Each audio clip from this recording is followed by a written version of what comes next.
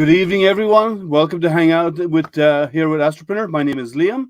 Um, this is a casual hangout for anyone and everyone to come in and chat and share ideas and talk about what you're working on and so on. So feel free, if you're in chat, to come in and chat. Now, I am going to be careful about who I let in because last week I had some people on who are posting messages that were not nice. So I've turned on some content filtering out there, but in the channel.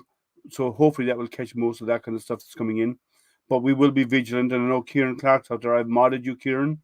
So you have the ability to if you see anything like that in chat, you can kill it if you see it before I do. And I know Jerry has mod rights as well. So if you see anything out there, please kill it off before it comes up on stream. So I have somebody already back in waiting to come in and chat. So let's just bring Renee in. Hey Renee, how are you? And I need to unmute. Hi, good guys. So what time is it for you over there in Denmark? It is 1 a.m. on August 5th. And you're still hanging out with us here. Glutton for punishment, maybe? Or dedicated, which is it? I have no idea. maybe both. I don't know. Maybe both. Neither both. I'm not sure. Okay. So let's see who we have in chat first of all. We have let's go back Kieran. here. We have Kieran Clark. Hey Kieran, how are you? Yeah. We have, let's see. Oh, you're at work. That's good. The abuse is fine with me. You know, I roll with it. So it's good. Hey Amanda, how are you? Are you going to come in and join us today, Amanda? Let's see. Kieran saying hi to Amanda. Oh, Curmudgeon, how are you again? Let's see. Kieran again saying hi. Yeah, Non-fam. Yeah, old Curmudgeon, he's on too. Kieran. Yeah. Ike, Ike is in the house. Oh, Rena is there. You're in the house. Wait now, you're in two places at once. Yeah, well, I have to see what people are writing.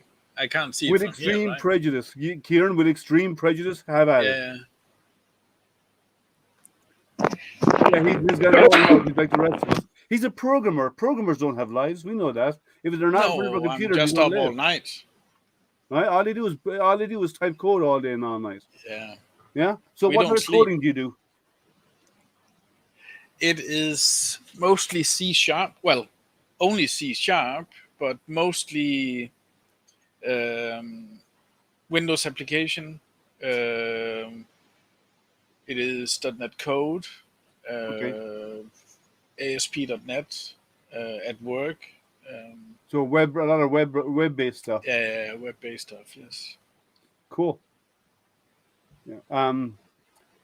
My wife's a programmer, but she does Java and Ruby and a couple of other stuff like that.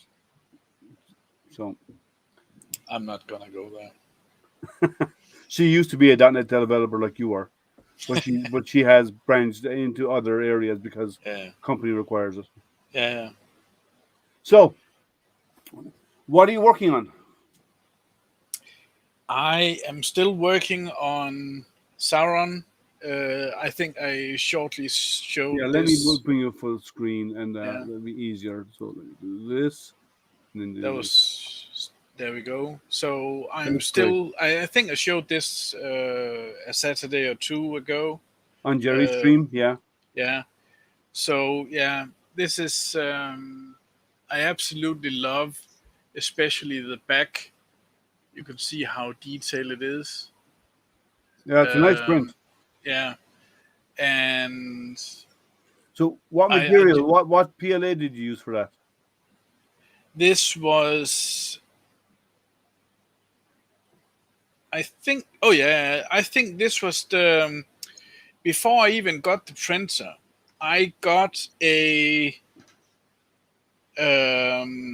we'll get to discount code from JG Maker. So it was 1 kilo silver filament from JG Maker themselves. Okay. Yeah. And it turned out really, really good. I'd say really good. Yeah. Kieran is asking about the package turning up. Now we talked about that just before we came on the air. Yeah. And you know the way we had on Hey, Dwayne, how are you?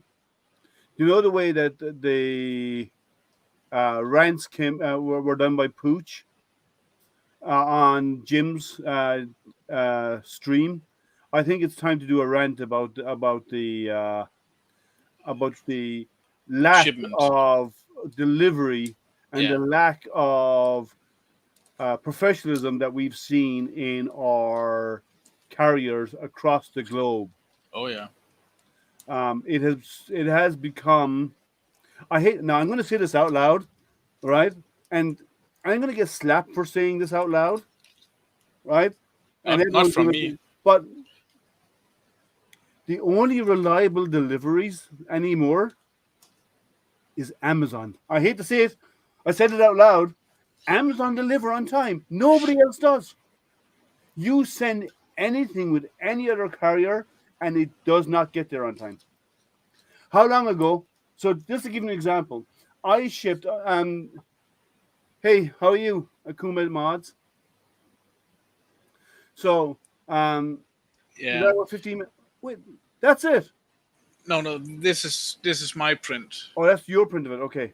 You can see how bad Oh, it yeah, is. because they're very rough around the edges. Yeah. But this is basically what you printed with your resin printer. Yes, I did. I did it with a resin for you. Yeah. Yeah, it's blurry. I don't know. Is it You know, it's is okay. We can see that when you got close to the edges are pretty rough. yeah, yeah, So, so what happened was, Rene asked me to print it in a resin printer because he was losing detail on his yeah, FDM because it's so fine yeah. detail on that part. So I said fine, and I printed it for him the next day, and within 2 days of that or so, Mhm. when it was done, I boxed it and shipped it out to you. Yeah. What day did I ship it to you? That was June 21st, 10:57 or 11:54, I believe, in the morning before midday. Right, and actually, it was actually on the 21st at 3:15 in the afternoon, my time. So it shows up. There's a then there is see 3:15 in Oh, the okay. afternoon on the 21st, right? Yeah, So it was sent on June 21st. Up until a few days ago, it was sitting in Chicago, going nowhere. yeah. It's It spent it's so long, a month and a half, almost a month and a half, sitting in Chicago, yeah, going nowhere. yeah. Right I don't get it. now, I don't get it. they told me it'll take 10 days.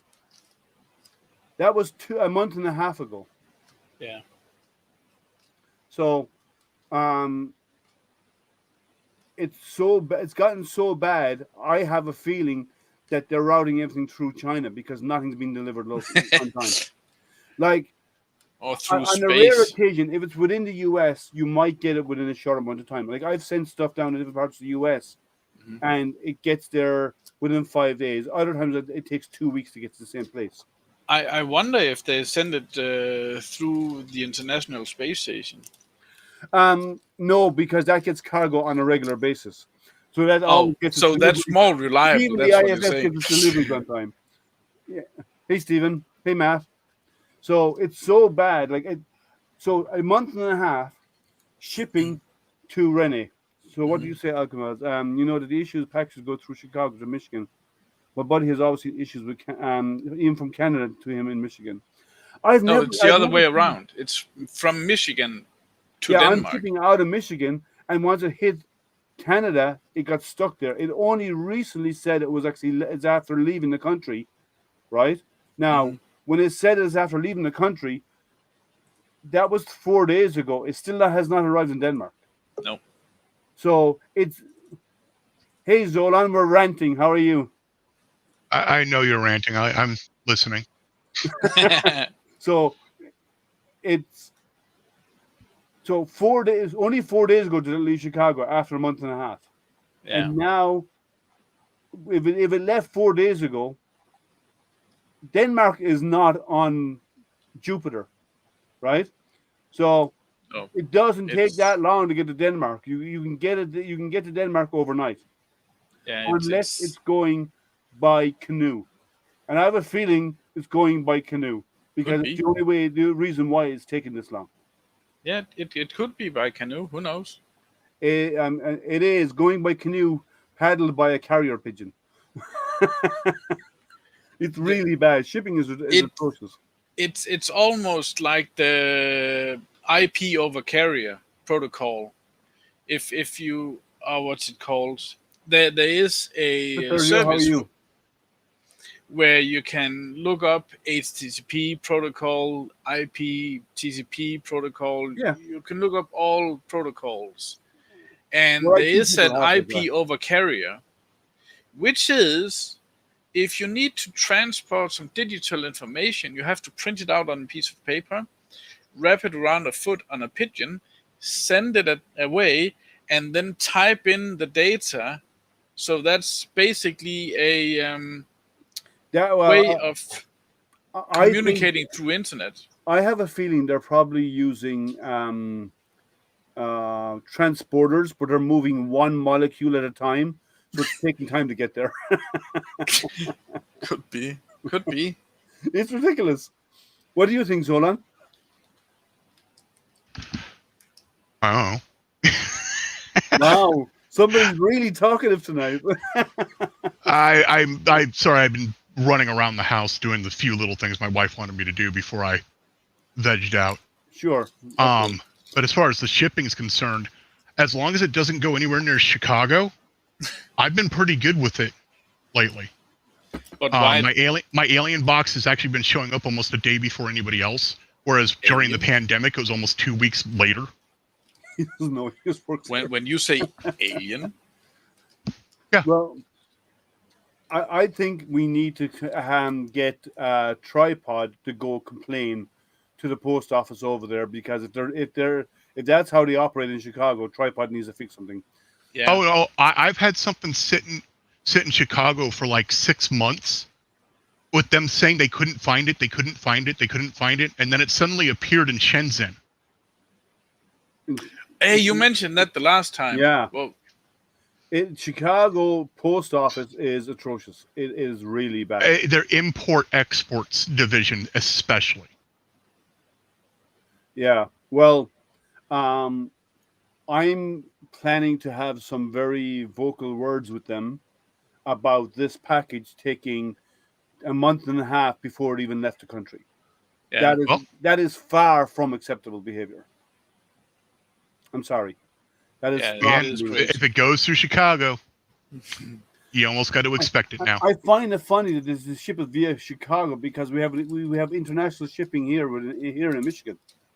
You just ship it out of Detroit and get there faster. We don't do the major hubs for international shipments for USPS are O'Hare, LAX, and there's one more in Florida, I think. Can't remember the name of it. Come on, Jim. What rumors are you referring to about next week? Clarify what you mean by that. I have a feeling I know what you're talking about, but just clarify. But yeah, so whatever it is really, really bad, and it's not just USPS. Oh, sorry, they have 5 apparently. There's one in New York, one in Miami, one in Chicago, one in Los Angeles, and one in San Francisco. Those are the 5 what they call international service centers. So if you send or receive anything international, it's going to go through one of those 5. Yeah, there's talks about more closures. Yeah, because of Delta in different areas, there is, and they're actually re-enabling the mask stuff again, because of in certain states because of it.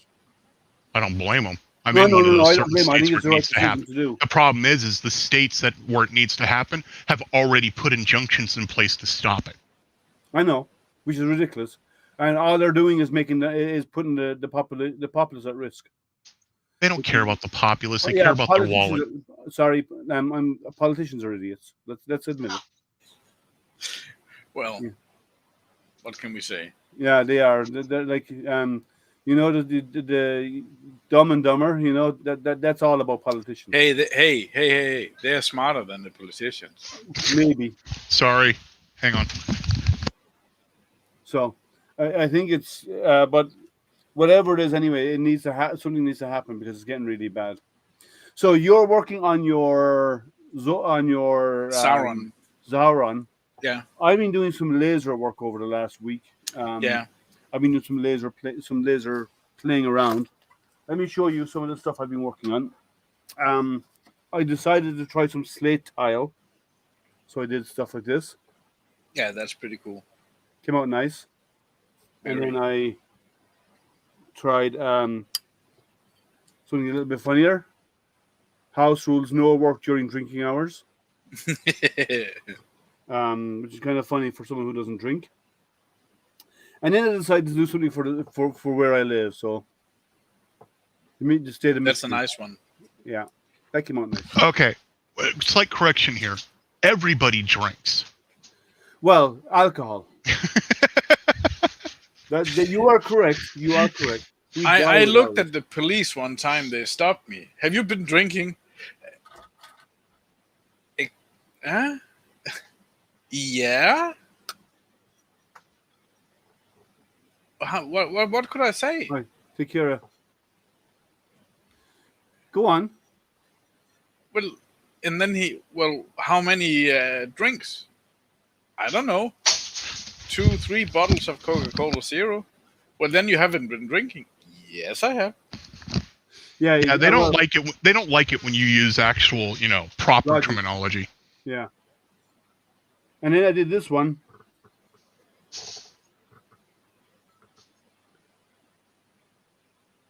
But it's laser engraved on the back, so if you shine a light through it, let me dim the light all the way down. Yeah, it's pretty cool. So I've been doing some playing around with the laser. I did a larger version. I tried to do the Star Wars Death Star, and I stopped halfway through. It looks okay, but actually it didn't do a good job in the engraving. What happened was it didn't go all the way through. So I found out that this mirror, the coating on the back of it's thicker than what I had on the small one, and that changes the way to engrave it. Yeah. So I have to do some more investigation on how to improve that. But it came out okay. Well, how can you be sure that you can actually engrave it nicely? Okay, so if you have some wood, you put the mirror on, and then you engrave it all the way through, or what? No, you just lay it flat, and it was laid. You put in my laser with the back of it facing upwards. Yeah. I invert the image and I engrave it backwards. Yeah, but does it go all the way through the back coating, or because it's the back coating that has the mirror thing? Totally removes it. Right. You can see me behind this, through this, a little bit. Yeah. So it actually engraves on the glass as well. It actually etches and roughens and the surface of the glass. Yes. Yeah. So it's not clear. It's textured because the laser. What basically the laser is doing? It's melting, vaporizing the back. It's bleeding. And then it's actually it's pitting the surface to give it a hazy color effect. Yeah, it's ablating the surface, and he's not doing a polish pass afterwards. Yeah. So, and the laser won't do a polish pass because it's causing microfractures on the glass. Is what it's doing. Yeah. Oh, so some of the higher end ones you can do a polish pass afterwards, You but those can are like with fiber lasers. Exactly. Can. Yeah, but with a CO2 you can't. Yeah, exactly. But other than that, they came out nice. I'm happy with the outcome. Well, for everything but the big one. Yeah. But I worked in the big one with a few. You said it. The big one had some rough surface, so you just need to put more power on it. No. Or you could pass it again, or. Well, I'd probably have to do multiple passes because what's happening is it's not getting all the way through, but it's heating it to the point that it's actually lifting it, but it doesn't lift it evenly. So I think multiple passes might work. On lower. Or I might have to find a way of maybe putting a coating on it that will accelerate the destruction of the material, because it should vaporize the material, turn it to ash, and it's not. So I either have to up the settings or slow it way down. Yeah, more power, Scotty. Yeah, I was thinking of probably more power, but you don't want to go too high a power because if you But Scotty can't give you more power. well, if Anyways. and you cannot beat the laws of physics, right? But but if you go too high a power, you end up overheating areas. Duhan would say you could. But you end up overheating areas, and you could end up cracking the glass. Yep. Yeah. So there's a risk there that you have to. What happens if you put a removable coating on the front and engrave on that? It would actually, once it burnt off the engraving, it would etch the glass. Like if it was just plain glass, I can etch the surface of glass, right? Yep. I need a Death Star laser. Yeah, well, I tried to print a Death Star, but it failed. Well, I stopped it because it wasn't coming out right. I will try again. Oh, you should have ran it completely through and then made another pass on a less. Well, I'm going to change it. What I'm going to do is I'm going to slow it way down and up to power, and then on the weekend I'm going to do it. I'm going to do the Death Star as a vector engrave at a slower speed, which means draw lines and follow the shape of it. Now that takes a lot longer in something with so much detail as that, but the outcome would be fantastic. But I will bump the power up and then slow it down so it has more time on each area to vaporize the material. So I'm going to give that a try. I'll use the raster engraving power, but I'll do a vector engrave speed of about 20 or 30 millimeters a second. So slow it way down so it has more burning time. Because raster engraving is about 150 millimeters a second. So, but I'm doing it at 14%, which is about 8 milliamps of power. So I'm going to I'll keep the power the same, but slow it down to give it more time to do the work. The cutting board you showed the other time, where you had both raster engraving and then afterwards exactly that one, and afterwards made a vector engraving. Turned out really well. Really, that's really great nice. for text and for certain images, right? Yeah. What was I say? Isn't that a thing you do? Calibrating tests for a laser similar. There is a way of doing testing. On the K40, it's not as easy because I don't have a Gerbil board on the K40, and I can't do pulse width modulation of the laser, which allows you to vary the intensity of the laser. So what you do is in an image, you bring an image into when you're using the non-Gerbil board. The image has to be you have to rasterize or basically pixelate the image, and then when you engrave it, the pulse is the same, but the amount of time it spends in any one spot is actually varied. So that's how it achieves a similar effect. Yeah, I know. Yeah, I know. Jim did videos on a similar laser, but this is a CO2 laser. Jim doesn't have a CO2. He did it on diode lasers. And he did it on boards and he did it on tiles and stuff like that. Yeah, I've done those. But on that one that Jim did on the Edge of Tech, he had a Gerbil board and he had pulse width modulation on the laser beam. Whereas I, with the standard board that comes with the K40, does not have pulse width modulation. So I'd have to upgrade to a Gerbil board, and I will at some point, just not yet. And then I'll use Lightburn to do it all. Right now I'm using K40 Whisper on that. Why don't I then? Well, I am planning on it.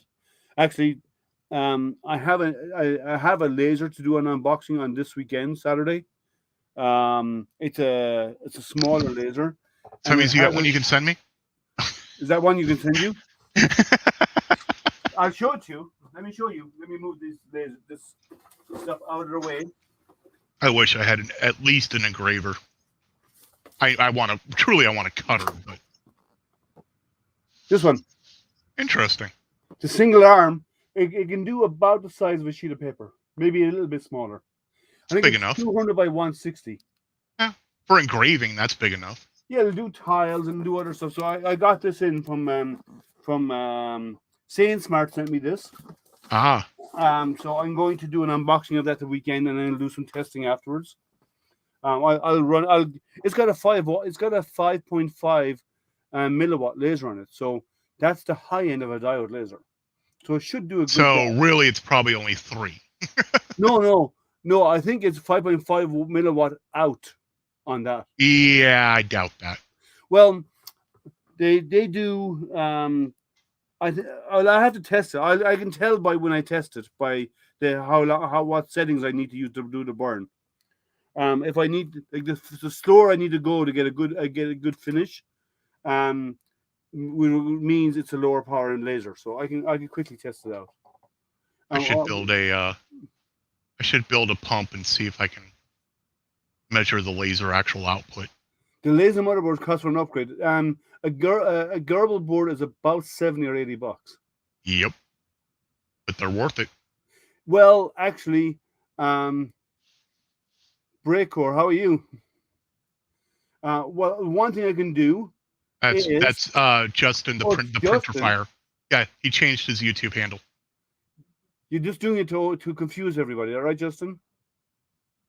So, what I could do is, when I'm finished testing this, steal its mainboard. It's Gerbil?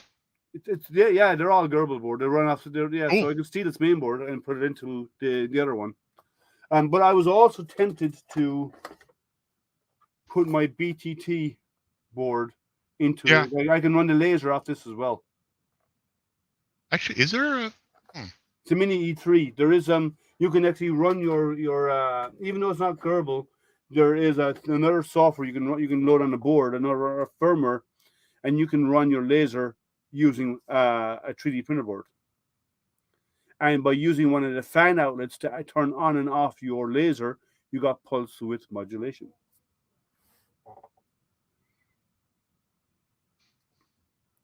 So, gotta keep someone on the fire. But so that is all that's possible. So I might end up doing that at some point. I haven't decided yet which way to go with it. I'm going to test this out and see how it is.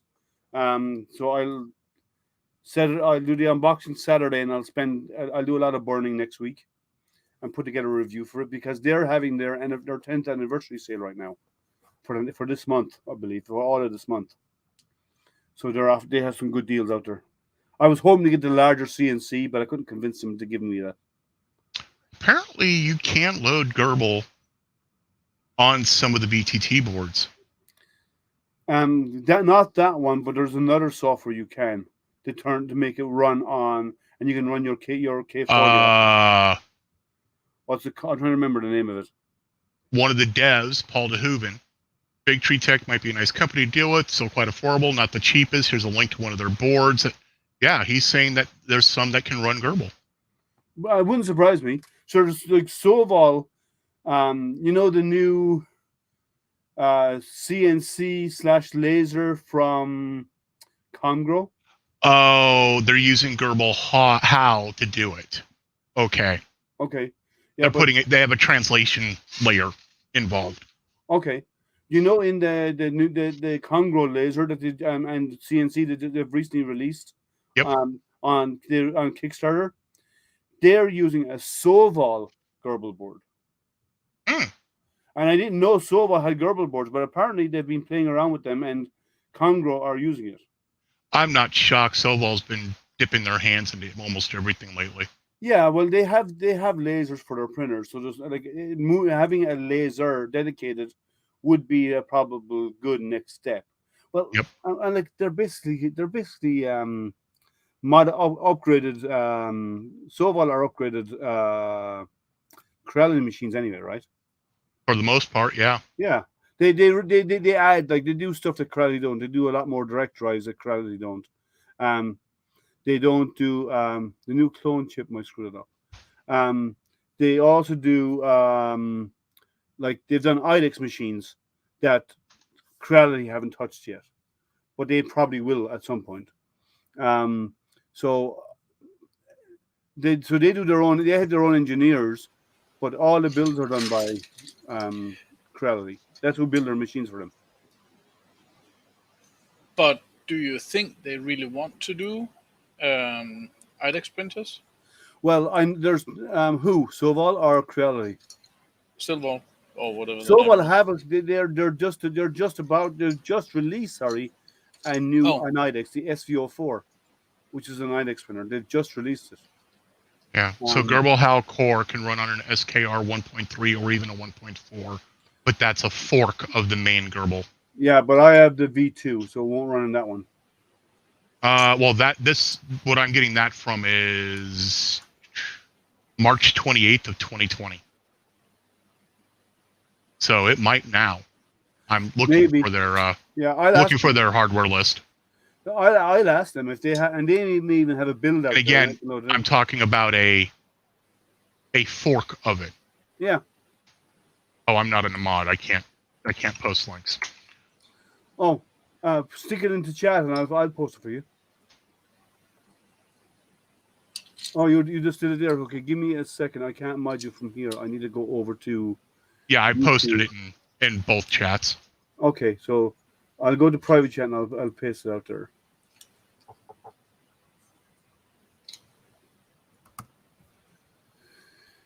They really need to give moderator levels that you can set.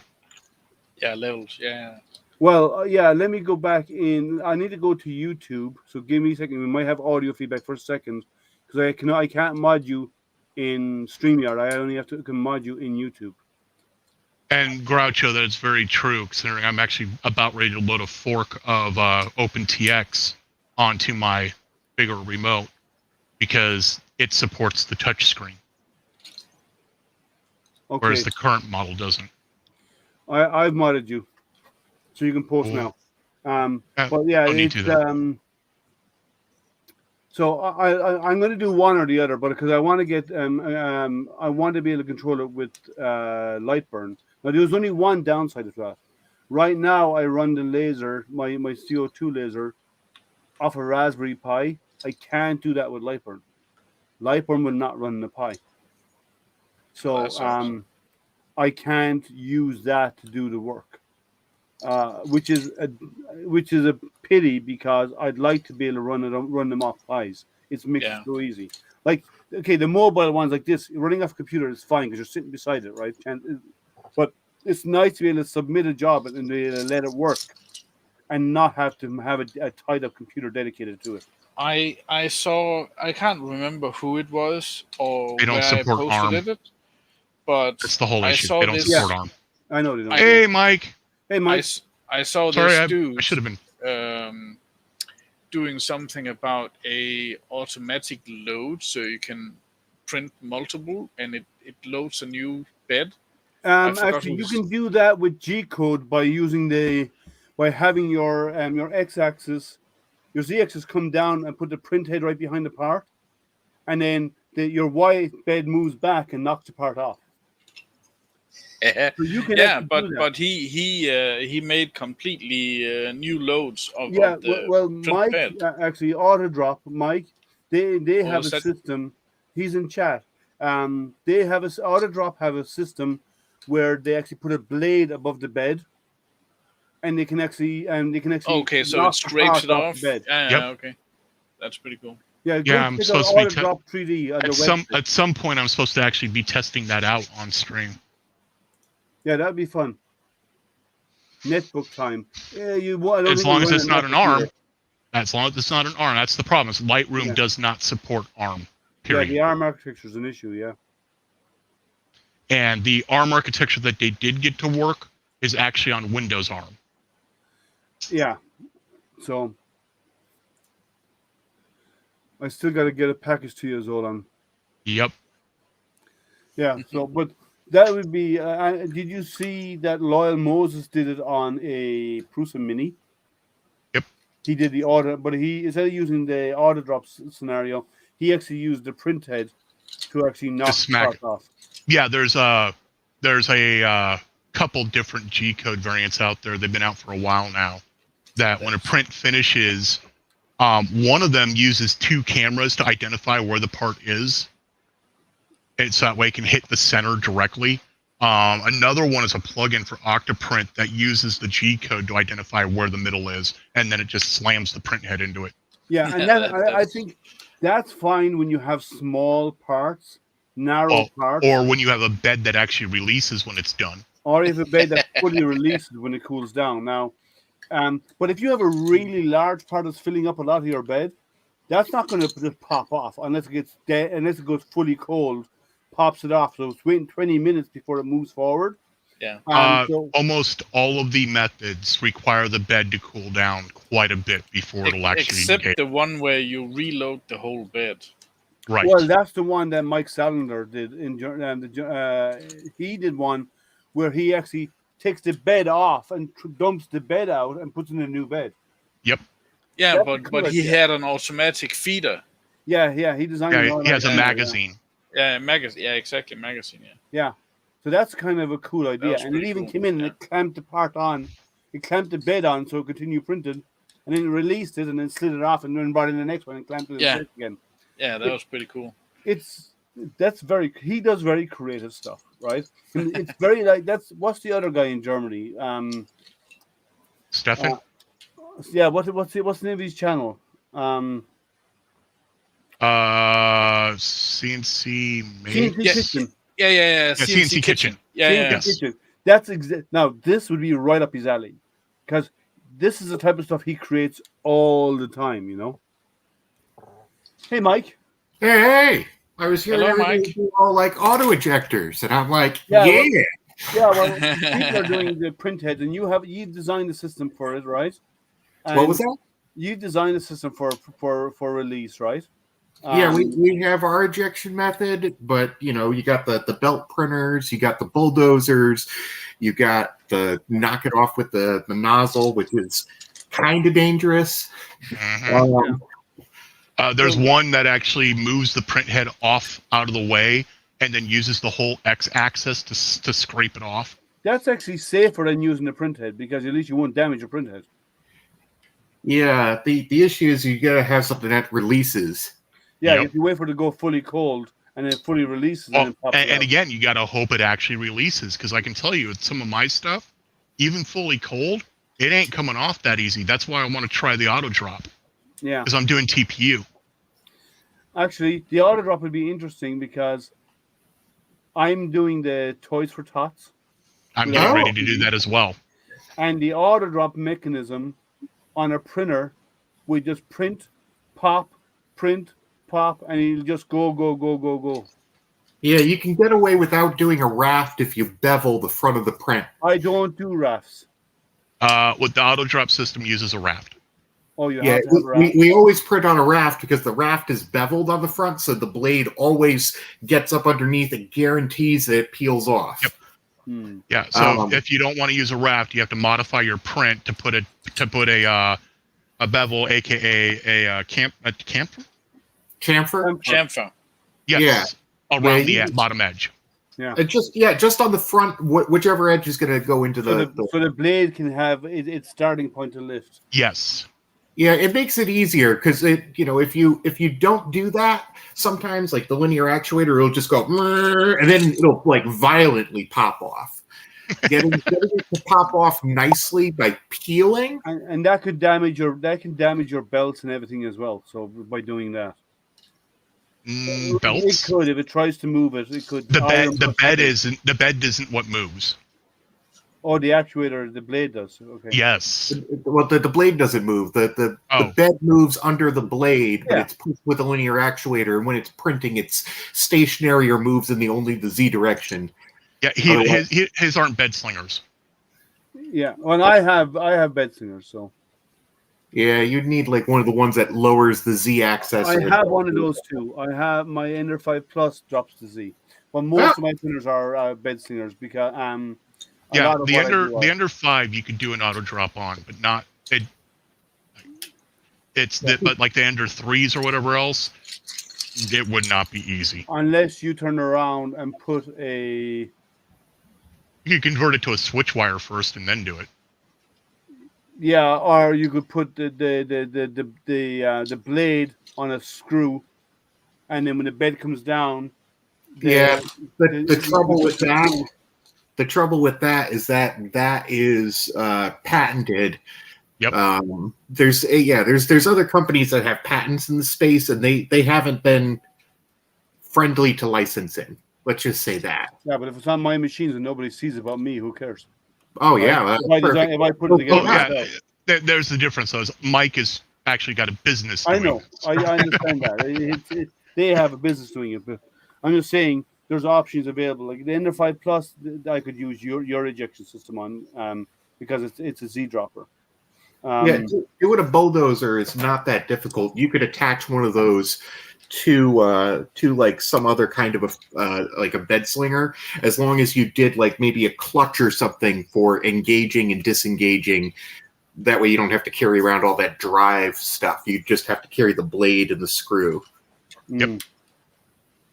But inertia. Yeah, I'm trying to work with some companies to see if I can get them to be interested in providing a belt printer, because a belt printer would be the solution for me.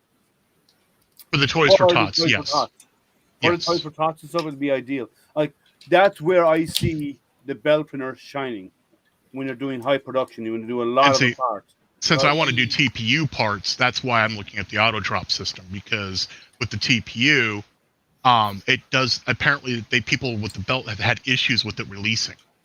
Yeah, but not only that, it makes the it goes up, right. It makes the banana peel. The belt banana thing. Peel? Oh, does it lift? It lifts, so it's a banana peel. Huh. That might need to be like a heated build chamber or something. You have to like hang some curtains on the front of it so that your objects pop out, but it keeps the envelope. Actually, your system would be really good on the Ender 7, the new Ender 7. It prints fast because it's a Core XY. It's 150 millimeters is what its standard print speed is, and then it's a Z dropper. So it's cantilevered Z dropper, so it's a single axis, right? But, okay, I could see that. But it will still work. You can put it on a Voron. A Voron's easy because it's a stationary build plate. You just literally slap the thing in and you're done. And you lose maybe about 1.5 inches, 2 inches in height. But, you have those 2 bars that go front to back on the machine that everything could fit basically in, and you just put a couple little tiny spacers there. There's a couple of new printers coming out. There's one company I'm working with in China. They're working on a new.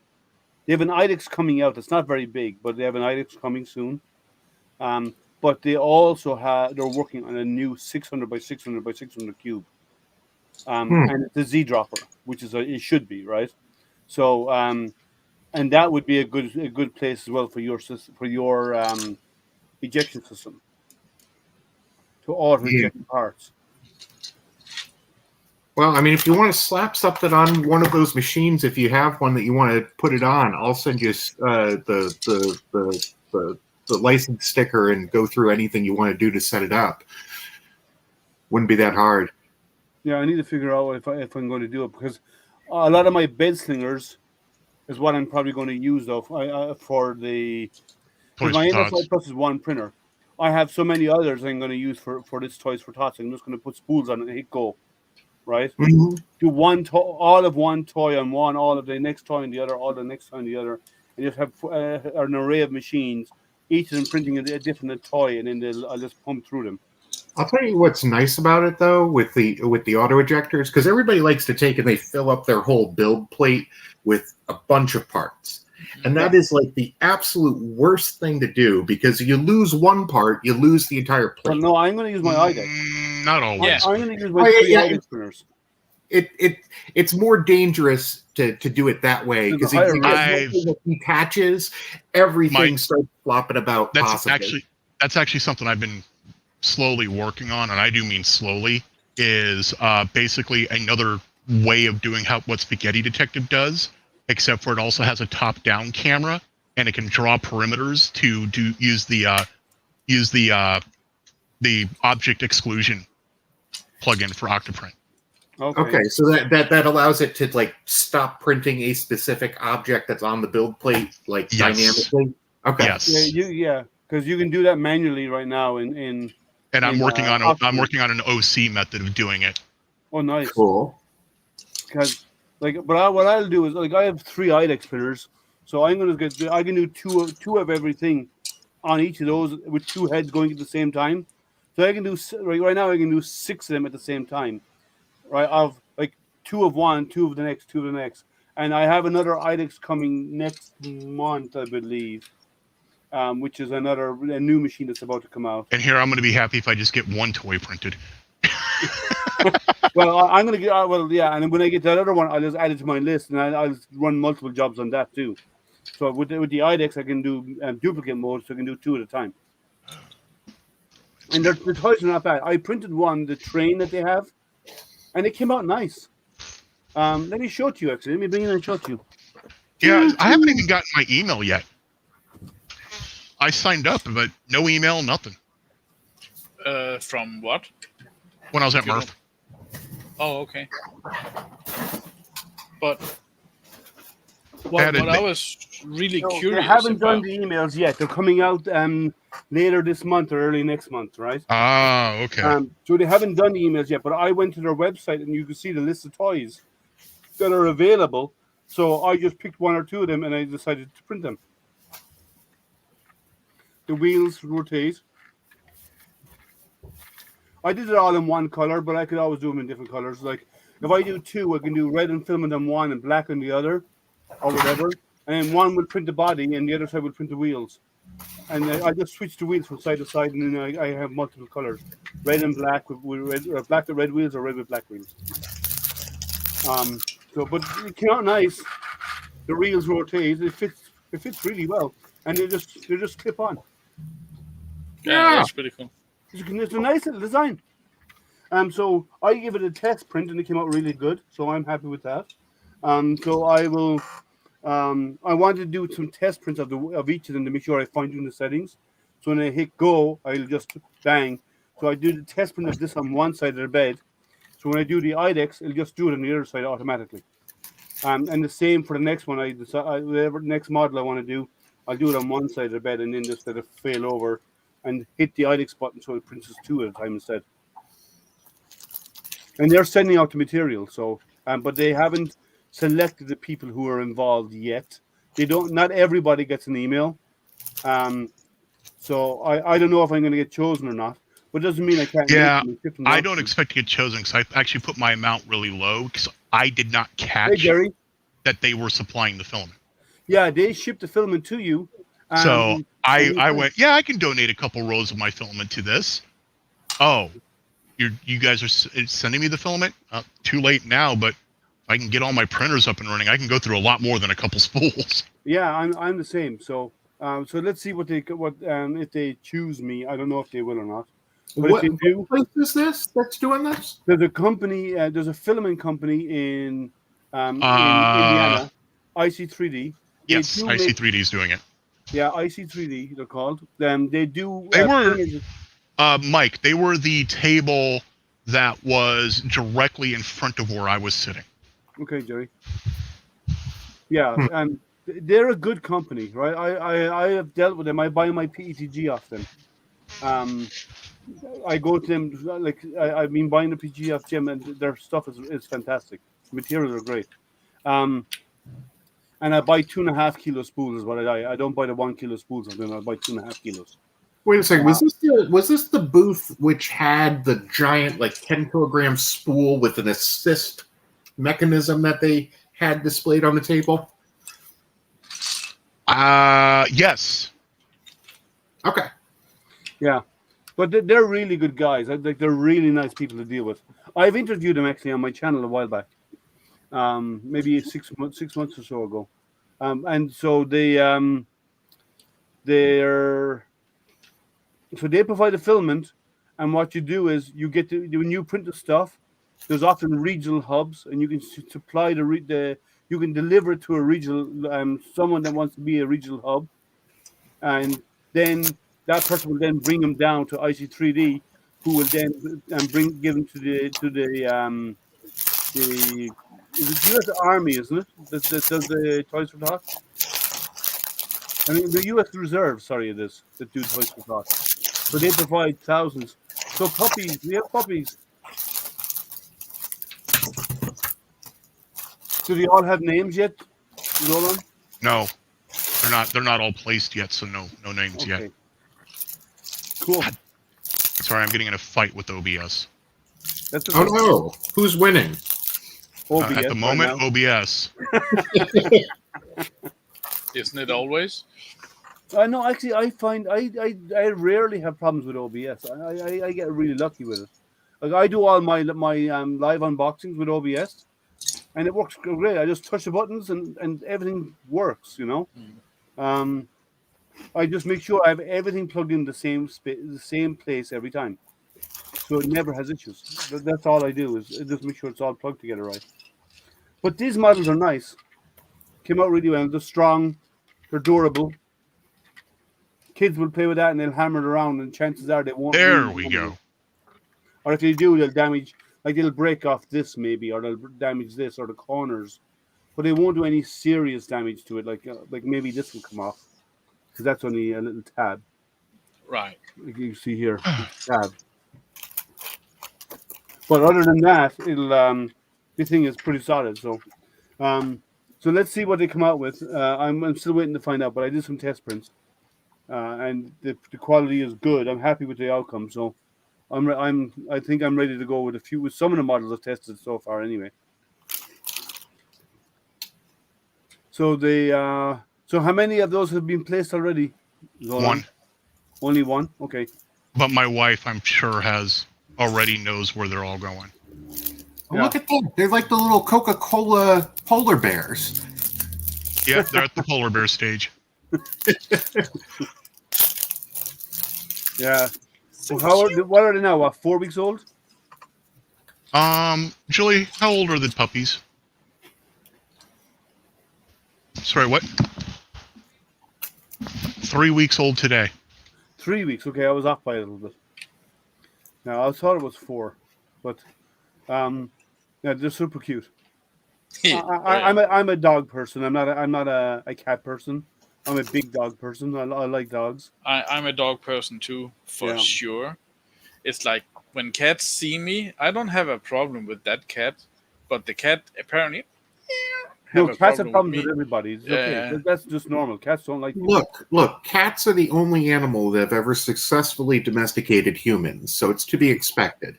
I don't know. I pander to my dogs very well. They also plot the demise of humanity. I'm well trained.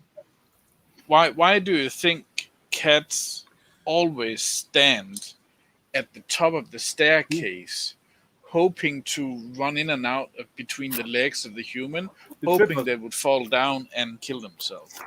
Yeah, well, cats are maniacal. I'm convinced. They're evil. Just saying. Dogs have cats owners. Are evil. Cats have slaves. That's very good. That's very good. I like that. And it's probably true. But my dog recently had some work done on one of her paws, and she's been pandered over. Like when she's not feeling well, she doesn't eat very well. So what we do is we make Asian chicken rice porridge, and she likes that. So even when she's not well, she'll eat that. So we cook for her. Very well trained. Very well trained. I'm well trained. I'm housebroken and all. Actually, good, Liam. Good. Actually, a dog will do that to you, Dominic, as well. If they get hungry, a dog will feast. That's all animals will do that, if they're hungry. But it's kind of so I'm always been like my sister has cats and they come by name. She trains her cats. For me, it's always been dogs. I've never been. I'm allergic to cats, but besides that, I'm never a big fan of them. Well, they do keep down on like mice and vermin, right? They're food for other animals. Actually, our feral cats have been helping deal with our vermin issue. Yeah, I don't have vermin problems here where I am, but I don't have. But the other thing is, cats will also kill off wildlife, small wildlife. They'll kill birds. It's wonderful. No, not birds. Definitely not. Squirrels are okay. We're not overrun. We get a fair amount of them here, but we're not overrun. Oh, I can't emphasize enough how cool Mark Rober's squirrel I'll have to look at that up, Kieran. labyrinth is. That's Which so cool. one? He's got 2 or 3 now. What Yeah, is the that first one noise? was cool. Sounds like a motorbike going by someone's house. Yeah, that was somebody outside. Someone going by in their Harley. With the going by the noise of that engine, is probably a Harley or something like that. It's one of those other cruiser bikes. But yeah, so they hopefully they'll let us know soon if they want us to start doing the Toys for Tots. Because I have filament. I have a lot of filament. Even if I don't get their stuff, I'm happy to use what I have to use it up. You know, I have a lot of stuff. Like I got pinks, which I never use, like a silk pink. I know I'm not going to use. So if I do like horses in the silk pink, I know a lot of little girls would love that, right? Yeah. So I can do that, like the flexi horses or flexi rexies or whatever in pink would actually the young girls would like it. You had a light come on, Mike. What is it? No, I was going to say, you remember that company that was doing the filament for like $8 a spool out of Florida, GST or whatever? Yeah. I ordered one of every color, and I got that stuff in. I haven't gone and used any of it yet because I'm still working through the other box I ordered off them. GST 3D, it's PLA Plus. Yeah, it's not bad. It's not bad. It used when they started first. There was a lot of quality issues, but they have fixed them, and now they can't keep up with orders. They ship 40,000 spools a month, roughly. I mean, at those prices. At those prices, it's walking out the door, right? And you buy a pack of 10, it's like it's a no-brainer. You get 10 spools for 100 for 80 or $90. Less than $100, yeah. Freaking insane. I got one of every color this time, though. Yeah, well, then they have a whole range of different colors, but they're talking about doing. There has been discussion about maybe going to PETG as well, but right now they're sitting with PLA Plus. And they have 2 manufacturing facilities now in Florida. They've added a second one, I believe. Really? So globally, I think they have 4 or 5 manufacturing facilities. I think they have one in Argentina. They have 1 or 2 in China. Well, so most of what we get, like when you order, you're getting stuff that's made here. It's made here in the States, in Florida. But yeah, they're doing good. They're doing well. I know Jerry went through a pile of it. I know Daniel at Makers Hub went through, used it an awful lot, and he got a lot of their materials. Well, if it works, it's pretty cool, right? Yeah, and it's so inexpensive. Go ahead, Zoran. I forgot to hit mute before talking to my wife. Oh, yeah, I'm definitely disappointed by it. Is it the best? No. Is it the worst? Absolutely not. No, it's okay. And you can get good prints out of it. Mm-hmm. Once you tune your settings, you get good prints out of it, right? Yeah, it works perfectly fine. Yeah. So, like, so if you want to do and it's cheaper than half the PLA out there, or most of the PLA out there. So if you want, you'll have to tweak your settings a little bit from PLA because it's PLA Plus, but I'm sorry, 3D Fuel still gets my business. 3D Fuel is good material. I'm not saying it's not the more expensive brands and or whatever are not worth it. I'm just saying if you're learning, if you're in the hobby, if you have a big project and you don't care what it's made out of, right? If you paint it over anyway, why? Like it's cheap and it's cheap. It's cheerful. It works. There's no reason why you wouldn't go there, right? Unless you want to have the more expensive product for whatever reasons, right? You have various reasons for quality and so on, but the stuff works great. I can't knock it. Or there's Jerry said there a GS3D R2D2. Jerry's actually started printing a full size R2D2 using their material. Nice. He's got a printer to do it. I don't have a printer that's big enough to do it. I'd like to, but I don't have a print bed large enough. Ideally, I think he can do up to. I think the R2D2 Dome is 470. So he can get it on his Ender 5. I think he's on Ender 5 Max. You just move the cover up and glue it together, right? Well, you can, but it looks better if you do it as a one piece. It's easier to build and so on, and it's stronger if you do it as a single piece. Yeah. So I don't have a bed big enough yet that'll do it. Oh, you did it. He did. Okay, Jerry did the dome in PETG. Right. I thought it was all PLA plus. But like you can, it's decent material out there. Oh, he's got a CR10 Max. That's what he's got. It's a 475 bed. But he got tweaked firmer to use a full size as a bed. You know, normally you have a little edge along the bed that you can't use. He got with the tiny machines, and they gave him an updated version of firmer to use the full bed size. Because that's who he got. That's where he got it from. So you're building Lego again? Yes, and I'm actually building a Lego big minifigure. How can it be a big minifigure? It's a big figure then, isn't it? No, it's still a minifigure because it's. I'm just giving you a hard You time. can print that. Look, nobody can walk around barefoot at your house, right? Nope. No. The most painful thing in the world is stepping on Legos. Yeah. Well, that rusty nail. I've done the rusty nail thing. Nope. I'd rather do the rusty nail than a four-sided die. No, Lego is worse than the die. Four-sided, a D&D old school four-sided die is literally caltrops. Well, they were sharp on the edge. The old ones.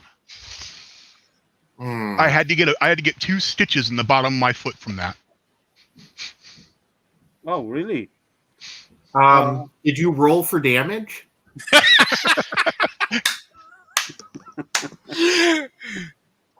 Well, installed an Octafront. You're getting. I hope you didn't roll 1.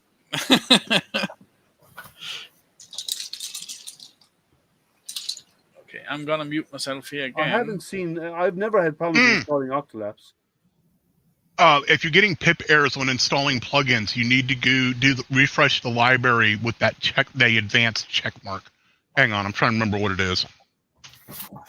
Did anybody actually see that the latest version of Octopi is based on Ubuntu rather than Raspbian? Yep.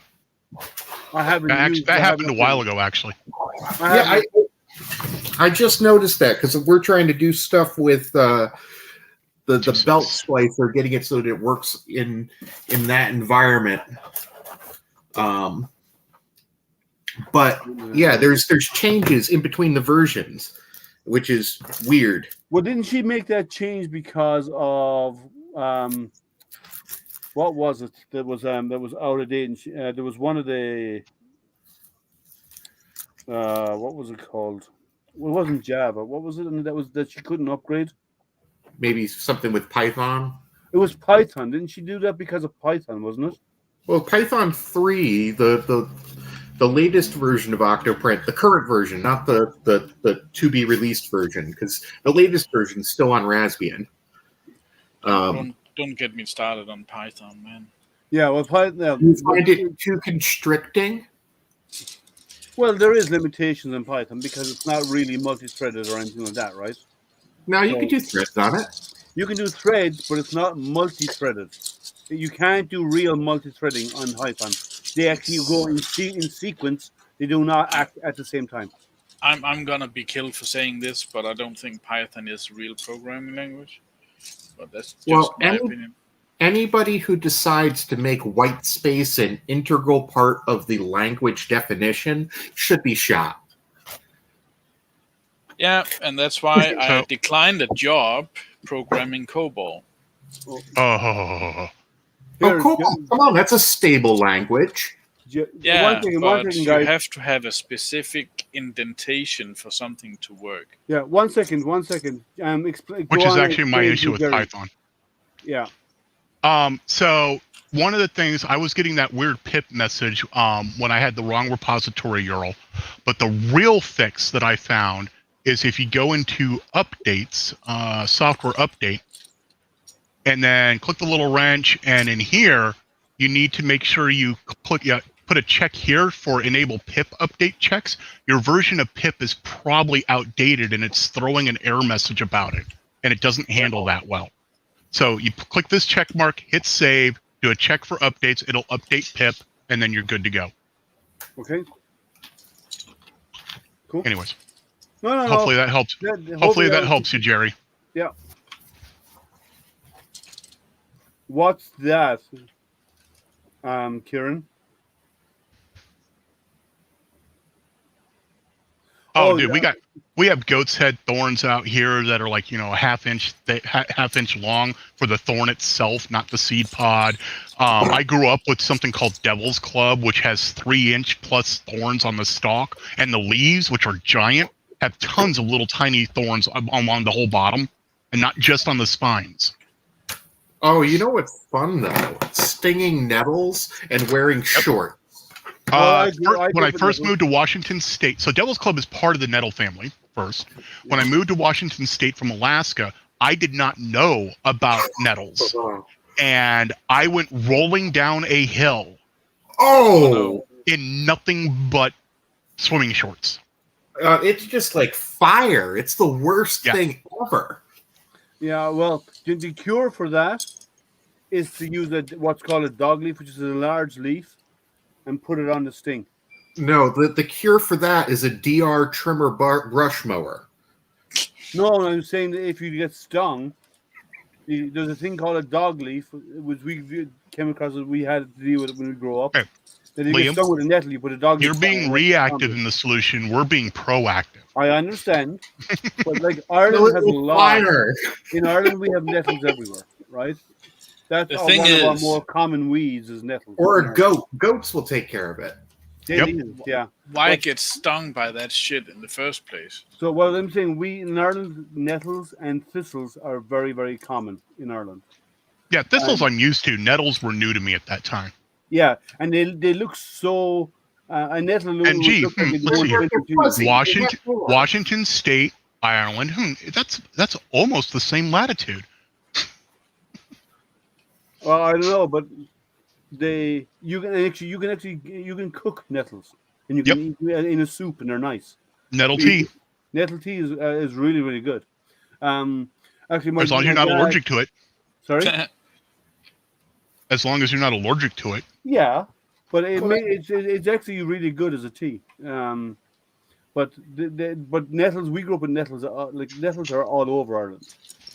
It is one of our more common weeds. Another more common weed, that's very wild in Ireland that we get everywhere. Blackberry bushes. Oh God, Washington State. Everywhere. We had a blackberry bush pull down a 50-foot tree. It literally pulled an 50-foot tall evergreen tree down because we just let it go wild. We have them grow in Ireland where I grew up. I hate blackberry bushes. I love blackberries, right? So when we walk some of the old railway tracks, and all along the sides of railway tracks, on both sides were berry bushes, wild bramble bushes going in. And we just go and we pick the berries off the bushes all the time. I had a neighbor when I was in Washington State one time that really pissed me off. She went after one of my animals. This was before I met my wife. And she loved blackberry bushes. So I went out to my backyard and I ran all the blackberry bushes I could grab out of my yard through a chipper shredder, and then over the next few nights sprinkled it across her whole yard. In Washington State, that's all it takes for a blackberry bush to start growing. Oh yeah, they're very pervasive. Yeah, they are unreal. Her whole front yard became a giant blackberry bush. Yeah, as I said, we had them all over, on the country roads. Half of the walls along our country road, along the side of the road, are blackberry bushes growing wild. Every September, we go for walks up the hills to go pick blackberries. Hate them. Oh, I love blackberries. They're fantastic. I love them. They're kind of seedy. If you put them in a strainer and you make like a a jam or a jelly You or can make whatever. a jam out of them. They're just nice as a fruit as well. Just to pick them straight off the bush and eat them. I can't. Too Actually, crunchy. physically, I cannot. The seeds, it'll set off some of my issues. Well, they don't. I grew up eating them, so it's second nature to me. Oh, so do I, and I hate them. No, I've always love them. hated them. I love them. We pick them off, and we'd be out there picking them, putting them into containers. Blackberries, raspberries, all of those. We'd go home with our mouths all covered in the juice, and our hands covered in the juice and stuff. Oh, like the kind of a reddish, kind of dark red juice, and it'd be everywhere. I mean, as kids, our shirts would be stained with it and everything. Now, wild blueberries just after the last frost are amazing. We don't have those in Ireland. Washington State didn't have them either. That was Alaska. Yeah, we don't have those growing naturally in Ireland. Blackberries. We also have gooseberries, black currants. Currants. Raspberries. They are all wild in Ireland. Yep, they're all wild in Washington State. Yeah, so apparently we're similar climates. Western Washington and Ireland are very similar. So they are everywhere. I mean, you go outside the cities, or if you find even abandoned lots of land, unused lots of land, you'll find the bramble bushes growing there. Yep, within about a month. Oh yeah, you go there in September, you can actually go pick berries. Mm-hmm. It's everywhere. So we had berries all the time as kids, and like we never paid for them because we're everywhere. And then white mushrooms, the button mushrooms that you pay for in the store here. We can pick those in the wild as well, in open fields in Ireland. Nice. We get a lot of but you have to get up early to pick them. You have to pick them just as the sun is about to rise, just at dawn. Right, that's when you have to go and pick them. Is that when they're like open or something? Well, they actually can retreat under the ground. Yep. So you have to go out in the mornings before before the sun hits them, because when the sun hits them, they retreat, and so you actually go pick them. That's what you have to do before they retreat in the morning. I used to go out with my dad all the time as kids. We'd go out to big parks and stuff in the area, and we actually where there's lots of trees, a lot of wooded areas, and we'd go pick the fresh mushrooms. Yeah, we got so in Connecticut we got a lot of the wild like raspberry bushes all over. Trying to think what else is edible. I mean, we got a lot of weird local kind of things, but there's actually a ton of things that are edible once. There were mushrooms, right? That one meal will sustain you for the rest of your life, right? Mm-hmm. There's a movie where this dude he goes on a walk. I forgot the name of it. In the Wild, I think it is. Oh, Into the Wild. Into the Wild, yeah. And he eats something. I forgot what that was. At the end of the movie, he eats it and it kills him. Yeah. It apparently. Spoiler alert. Yeah, no, that's an interesting movie because he goes to live in Alaska, and then when he's near the end and he's planning to head back home to go back into civilization again. That's when it comes back to bite him because he ate something he shouldn't have because he was really hungry. Yep, and there's a lot of things in Alaska. There are the standard white cap mushroom that everybody thinks is edible. Alaska has one that is poisonous. They look exactly the same.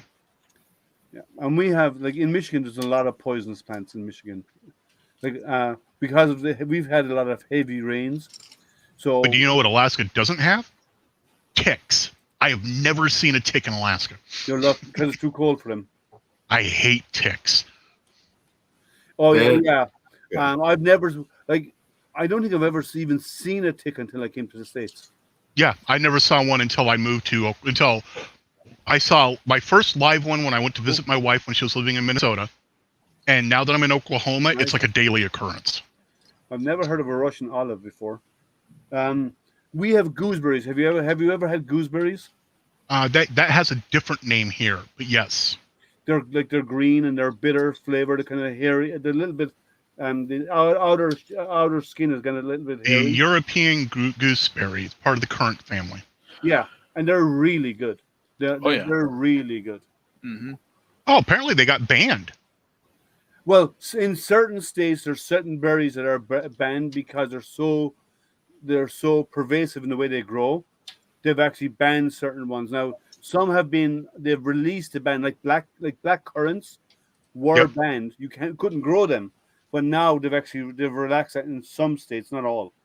So it varies from state to state. So you have to check in your state what's allowed. Oh, I did not know that. Yeah, They're an intermediary host for the white pine blister rust disease. yeah. That might be. Yeah, so some states have allowed it, some states have not. So it was banned for a long time, but they've actually lifted the ban in some states. Dingleberries. Well, if the disease is already gone. Dingleberries, that's something completely different. Oh, yes. Completely different. Yeah. So, and if you have them, they're definitely Klingons near. but yeah, we have a lot of edible food, and like our most dangerous animal in the wild in Ireland is the badger. Are you sure it's not the humans? Well, it's either the badger or the politicians. Politicians.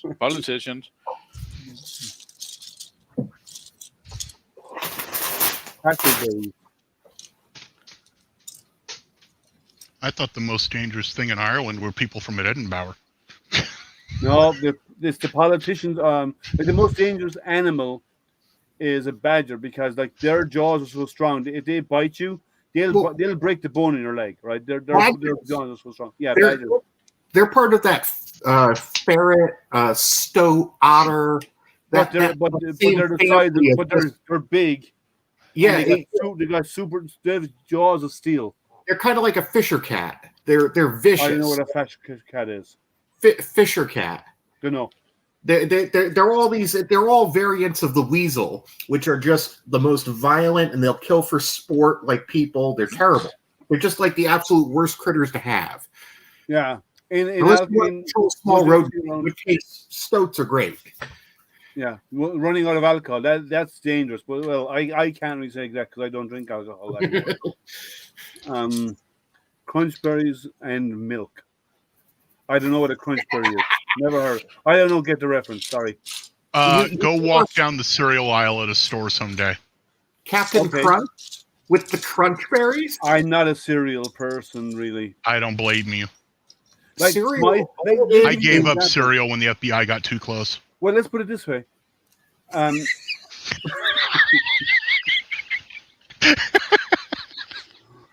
my! But I got breakfast cookies. That's what they are. Well, in my house, like Cheerios maybe might show up sometimes.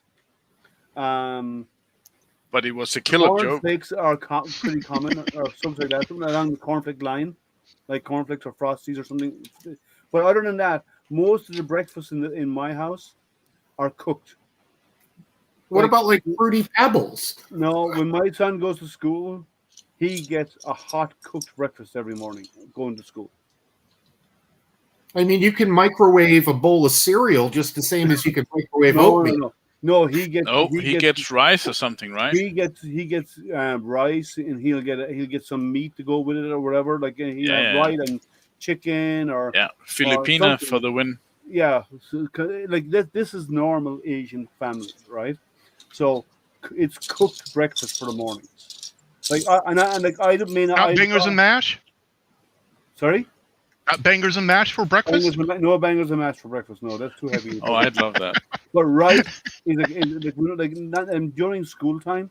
That's a common for my son to have rice in the morning with something else when going to school. Hey, rice is cereal. Rice is cereal. It's a grain. Cereal is a synonym for grain. Actually, he is right. Stretch of the imagination. But so that's normal in my household, right? So it for school days, it's cooked breakfast, always is. And he starts back to school on in the week after next. The definition of cereal is actually a grain used for food, such as wheat, oats, or corn. Mm-hmm. Yeah, but he doesn't use. He's not a cereal type of person. He's never been raised that way. It was always cooked breakfast. Ever since kindergarten, when he started going to school, it was always cooked breakfast. So that's what we do here. Like I get up in the morning, I like for him like on school days, I'd cook rice. So grains at my plate. Any food made from wheat, rice, oats, cornmeal, barley, or any other cereal grain. Yeah, rice is a grain, or rice is a cereal. Okay, then. Okay, so but it's always rice, though. Right, but he doesn't have puffed commercial rice. No, he has real rice, as in you scoop it out of a bag of out of a 5 kilo bag, and you put it into the rice cooker, and you wash it and you cook it there, and then it's fresh, hot out of the pot after being freshly cooked 20 minutes or 30 minutes later. I'm a little bit jealous. And funny enough, you can take it a step further. There is actually a type of rice that is not cereal. Wild rice. He's not, like they have wild rices or the brown rice. Some of the brown rices are not deemed cereals. But did they not grow on top of tall blades of grass? Now, wild rice is a completely different species. Yeah. So that's the normal as I said in my house for breakfast and during school days. I'm a little bit jealous. Just saying. What's your breakfast? White bread with cheese and some what's it called? Well, that's common actually in the Nordic countries. Cheese and maybe slices of Pop-Tarts. Okay, that's a real American breakfast, right? Yeah. But bread and cheese and maybe some sliced bell peppers and stuff. That's common exactly. in a Nordic country's breakfast. You got to throw an egg in there. You throw an egg in there? My first education was actually making cheese. Yeah, they don't use eggs in it. They actually freshly slice off a block of cheese, freshly slice off a block of it with some bread, maybe with a baguette or a bagel or something. Yeah, exactly. And then they'd have some chopped up bell peppers, and they just eat the bell peppers uncooked with it. Let me ask you, I want to ask about the construction of these sandwiches because I am very, very interested. No, they're not sandwiches. You just eat them separately, and you pick it up and you just eat them off the plate. Just like eat bread, eat cheese. You take a bite of bread. No. Put the bread and the cheese together, but then you pick up and you chew on bell peppers. Let's say you have a let's say you have the baguette, right? Okay, the issue is really simple, Mike. You're picturing sliced bread. Yeah, that's the issue. Well, they're not. Well, sometimes it is. Yeah, but okay. Here it is. For what I eat, let's say it's a round wheat baguette that is not a baguette really. It's soft. Okay, it's a roll. Kind of, yeah. So you slice it, pick them apart. So you have the bottom half, you have the top half. Then you take some yellow cheese, the good kind, not the shitty American kind, and then you put that on top. Squeezy cheese. And it's actually. Do you take the bread and put a little butter on it, toast it in the frying pan first, and then make the best grilled cheese? You could do that, but the bread itself without the butter is amazing. Many people put butter on, unsalted or salted, depends on what it is. Put the cheese on top, have the red or green bell peppers, a few slices on top of that. So it's just a bread, cheese, but maybe butter, cheese, and bell pepper, and then you eat it. That's it. It's so simple, but it's... Yeah, exactly. Whereas my breakfast is a 32-ounce coffee with whole whipping cream and a wintergreen mint. Well, yeah, no. In Europe, breakfast in Ireland, it's, we eat like that, like they do in a lot of Nordic countries and in Spain and France. it's common for that type of breakfast, right? In Ireland, we do that, but we also like fried breakfast in Ireland. So sausage. Now what you call bacon, we call rashers, but it's what Canadian bacon, right? All meat, no fat, unlike what you get here. Maybe some hash browns, fried tomatoes, maybe some mushrooms to go along with that. That's the Irish fried breakfast. But What's up it's with not the something you eat every day. grits and having like beans? Yeah, you Like, can have beans what with the it. heck is that? It's good. It's a good breakfast because it gives you proteins, it gives you carbs, it gives you all of that, and it's not loaded with sugar. Yeah, What exactly. do you put on the beans to make them taste good then? No, it tastes fantastic without them. People like Exactly. beans, some people I'm just don't. saying, like if you're making baked beans, you're baking them with like pork fat and sugar. The bean, that's as I said, not everybody likes beans, right? So most people would have it without having beans in their breakfast. But mushrooms, tomatoes, sausage or meat of some form, bacon, all this kind of stuff, right? So it's kind of a combination between without all the sugar, the American breakfast and the European breakfast. But most Europeans have breakfast which are cold cuts, as you call it, right? Cold cuts with maybe no meat, maybe just be cheese, sometimes meat, but not often. On bread, on a nice soft bun bread, and then maybe some fresh vegetables thrown in, like bell peppers or whatever, just to spice it up a little bit. Sometimes you need olives with breakfast, and it varies like that, but it's always fresh produce. That's common over there. So there's a big gap between. I know people who are here in the States, and they survive solely on 6 cups of coffee before you could say hello to them, right? Mm-hmm.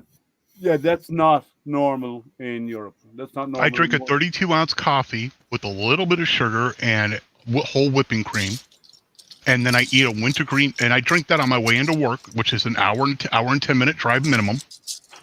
And then once I get to work, I eat a wintergreen mint, and I'm good until about noon, and that's when I actually have lunch.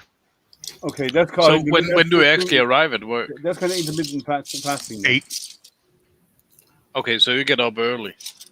Oh yeah. So when you describe what you have, you know what that reminds me of? It reminds me of that meme of the guy saying he wants a cup of coffee and he gets a huge cup and pours it over his head.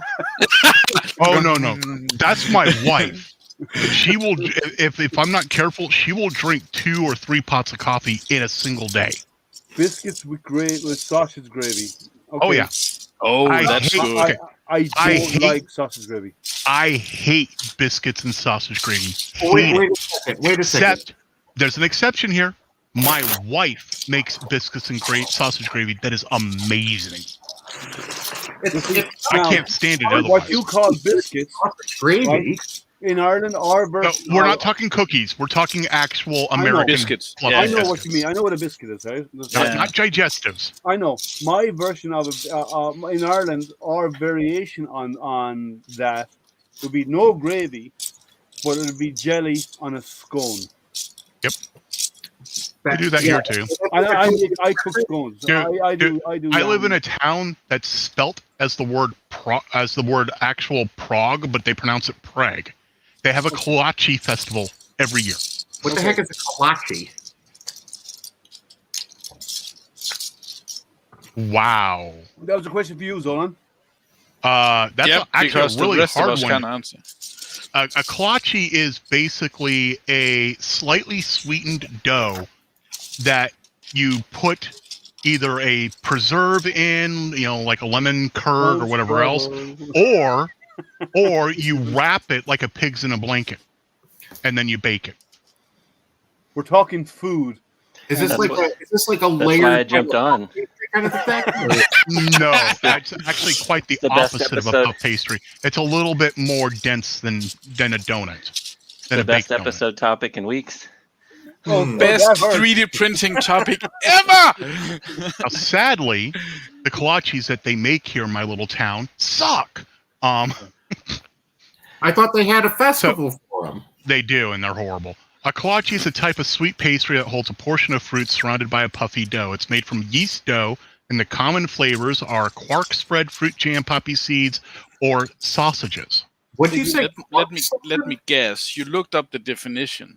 I went and looked it up. Yes, dude. When I start to second guess what I'm saying, I immediately look it up. Yeah. This So sounds you like should try. That's good because we're all second guessing what you're saying too. 'Cause this is, A quark spread is basically a dairy I'll product verify. made from soured milk. It's disgusting. Hey, you should try if you like the real one, you should try the Chinese meat. Humbao. I love humbao. I love an orange pork humbao. You can get it with meat amazing. Them. You can get it with meat and everything, or fruits or whatever. There's a whole pile of different ones, and they are really good. And they're so soft. It's a really nice bread to eat. When The I New was a Zealand kid, we used meat, to eat all the kinds of Australian stuff like meat that. pies, the Australian meat pies with lamb. Popovers? Oh, it's good. We used to eat everything, and one day, my brother, we were looking at some different like food stuffs that get made, and my brother looked at me and said, "How? First of all, why did they let it rot? Who tried it first, and who decided it was ready?" and since then, there's no. If you think that's bad, you should try the Swedish fermented fish. Oh no! The surströmming. No, we are not talking about lutefisk. Move on. Lutefisk, yeah. Or Remember, my wife is from as far north in Minnesota as you can get. Yeah. And lutefisk, you open up outdoors because it smells so bad. The Greek lamb eyeballs had them. Not good. Oh, Iceland good. actually have a fermented. Yeah, that too. But they have fermented shark. Oxtails, sorry. Shark fat in Iceland. That's nasty as well. Yeah, but hey, Kieran. The fermented fish is interesting, and you have to open it up. They only use it during the spring festival. Oh, that's true, because lutefisk isn't actually fermented. Lutefisk is cooked in lye. No, it's not lutefisk then. It's a fermented fish to use. Yeah, I don't remember what they call it. No, it's not cooked in lye. It is a lie because it's not food. That's not natural. It's not how things were meant to be. So are you talking about surströmming? Surströmming, yes. That's what I said. Yeah. Salt I've never even heard of this before. Yeah. That is the nastiest. No, this is no. I'm sorry. Until you've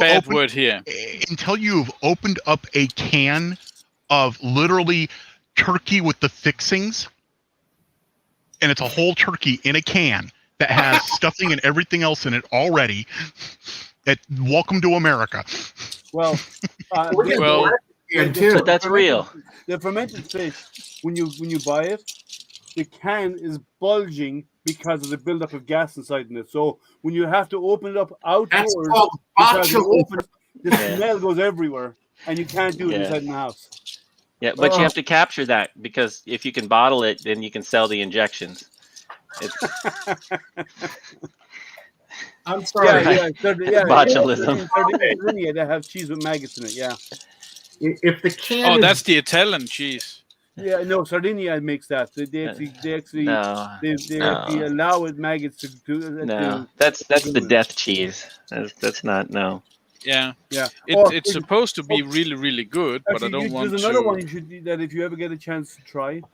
It smells like. Okay, I recently moved an air conditioner with a dead cat in it. You can just stop there. Like that, but it actually tastes sweet. That's what they said. I'm trying to remember the name of it. What is the name of it? Durian. Rigor mortis. Durian fruit. Oh, that's the fruit. Yep, durian fruit. Oh, it's supposed to taste kind of like a custard, but smells like feet. It smells like rotting feet. And it tastes like vanilla ice cream, apparently. At least that's what my wife just said. It's like a custard. It's actually very sweet flavor. Now, balut, that's a Filipino dish. It's not. It's an 8-week-old egg. A week before it hatches, and they cook it. No, there's actually 3 different kinds if I remember right. Right, but balut outright, he is right. It outright says it is a Filipino term. It is. Yeah. Well, my wife is from there, so. Yeah. So you just have to eat everything but the beak, right? Well, the beak is crunchy, so. Yes. Have But you had it? you're lucky if you get the blood packet in it. That's when you know that. And I think the little brown dot on your hand means you're going to be rich or die instantly. One of the two, I forget. Just don't do it. Yeah. Actually, in a lot of the hotels in Singapore, because we used to live in Singapore for a couple of years before we came here. Durian is banned because the smell of it is so strong. But you can buy it in the stores, and people eat it all the time over there. There's actually one or two streets there that specialize in durian style foods, and if you go down there, people are sitting outside for obvious reasons, and they're being served fresh durian outside, and it's really good. Actually, the opera house in Singapore, they call it the durian because if you look at it, it looks like the two halves of a shell of a durian fruit. If you look it up, the opera house in Singapore. But it's got a sweet flavor, but it's the odor is. Here's what I don't get, and I believe it was the one in the upper left. I can't see his name on my screen clearly. Which one? Yeah, Renee. Yeah, it was. I think Renee said this already. Who in their right mind walked by that fruit and went, "That smells god awful. Let's taste it." Wait a second. Exactly. You got to figure that it was the idiots that just put anything in their mouth, and you just watch the idiots and see whether they survive. I like to think that at least our species had a little bit more hope than that. At least we watched the other animals, the little furry animals, eat them first and die. No offense, Solon, but you know. Well, actually, it was probably we saw other primates eating it, and right, and the ones that dropped dead, we ran away, hopefully, and we survived ish. You would hope, but again, we eat blowfish.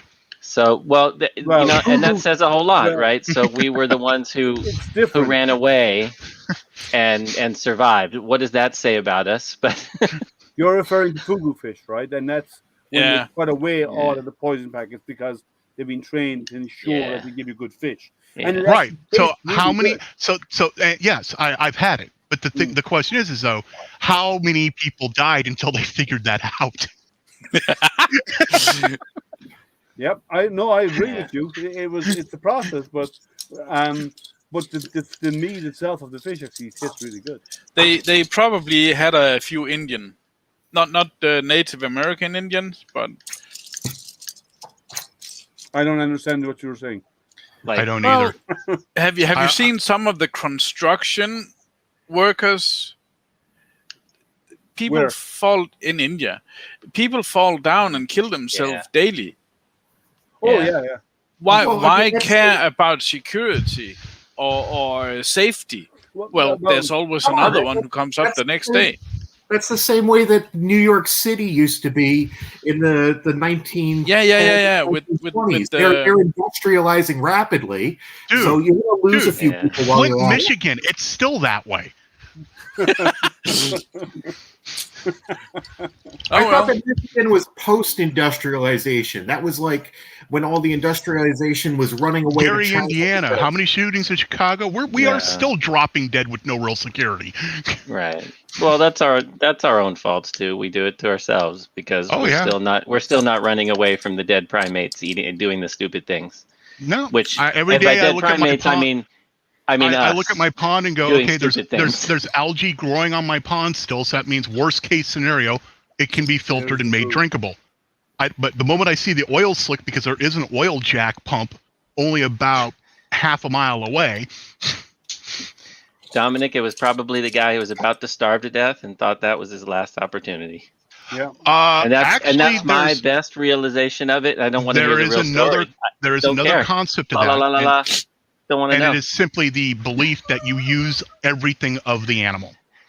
Okay. All right. We can just, I actually have what they call a bully stick here, and it's a dog treat. And what a lot of people don't realize, you go to the pet store and you buy this thing, it looks like a big hard stick of jerky or something. It's called a bully stick. It's called a bully stick because it's bull penis that's been dehydrated. Is it good? I don't know. I ain't eating it.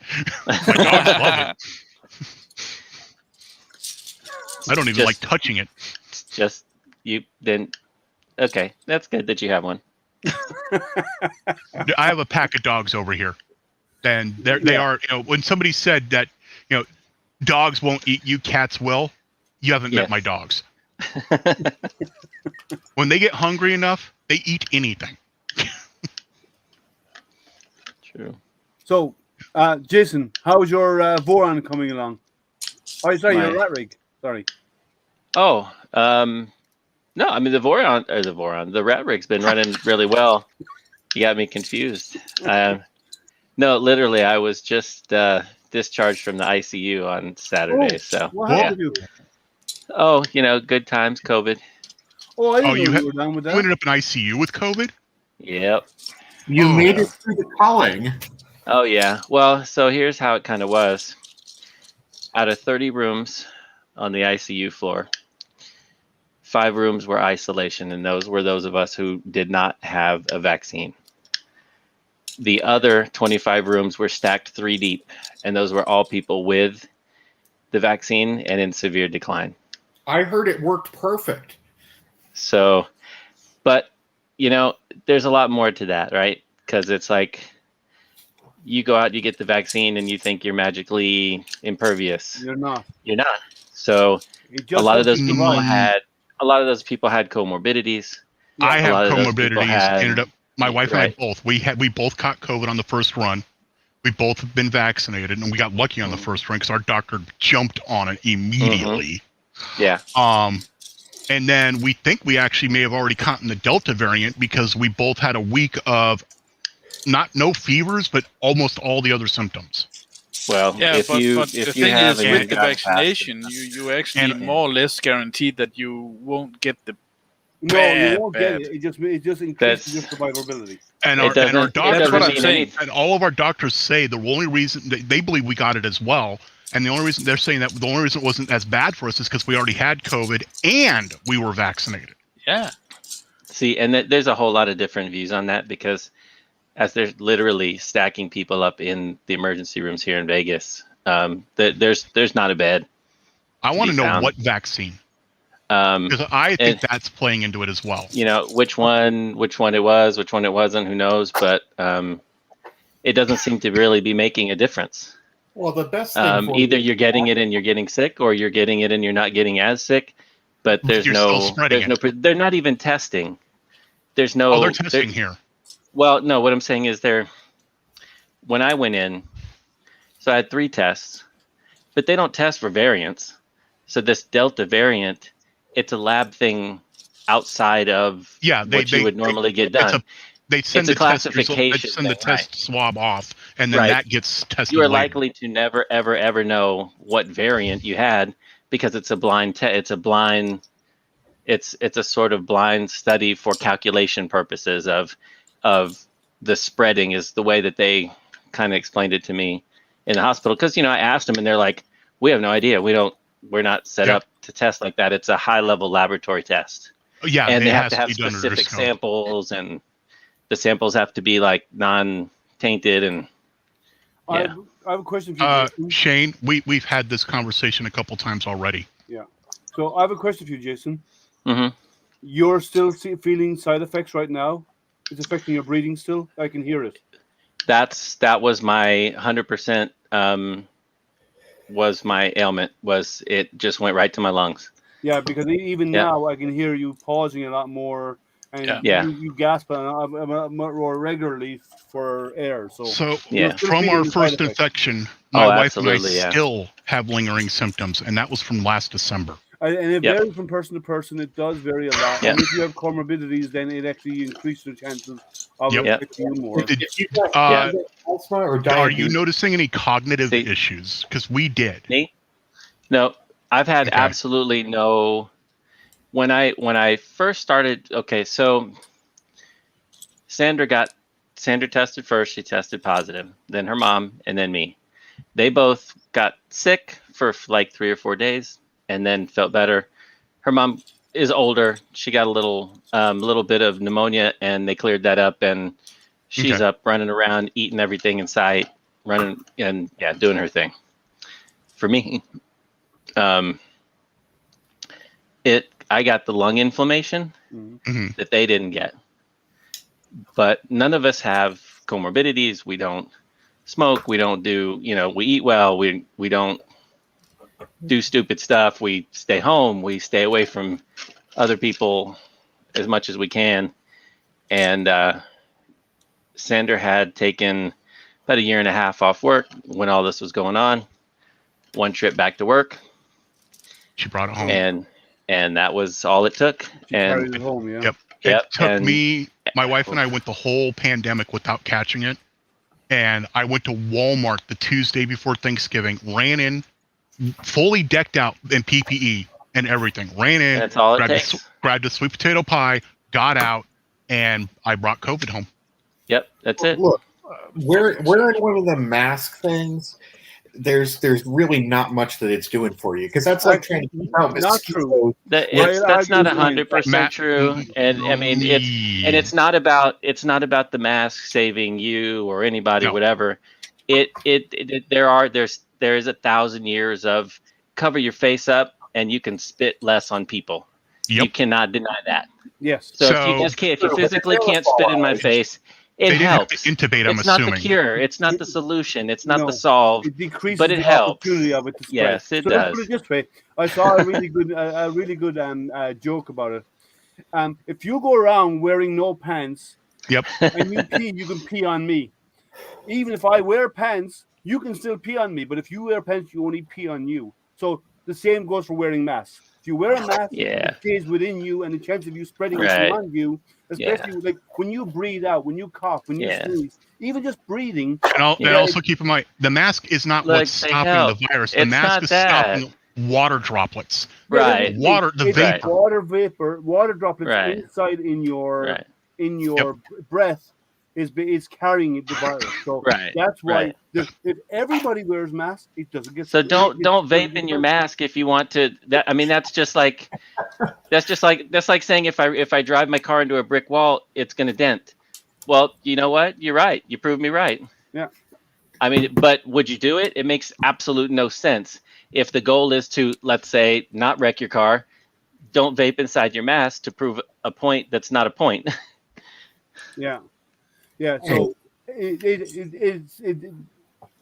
scientific. That's why it does stop the spread. It actually decreases. It helps. There you go. It helps. That's all. It helps. Made to be. Right. Anyways, so did they have to intubate you or anything, or were you just on O2 with a candle? Or what are they? They had me on. Well, they had me on blood thinners because, of course, the blood clots they're worried about. They had me on some steroids for the inflammation, and they had me on a week of remdesivir. So that one I have not heard. Whatever, it's an antiviral. Whatever, that's what they gave me, and you're here. I mean, once I went in, and they were treating me and stuff, and it's okay? I don't feel worse. I don't feel great. I don't feel 100% at all. That's for sure. And they said, it's going to take time. Yeah. Just because that's the nature of. Oh, absolutely. Yeah. And I came out a lot faster, and I came out a whole lot better than a lot of people I saw wheeling in and out of that place day and night. Yeah. And I would be curious to see, to know, to have somebody, a specialist, do lung X-rays of you in 3 months and see if there's any lasting damage. My plan is to keep going back and getting checked, and they're pretty rigorous with me. God, since I've been checked out, I've probably had more phone calls than I've had in 3 years. That's good. I believe it. They keep calling us as well. Yeah. Well, they need to keep track of what's happening. That there's no real and so on. Yeah. But it's good that you can get infected through your eyes. Well, actually, there's been debate about that. You can, but the viral load is normally low enough that your immune system can fight it off. Correct. So Yeah. If you're already immune compromised, like my wife and myself. Yeah. Yeah. So it's a way lower. More 90% of it, are the highest is going to be some contact surface for a very short period of time after being touched by someone who's infected. Not hours and hours and hours, but it's actually a shorter period than what they initially thought. And the viral load, actually the part that nobody really talks about is the fact that it takes a larger viral load to truly give somebody the infection if they have no comorbidity, no health issues already. It does, which is why the masks are so effective, because the majority of people helps to reduce it, right? It reduces that viral load that another person can pick up off of you. Well, when you breathe out and when everything, it actually diffuses the air pressure. And what it does is actually so it doesn't travel as far and falls to the ground. Right, helps to trap what you're expelling. Right. Yes, and all the moisture, a lot of the water, which lowers the viral load that you're expressing. Yes. Yeah. So, and they actually, and anyone is, we have never, even though there's the restrictions are gone here in Michigan and have been for a while, we don't go anywhere without it. We never stopped, even though they lifted it. We never stopped, and it didn't. But everybody else did. Yeah, and that's the problem. That's what got me in Walmart. I was about the only person who was wearing anything. I said this months ago that when they were talking about lifting it, I said they're doing it too early. They're not planning. You probably heard the conversation, right? Dude, they never required it here. Well, they did here. They made it compulsory here in Michigan. Oklahoma never required it. They tried to kick our governor out of office because he kept the ban in place for then the mask requirement, and people were signing petitions and all to try and get her kicked out of office. Well, what do you want to do? You want to arrest people and throw them in jail so that they can die of COVID, or do you want to just kind of let them? The plan was saying, guys, just wear a store can reject you because you're not wearing a mask. It's as simple as that. You can't. I think that's fair. I think that's no shirt, no service. Because and you know what, Mike? No, you shouldn't be arrested and thrown in jail if you don't want to wear a mask. Why? Because it's America. But here's the other in America, the person not allowed into the store. Wait, Renee, let me finish though. But if I want to walk into the store, I should be able to shop there and not be subject to someone who doesn't want to take a precaution. Touché. If you were being forced to lessen your precaution, I think that anyone who's forcing you to lessen your precaution and safety should be thrown in jail. But it's the other way around, right? So if you don't want to have enough respect for the person next door to you, the person standing next to you, or any other human being around you, then don't go out. You shouldn't be there because you shouldn't have any self-respect for yourself. And that's my view. I agree with you. I 100% agree with you. And on top of that, I put pants on when I go out. Yep. And there's a lot of people, I thank God every day that they put some sort of clothing on when they go out, whether it be a mask or a shirt or pants. And in Vegas, you've seen the worst. And please, to God, all of us, keep your clothes on. And I look at it the same way. Yeah, you're doing it as a courtesy, right? Because believe me, I'm doing it as a courtesy for you. Okay. There's no other reason. Jason, this is for you because I am 100% agree with you. I know. Right? It doesn't hurt anybody to put the mask on for 5 minutes to walk around a grocery store. It hasn't killed me. I wore a mask literally for 18 hours a day for 3 years. Yeah.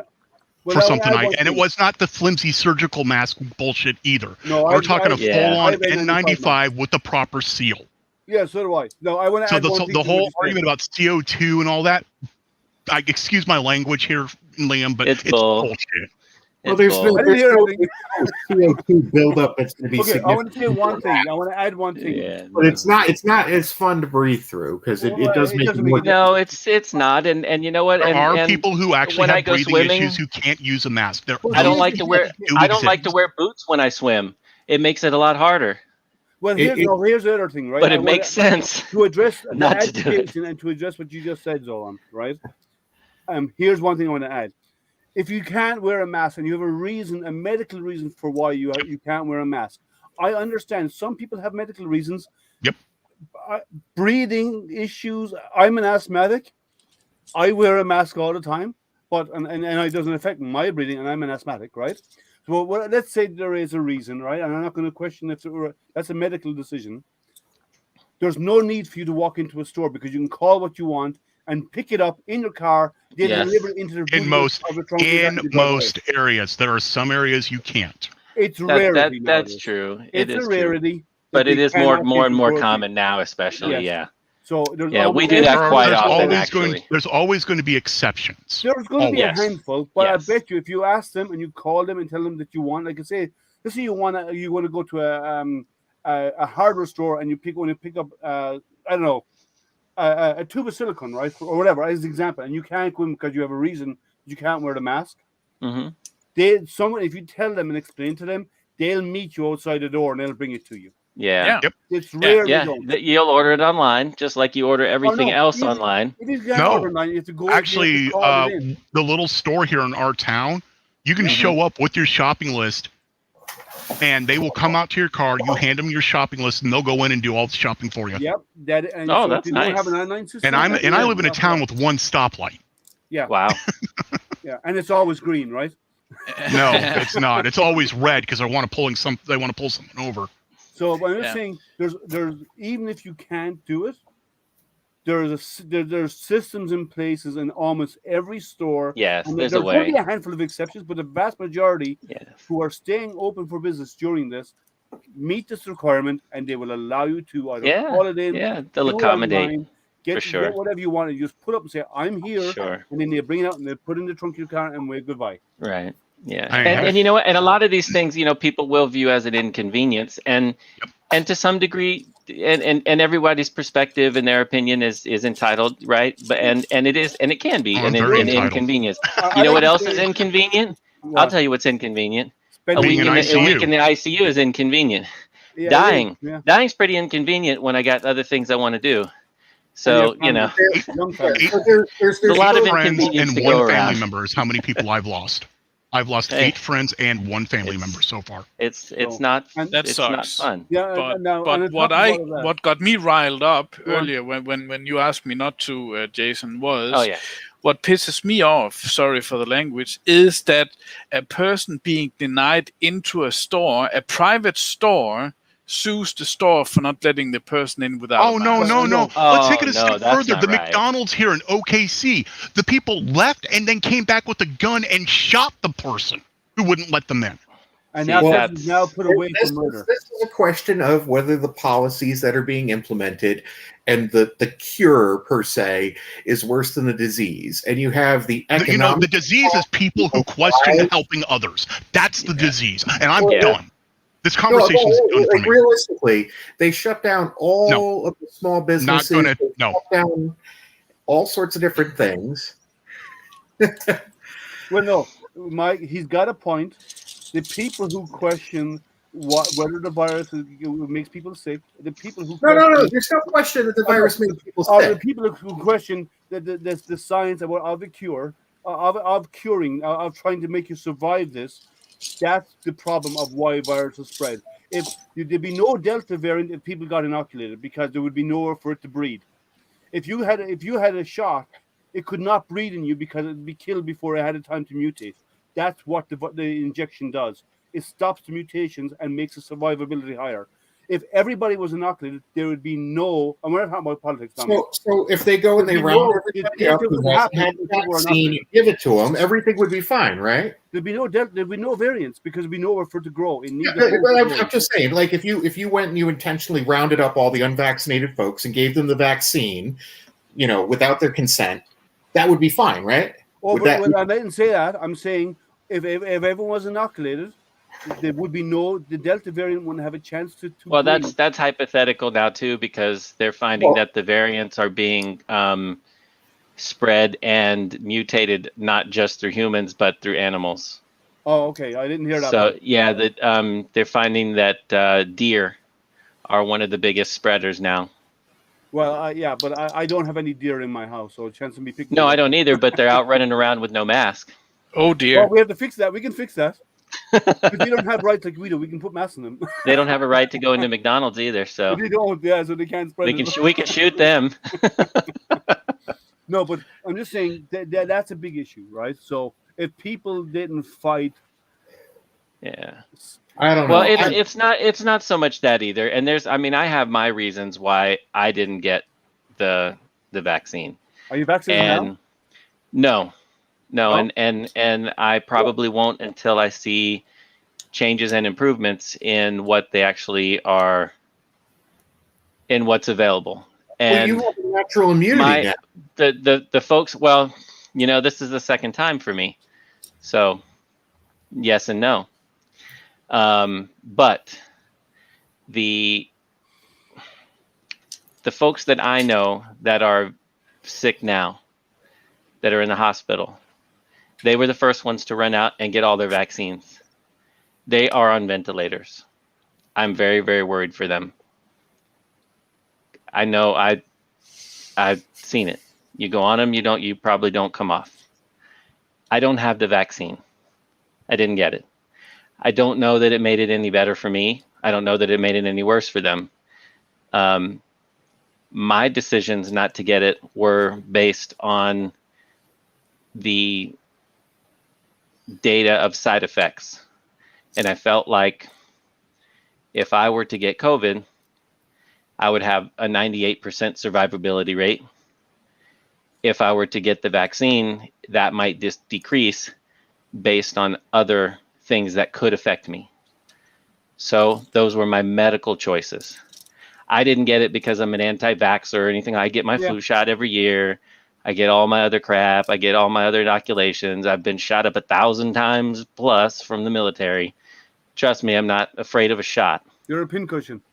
But if I have if I have data, and this was just too new, too rushed, I looked and it scared me more than the virus. Yeah.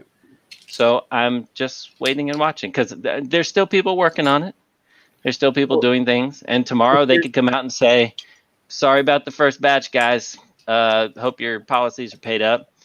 They could come out and say, we've got version 2 and it's a real vaccine and not a gene therapy. Well, look, so one thing that's good all of this is that they've gotten these couple of different technologies now for creating these spike proteins that could be deployed and created very rapidly now.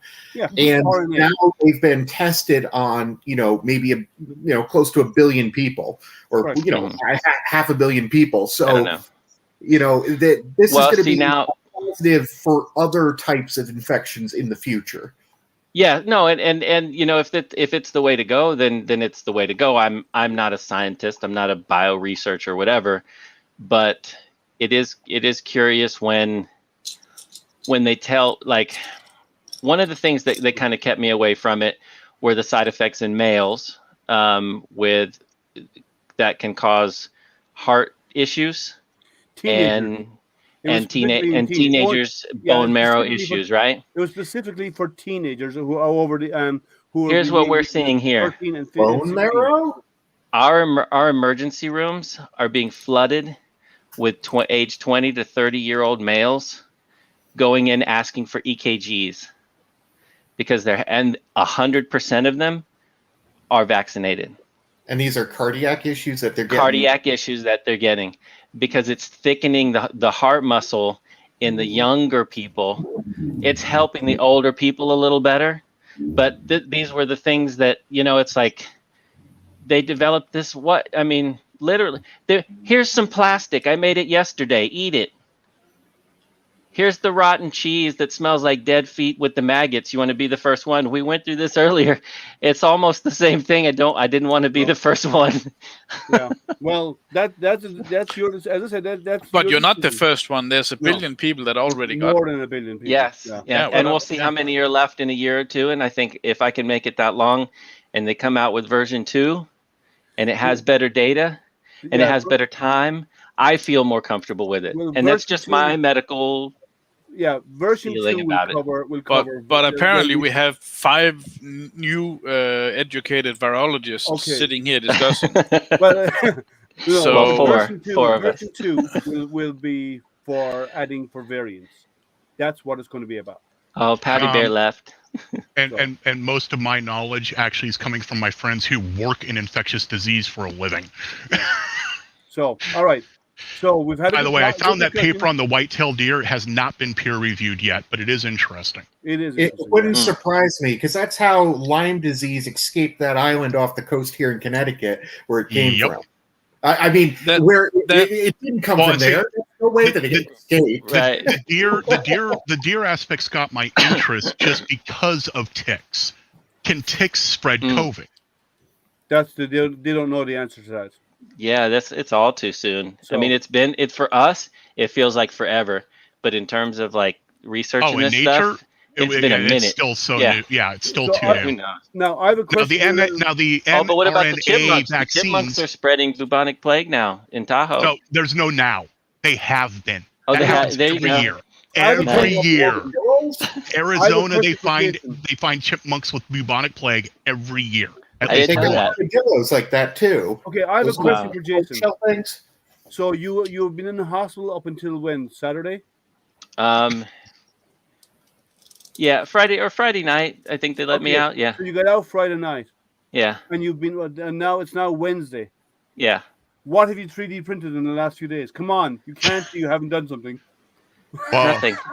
I can tell you right now, when I had COVID, I could not print. It caused my breathing issues to get hard worse. Time. Come on, everybody has a 3D printer. It's not even that. It's mostly been just time. You know, I'm happy to be home. Yep. And I want to relax without machines beeping and people sticking me and checking me and asking me. You know, I literally, it was like this.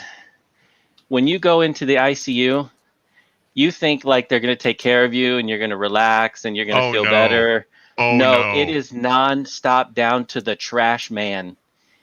Unbelievably intrusive. Except for this last year, it is I the ended up in most the ICU 2 years in a row. Ever been through. And it had nothing to do with the COVID. Outside of ICU, right? Outside of ICU. I ended up in ICU with borderline sepsis, and I was there for 2 weeks. Okay, but outside of ICU, right?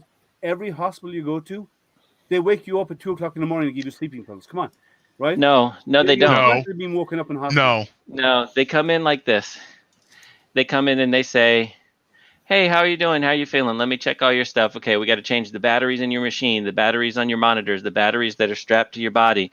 We got to rip all the adhesive off of you and stick new adhesive on you again. Oh, go brush your teeth. We know the cords aren't long enough to get to the sink. They let you brush your teeth? Well, because they said if I don't brush my teeth, then it's a 60% chance of pneumonia. So I have to get up and brush my teeth. So I'm like, I don't make it to the sink. The cords aren't long enough. Mm-hmm. So they bring me a little thing, right? So then the people start coming in and out. Then they're like, okay, get some rest. Okay, they turn the light off. Literally 5 minutes later. 5 minutes later, there's another nurse in with another cart that wants to take all the same vitals that are on the screen right next to me that the lady just left with. She leaves. Then they come in. We're here with your blood thinner. We're going to stab you in the belly. Thank you. They go away. They come in maybe 2 hours later. And in between that, all those other batteries have died. So they've come in to change all the batteries in because everything's in alarm again. And it's beeping. In between there, then the cleaners have to come in. And they have to change the garbage bag. And they have to do this. And they have to mop. And then they mop with this chemical stuff. And then the next nurse comes in and the floor is sticky and it sounds like a giant octopus is coming in to kill me. and then they go back and they yell at the cleaning people and then they're back in to clean and remop again. And by the time they leave, they're back in to give me more steroids, more IVs, and check more machines, change my batteries, turn out the lights, tell me to rest. And then they're back in with antivirals. Then they're back in with food. The phone's ringing. It's strapped literally next to your head because they want to know if you want to order any food, and it just rings in your ear. And you just, because I wasn't on dietary restrictions, I want everything. Just bring me one of everything. And as soon as they bring in the food, they're literally staring in the window like this at you so they can take the tray out. You forgot a step there. You forgot a step there. You need to be drinking more liquids because you aren't peeing enough. Yeah.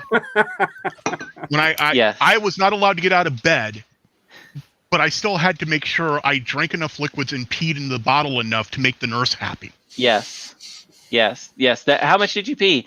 Oh, let's measure it. Let's weigh it. Let's sip it. Whatever they want to do. I don't know what they do with it, but I mean, I will tell you this: for all of that, for every one of those people that walked in that room that I never, ever, ever want to see again, ever in my life, they were the best people. Yep. They were the kindest, most compassionate people. Those nurses. The doctor was kind of weird. He kind of reminded me from Latka from Taxi, but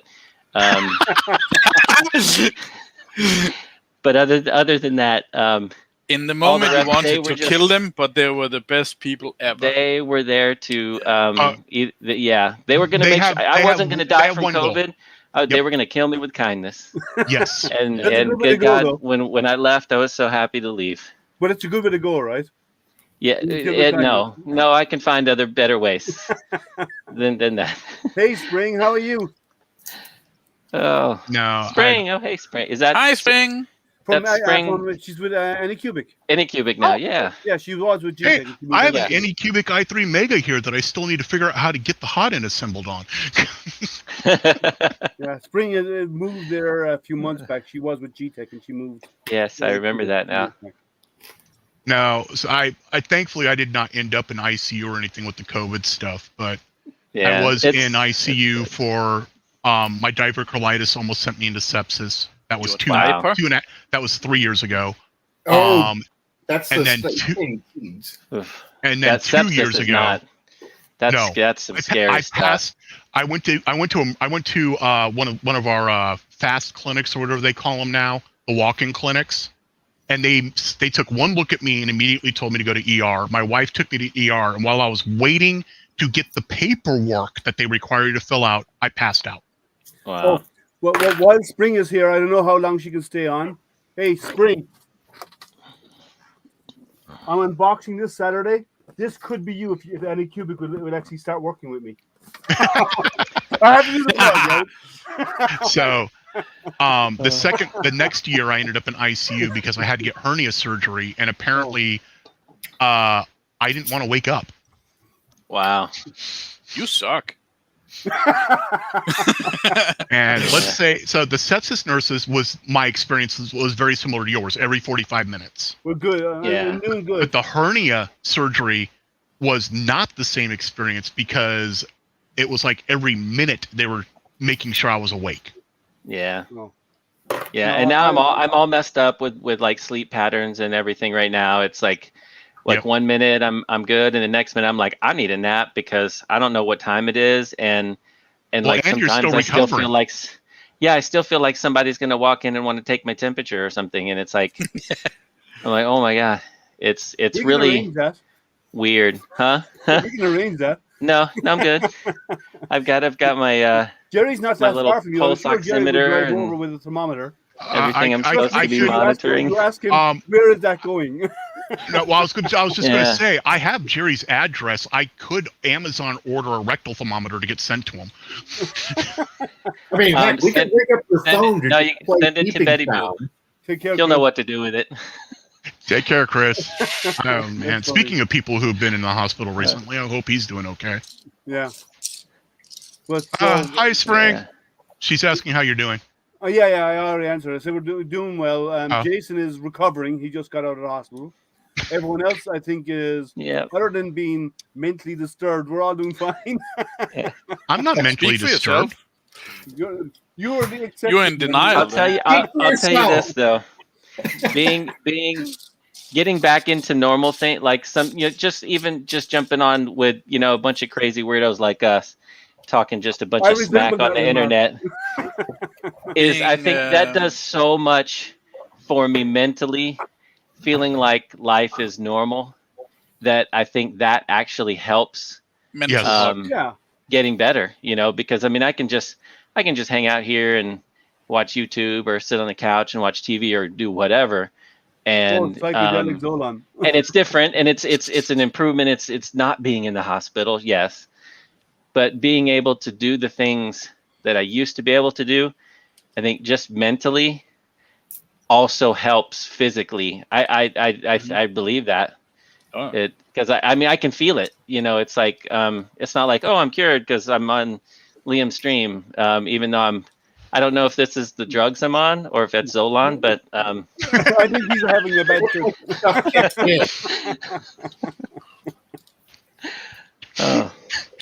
Yeah, it's all in your head. There's areas here as well that's starting to get serious again. Yeah, it's getting real bad here. Yeah, they said here in Vegas, I was just reading today that this last week, the spike of hospitalizations was higher than the same time last year. Yeah. No, we're actually hitting numbers that are higher than than they were during the actual pandemic itself. Yeah. Yeah. There's areas, we have hotspots. We have hotspots right now. Yeah. It's not everywhere, but we have hotspots. Yeah. That on top of the riots at the airports and the riots at the stadium here over soccer game fights. They've got SWAT teams being called into airports. Really? We're not hearing any of that. No, we're not hearing that. Geez, well, between Spirit Airlines and American Airlines canceling over half of their flights and leaving people kind of stranded. Oh, those first off, Spirit Airlines isn't. It's not the same clientele as you get on some of the more cheap. It's not. It's just the way they market it. It's at the end of the day, when you fly Spirit, you pay pretty much the same amount as you do if you get on Delta or anybody else. The only difference is you think you're paying less because of the way they a la carte it, but it's dumb. So it attracts a different mindset of people, and when you disrupt their paradigm, they go into riot mode. Literally, Sandra's a flight attendant. She hasn't been working. She still gets alerts. She just got one that said, if you are at an airport, get out of your uniform, hide your badge, find a cop, get out. Because there are people literally beating anyone in an airline uniform. No cops. They don't want to come in and get involved.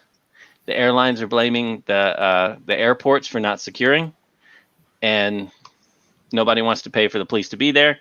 Police don't want to get involved because, they're just going to get sued or shot or whatever. TSA is wrestling people down everywhere.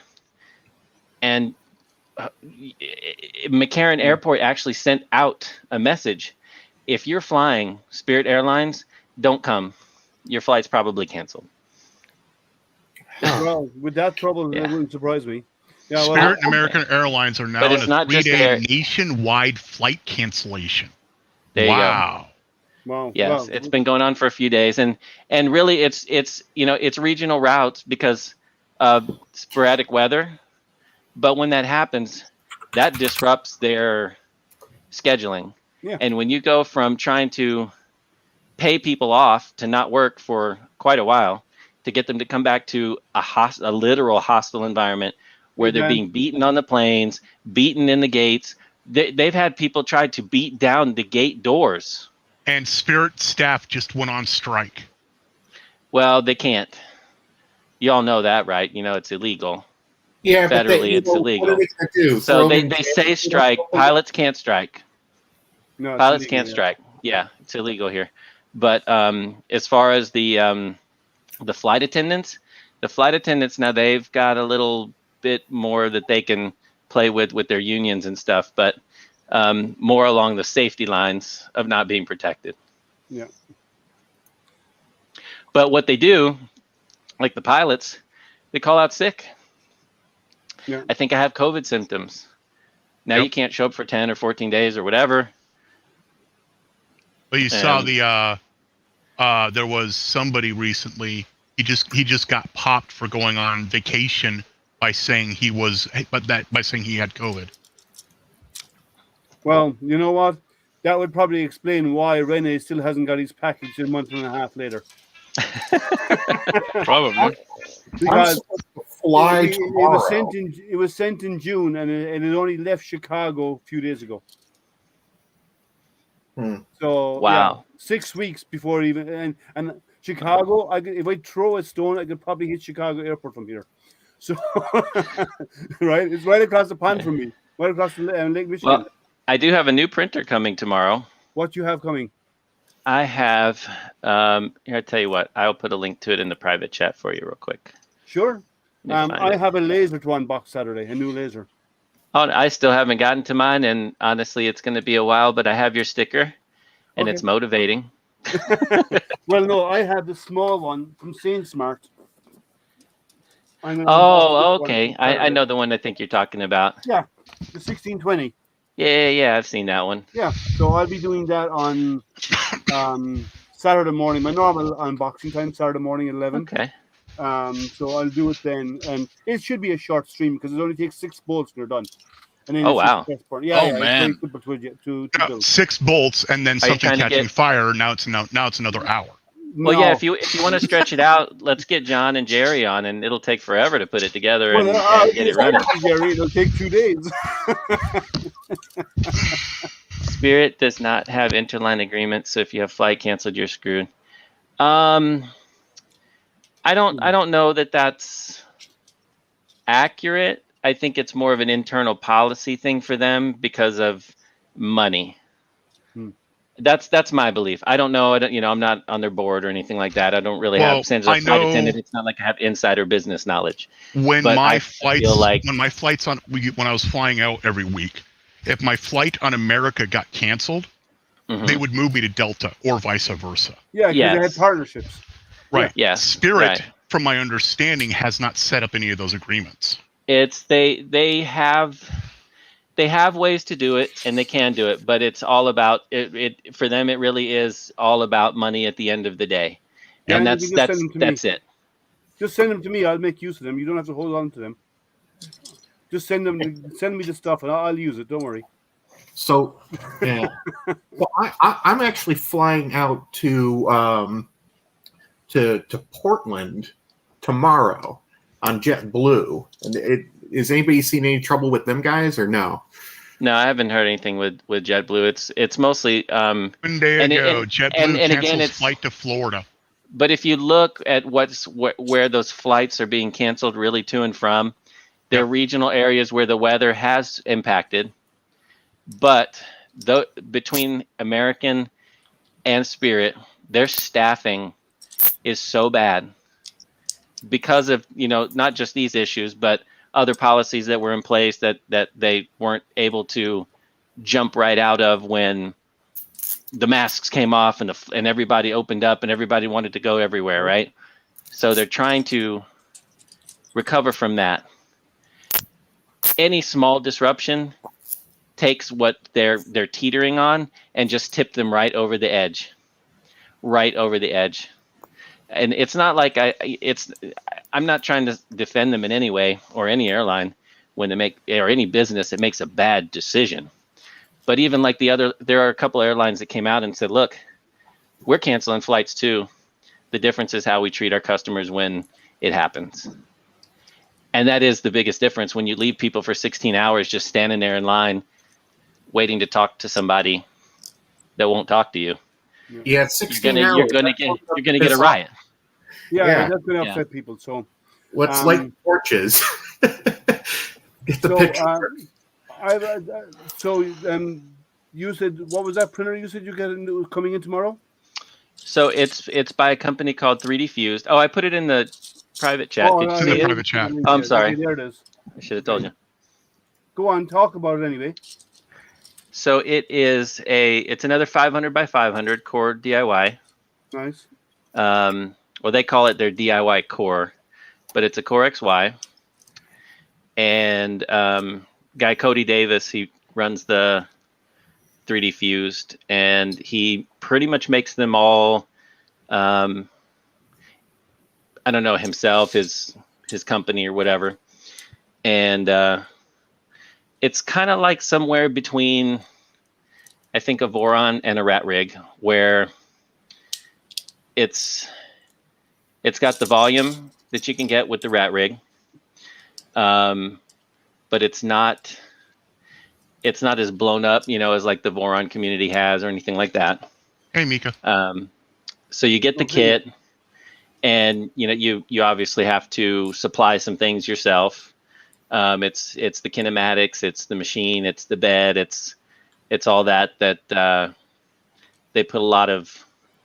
seem to put a lot of detail and care and time into it. Took a while to get. Is that a tool changer?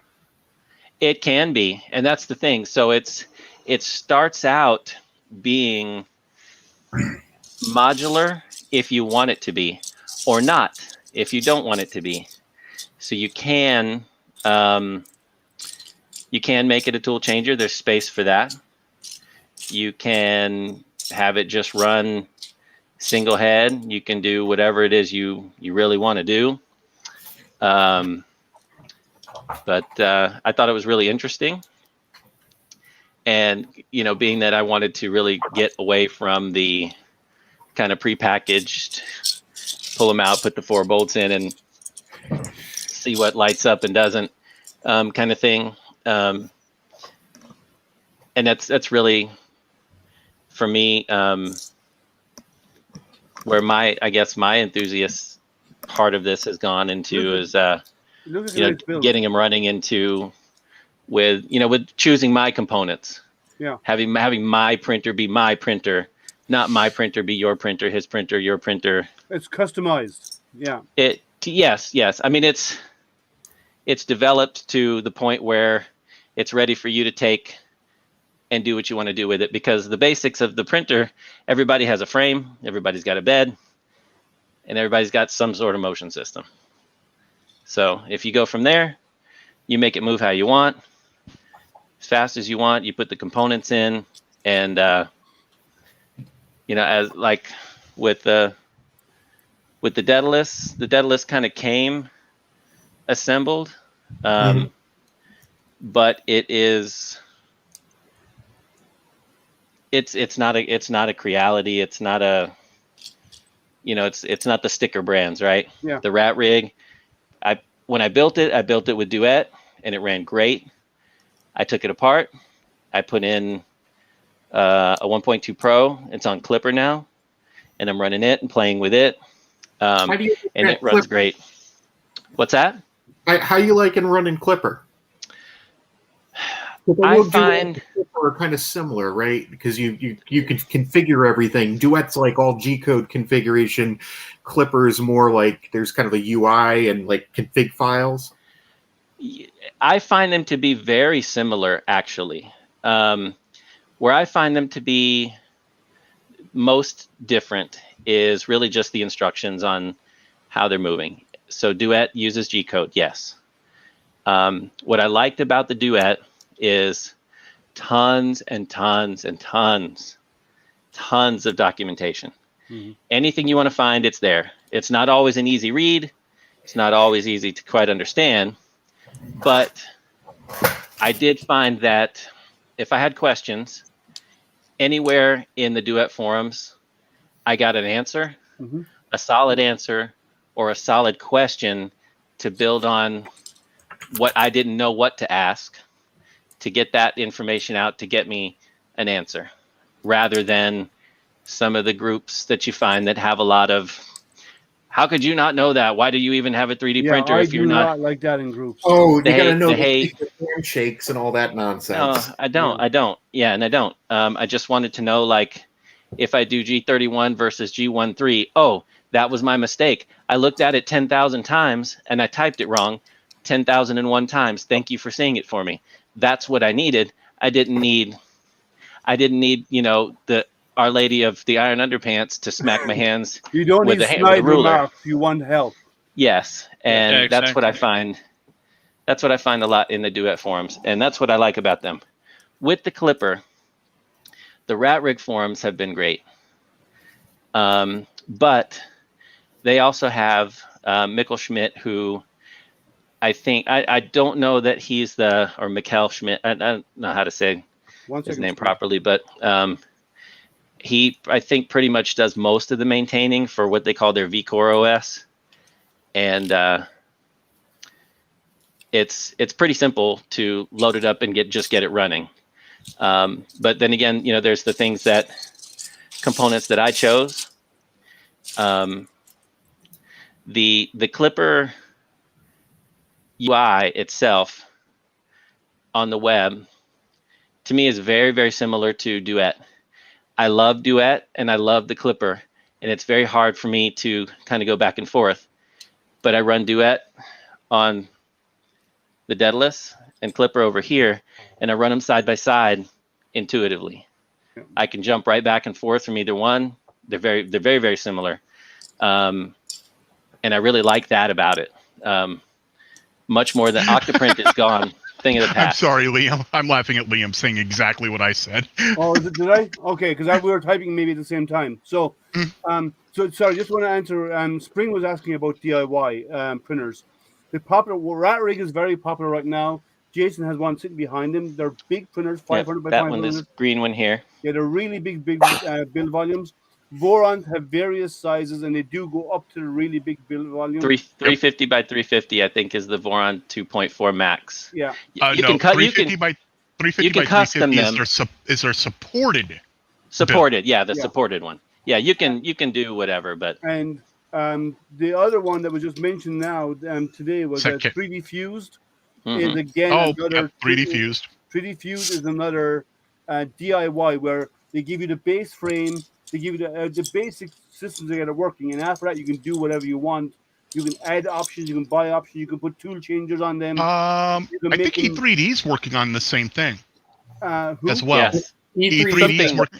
E3D are working on their tool changer system. Yeah. Yeah, they have a whole tool changer system that they're working on. Yeah, there's a couple of brands out there who are like for those who are really into 3D printing, who've been doing it for a long time, who know what they're doing. There is more and more not plug and pray scenarios. I say plug and pray because some of the ones you buy over the counter, I would say, need a lot of work to get them working, right? Yes. Others you plug them in and they just work. And then you have others out there where, like these kit systems, whereas they give you the basic frame, they give you the motion system, they give you whatever, and then they say, okay, here's a big long list. What else do you want to add to it? Right. And when you build it yourself from scratch, it's not like you take it out of the box and add a few screws and you're done. This is a complete assembly from the ground up, even wiring harnesses. The whole lot has to be done from scratch. But you get a machine that's rock solid at the end of it, that you built yourself. You understand exactly how it all works. Right. And if you ever want to make changes later, you know how it all goes together. So making changes is easier for you. And the more involved makers, like everybody here, we like that side of stuff. We like that type of builds because we can get our hands dirty and we can make it our own, not make it the same as everybody else's. So and there's a big market for that right now with experienced makers. Yeah, and I think more and more people are kind of going that way, and you know, I've had this kind of talk with Sam once before too, Sam Prentice, about, you know, the different kind of levels, right? There's that the entry levels, right? The Creality machine. You get in, you know, whatever, you get a CR6 or you get a something for a few $100 and you want to try it out. But if something goes wrong, what do? You don't know anything about it, and you kind of expected it, and the marketing of it was take it out, put in 4 bolts, and you're going to print a helmet, and you're going to be running around as the Mandalorian, and it all sounded good, but it didn't work out, right? Then you can go Prusa, right? Well, there's a Mark III. Literally, I got that. I don't even want to, you know, it's probably not that the person I got it from is on here, but to not embarrass anybody, I literally took that out of the box, plugged it in, and it just printed nonstop. I have done nothing but turn it on, and it said welcome. And that's it. Which one was that? That little Mark III over here. The Prusa machines are designed for end users who do not know how the details of the technology, right? But they want to just go, and that's why you pay the premium, because they build their machines in a way they just work. And even the menu system in them, it guides you through everything. It actually explains in English Right. to the call. So But you pay for it, right? So here's my thing. Like, if you put together an Ender 3, and you need to PID the hot end, and you need to calibrate the extruder, and this is not stuff that's in the manual. The manual says put these 4 bolts in to the frame and turn it on and get going. Load your filament. Well, But then you're wondering why these other things aren't going on. And a lot of that has to do with, in my opinion, is the marketing of it, right? It should be easy, but there are things that you also need to know. Just for the same reason, like all of us here probably find it relatively easy to drive a car now. But at one time, it was not so easy for me to jump into a stick shift and just drive it without stalling and popping the clutch until I learned what I was doing. And there is some learning curve that some people need more than others, where some people want an experience. And if you want an experience, experiences are paid for. If you want to do it yourself, like myself or whatever goes wrong in that rat rig, I know why, because I did it. But I learned it. Yeah, I must admit, I'm really happy about my JG Maker, and I could assemble it. It took some time. I could assemble it. I still haven't got the E2 working because I don't. I don't know. I need more patience, but it's running with the E1. If I have to be honest, I really didn't want that hassle. Solon? Oh, he's I was just waving. Oh, yeah. Hi, Solon. I just keep thinking it's his tail. Yeah. Yeah. To be honest, I really would have preferred my first printer to be a plug and play and then just run. But the reason I purchased that exact JG Maker, the RTSD, is because of Liam. Yeah. You're the cause of all his problems, Liam. Nice. He made it look so easy. And it actually did work. And it printed very, very well. And the reason why but I'm giving both credit and a little bad publicity to the JG Maker RTSD, but I really liked the fact that it was an IDEX printer, because I want to print many small models same time. And same time, yeah. I think Jerry has one of those. I don't have, but I think Jerry does. Okay. I've been looking at resin printers again because I wanted. One of the reasons I got into 3D printing is I wanted to get to the point of being able to print dental, not implants, but dentures and stuff. Since I'm somebody who needs them. Photon Mono X. Yeah, it's an Anycubic printer. I went to the Anycubic website. So like I've my first resin printer was a Photon SE, I think. Okay. And I used their Anycubic, I just tried to keep it all in the family. And little by other people, try this. And I've settled down with Elegoo's water washable. I know some people say they explode or do whatever, and they crack or whatever, but I haven't had any issues.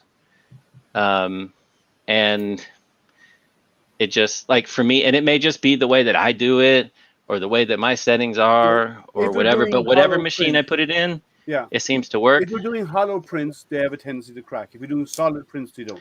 And I do both. Okay. And I've had the only one that I have had crack was one I did solid. But you know what? I can't even say that because I don't remember what resin I used with it. I have a longer Orange 10, which is my first and only resin printer. And the first time I used it, it worked great because I printed what was on the card.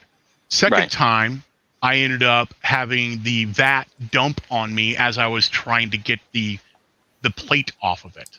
Oh yeah. I then put it away and gave up on it. Third time, I pulled it out and tried it again, and it worked fine. And I actually printed the Bat Warkaki minifig by Wexter. Mm-hmm. Then I went and printed another model of something else. I don't remember what, and the lead screw bound up. Oh no! And destroyed the that fat. happened recently as well. I haven't seen like. So I've been looking at. So the longer orange tans build plate is just too small for me because in goal I want to be able to print dentures.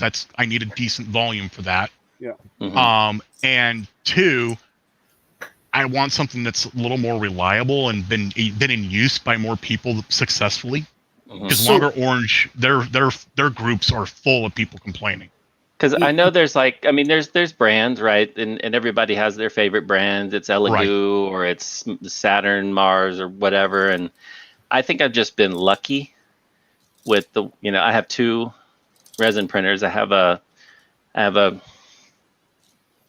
something somewhere. I have a Mighty 4K, which works wonderfully. But it's very large. So, I don't use it as often, especially if I'm going to print something that's about that size. It might as well be FDM. So it's spin off to the side. Right. I have a Photon Mono SE, the 2K one, whatever. And it's smaller. And if I'm going to print something super small, super detailed, that's what I'll go to. Smaller vat, it's easier to clean, less material. I don't feel like I have to print 1,000 things to use it all up, Yeah. And but they both have been really good machines for me. And I know there's probably a million people that can say something different. That's why I say I think I've just been lucky. But then again, I'm gonna start saving up for one then. Well, the way that my approach may be different too, because like I get a printer, even if it's like this CR6, I didn't just take it out of the box, put it together and print it. I can't, because that's not me. It came apart and further apart and further apart. And I looked at everything and I put it all back together and I tightened everything the way I wanted it to be. And I made sure that the screws were good. And any of the threads and the holes that were crunchy were cleaned out and tightened in. And I didn't just trust it right out of the box. Old habits of being, a technician and mechanic and everything else for years and years. I build enterprise data center monitoring systems for a living. I don't trust anything. That's exactly it. Anything from the mechanics of it to the electronics of it, I'm interested in it, and I look at it and I watch it and I see how it's put together and try to figure out what they were doing and what they were thinking. So I have an idea of how it's going to run. So if there's a failure, then it's on, then I have some better understanding where it might help me ask better questions to get better help if and when I need help, because I don't have the answer to everybody else's invention. I need help. I mean, resin printers go, right? I have fundamental problems with just the entire mechanics of having something stick to the plate at the bottom and have to be manually peeled off. And you have the danger of destroying your screen. You have the danger of getting resin just like going everywhere. And there's an older technology. It's the older resin printers where they had a projector which projected on the surface of a puddle. Mm-hmm. You had a bucket and you lowered it into it. And those are super, super, super reliable. Like, you can't screw those printers up. But they're probably expensive in terms of manufacturing, I bet, in the difference of making something for your desktop versus making something that's super reliable that would be maybe more along the commercial line. Well, the commercial nowadays, the commercial is lasers now. Rather than using an LCD. Yeah, the screen. sintering and all that stuff. Well, no, that's what I mean for resins even. It's For laser. curing. Yeah. It's a UV laser. Yeah, it's actually yeah. So like Invisalign as an example. That's like the Form Labs. They have a laser which is still on the bottom and it's still peeling. Well, that's slightly different. No, but the new thing now, what most of them are doing now, like if you know anybody who's got Invisalign, right? We all know what Invisalign is, right? If anybody's got Invisalign, they're actually laser printed. They're resin printed with a laser. So it's an SLS machine, right? And what it does is the vat is above the liquid. It goes down. The liquid goes over. No, That's the older technology. Yeah, the difference is it doesn't touch the FEP. There's no FEP. Yeah, with laser, it doesn't touch anything. Yeah, if you print on the surface of the puddle of resin, and you just lower the plate into the resin, super reliable. Yes, and that's how they do it for the Invisalign. Invisalign, they have rooms and rooms full of these printers, and basically they print your whole sequence there, and then everything's coded, and it comes out of there, and it's clean and all automated. But that's how it's done. If AutoDrop ever gets into like building a auto ejecting resin printer, it's going to be messy technology. Well, that's it's going to be top down, and it's going to be automated so that it goes through a cleaning step and everything. If we end up doing that, so that's how. Because you have to be careful, right? Because they're still kind of soft and not. You got to cure it. Yeah, you got to. You got to wash and cure, but they all have process to do this. So these guys have got a process for this, and they have it down. But they use laser because there is no FEP involved. There's no contact. It's liquid and a laser, and then when it's done, it comes out and it's removed off the plate. You could do the exact same thing with an LCD projector or a DLP projector, but they will not be. They will not be as accurate as a laser will be on the fine details. It will be as accurate as a 4K projector. Yeah, but the laser ones are more accurate than that. They're higher precision. Mm-hmm. That's your little one saying hi, Jason? Yeah, I think it's her bedtime? Up here for almost bath time. Oh, so okay. she's not completely camera ready. You've got trade-offs on print time. If you're doing the whole image at once versus doing a lasered thing, so that's the cost benefit. Oh, hi everybody! Wave, say hi. Hi. Can you wave? Wave one time.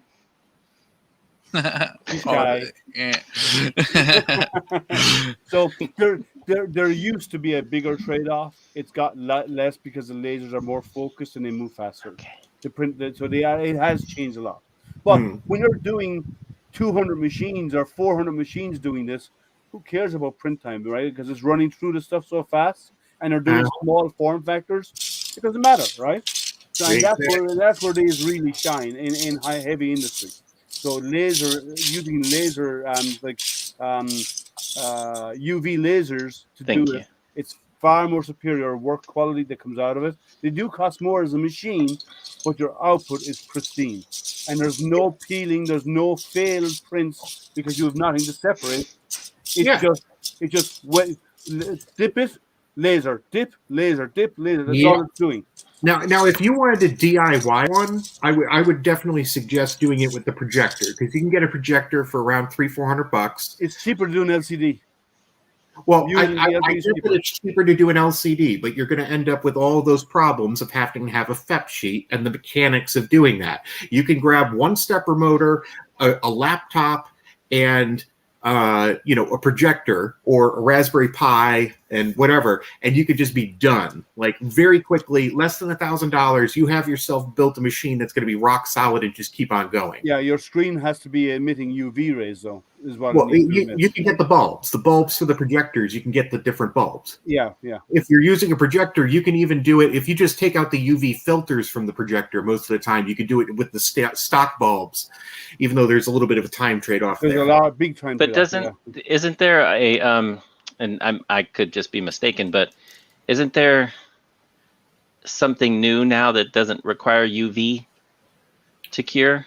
Like a There's different some visible spectrum of light or something? There is different Those spectrums are of like light. close to 405 nanometers, and you can get those. But that's pretty typical 405 of. is UV. That's There's newer typical of. ones now that actually use a higher frequency of light, so it's not into the ultraviolet. It's actually visible light. It's not visible, but it's approaching visible, so it's actually safer to use. Okay, maybe that's what I saw something about. Yeah. There is some of that. There's some testing going on. I don't know if it'll ever become commonplace. Hold on. I got a bottle of something. Because it's be very special. Is it whiskey? Very special, bottle of whiskey. I would like some whiskey. It Not has allowed to be have very it right special now, but resin to make it work. And the problem is the chamber has to be completely dark because as you approach the visible spectrum, interference natural light and will actually ruin it very, very, very quickly. Even any stray light will ruin it. I got it sooner than later because I ordered this a while back, and I really got to get on that project. But I have a little tiny Pico projector, which supposedly is going to be able to cure this stuff. This is from Bucktown Polymers. They're like a weird company which does.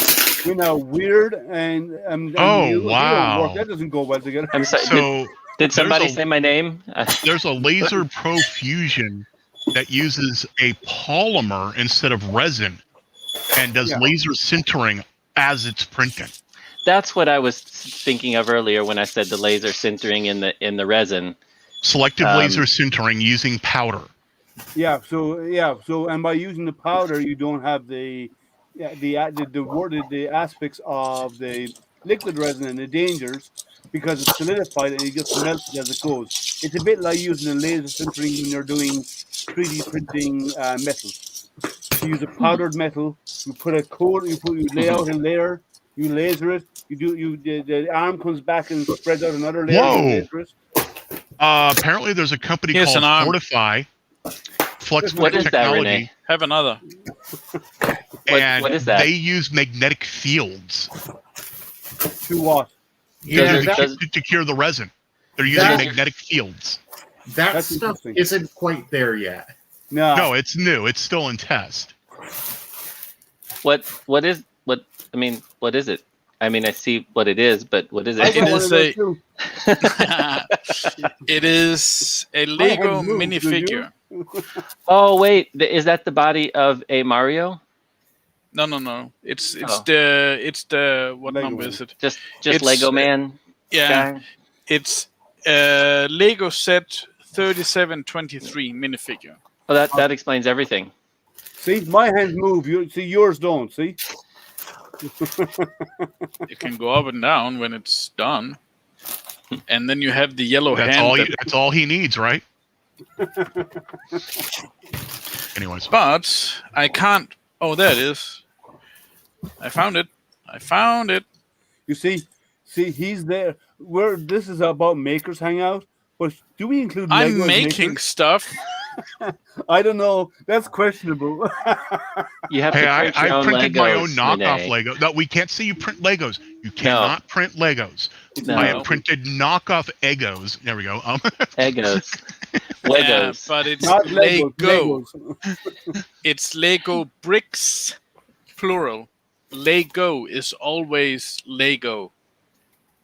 It's the name. It's not a. It's not. There's no plural to it. Yeah. You just have actually, to Lego. in America, they have a trademark for the word Lego. Yeah. Assembly equals making. That's not accurate, Kieran. My chat's Assembly behind. is assembling. No, I assemble sandwiches, but I don't actually make the stuff that. Cool. So I'm assuming you're using laser sintering on the metal powders, RAM design. Yeah, that's the only way to do it. Yeah. Like I just watched. SpaceX uses as part of the rocket parts. I just watched somebody print with a filament. It was a polycarbonate filament that when he was done printing, he took it out and put it in the oven, at like 100 degrees for that's to actually cause it to relax. And anneals annealing it, yeah. And he was doing some planetary gears and stuff, and said it was working out really well, really strong. Okay. I talked about it last week, but did you see? If it was last week, I didn't see a damn thing. No, you weren't here last week, but I mentioned this last week on the stream. But Integza just released a video where he has filament that's impregnated with ore, and he actually sinters it and everything else, and it prints metal parts solid when done. Is it titanium? I think I saw something about that, but didn't read it. He's done brass and stainless steel so far. Oh, okay. Maybe it's something else, but that sounds more. It's interesting to me, but it's more than I think my hobby would extend to. As an amateur radio op, being able to print metal sounds cool. Yeah, I love the idea of printing metals. So I just looked it up. This stuff is the stuff I got from Bucktown Polymers, right? Okay. What I'm going to be using with that little tiny Pico projector, and this particular one cures that's cool. That's Jerry's hand. It'll cure between 405 nanometers up to 470. 470 nanometers. 470. Okay. Which is that still UV? That's still UV, right? I think it's 470 UV. Yeah. It is UV. Yeah, but it's getting that's getting up there though. Because I've seen some that are like 505, but I don't know what they're really for. I just randomly look at stuff sometimes. No, 470 is into visible. Yeah, but it is a lower end of UV, just approaching visible. No, the UV range, what I'm seeing, is only 100 to 400. Yeah, 405 and higher, you're getting into visible, but this stuff is like higher into the visible stuff than most of the other ones out there. Yeah, well, I got a package of this. I got 2 of these bottles, and I got that little Pico projector, which actually has Android running on the projector. Okay, well, ultraviolet runs from the 400 nanometer range all the way down to 100 nanometers, and just slightly. Right, and he said 470. With 470. That's approaching the infrared. Mm. No, it's visible. It's visible. Visible light spectrum is. That's blue. It's blue. That's the color that is. 470 nanometers. It's like a diode laser. Visible light spectrum is 380 to 780. Yeah, well, but that's the spectrum, but most of us don't even see all of that. We only see it. No, 470's in the blue. That's blue. Yeah. But you have a green and red eye. More so than visible. What's that? Zolan only has a green and red eye, so he can't see it anyway.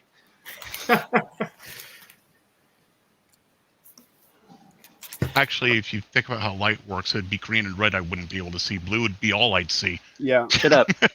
Shut up. I just came out of the hospital. Oh, he's playing that card. Oh, you're going to play that card, huh? Here we go. Look. Whenever I can. No. Use your other hand for that. So it's actually it's in the blue. It's in the low violet range. 380 is where violet starts. Yeah, so he's talking about the violet range. So this is 470. So this 470. He's almost to green. 500 is where green is. This is visible light curing resin. So that's why I'm going to use it with a little Pico projector here. And I have a mini fridge downstairs, which has the nice magnetic seal along the whole front, which I'm going to use for doing the build chamber inside it. So I think it's going to work out nicely. I think it's going to be a nice machine. Well, the one thing you want to be careful of, projectors normally project all light. Even the dark, even though the projector is black, it's actually still projecting light somewhat, right? So this is DLP. So it has the little mirrors in it. It's a chip of mirrors. So I am hoping, and I think it'll be fine because I've changed it to black, and it's not like you really get like a defined thing that I can really shine on the wall. I know, but still, there's always some stray light because it's a projector. So you need to get a light sensor. Yeah, so you may end up curing everything in one because there's some stray light. You may not. You may not get crisp edges. It'd be interesting to see, though. Yeah. So to the mirrors what kind of break off the different lights? Well, the mirrors, that you don't want, and themselves are what's doing the control. It's a DLP. So DLP. And there are DLP printers. They've existed for a while. Yeah. Right. Okay. Yeah. Each pixel is a little mirror. That's what it is. Right, and that's well, I guess the way I was saying it probably just doesn't make sense, but it's moving the light around to where you want it to be. Is that's what the mirrors are doing? Yeah. It's kind of like a shutter. So that you get the right light in the right place at the right time. Okay, no, a DLP printer actually has what they call a color wheel that spins. And it uses basically the mirror and the shutters to enable what color is going to be visible at that exact moment. So it's getting the light that you want in the place that you want at the time that you want. Yes. Yeah. Okay. In my mind, that's what makes sense to me. So thank you. And here is ViewSonic's image of a very basic DLP projector. Yeah, it's an interesting. As I said, if I start to second guess myself, I immediately go look it up. Did you share something, Zolan? It's in the regular chat. Oh, okay. But so it'd be interesting to see if that works, because that would be kind of cool. It'd be easier to do it. I remember having to work. You could create, if that does work. Okay. You can easily create really large resin printers for cheap. We had one of the places I worked. We had the huge, giant, theater grade Sony projectors that were DLP way back in the day. And I remember one of the color wheels actually melting and having to go in and replace it. Wow. Yeah, I think. What are the color wheels made of? Are they glass or a film or? They're normally a film. It's the same thing that the gels that they use for stage lighting. So jump on and explain to us then how it works. The link is in the top of chat. It's a pinned link at the very top of the. Come in and talk and explain. I know you shared a teaser of a new resin style printer, but do you want to come in and tell us about how it works? Do you know how the technology works? Come in and explain it, because that would be interesting. Somebody that knows should come on. I haven't seen anything about this printer. They showed a teaser, one small image today. Lego has a DLP printer on pre-order right now. Well, I mean, this is the way that the technology is going to go, because these mask and these screen things with the hinges and the screw and having to constantly do stuff like that is just that's something that if you want to with it, the DLP printers are still using the bays with the layer effect. Yeah, Spring. Why? I don't know, but they are. Yeah, they do. That's insane to me. Why? I guess you can have the possibility of curling with if you're doing it top down. There is some potential for that, and sometimes they have a wiper arm that goes across. But with the new resins, because of the viscosity on them, I think that most of those issues are going to be going away. So comparing SLS and viscosity, with what's currently released, SLS compared to DLP is like comparing resin to FDM. DLP does not have as high of a resolution. Well, it depends on how high your pixel count is. Right, because they're square pixels, unlike SLAs, which are round, and it's actually a movable. SLS is actually a movable pixel that so being laser. Yeah. Yeah, SLS. If you're doing it with powder, you're going to have the resolution of your powder. I'm not even talking powder. I'm talking resin. Even with liquid resin, SLS with liquid resin is far more. Most resin printers are SLA. That's what we're currently using. DLP were some of the first ones, and the large form factor resin printers are still using DLP. They have to. because they don't need that kind of resolution. Not when they're putting something that large. So and something SLS like the Phenom Peopoly Phenom thing where they're really large, are those still There were SLA or are they? I think those are SLA. So is it? Yeah, the Phenoms are SLA still. Yeah. So Spring. It sounds like it's going to be something like what Corelity have done to optimize the light path and the light exposure and even it across the screen, but they're still using an LCD screen. Software. Well, no, it's actually light source. It's not just software; it's light source. In this case, is what I'm thinking. Yeah, Well, the Photon with- Ultra is a DLP printer. Yeah. I actually, Formlabs has a whole thing about the differences between SLA versus DLP and SLS, but it's all focused around medical printing. Yes. Well, they use lasers because There's no contact. Well, no, there's still contact. They But use a it's super FEP sheet. accurate. Formlabs still uses FEP sheets. Oh yes, they do because they fire laser. On your standard consumer models, they Yeah. still use FEP sheets. Yeah, on the On their industrial dental printers, the high-end dental printers, they are not. Yeah. They're doing the top-down puddle printing. Correct. Yep. Okay. Well, I mean that's the way to do it. That's Yeah. the earliest 3D printing technology. I think even before FDM. Resin was out before FDM. You're correct. Yep.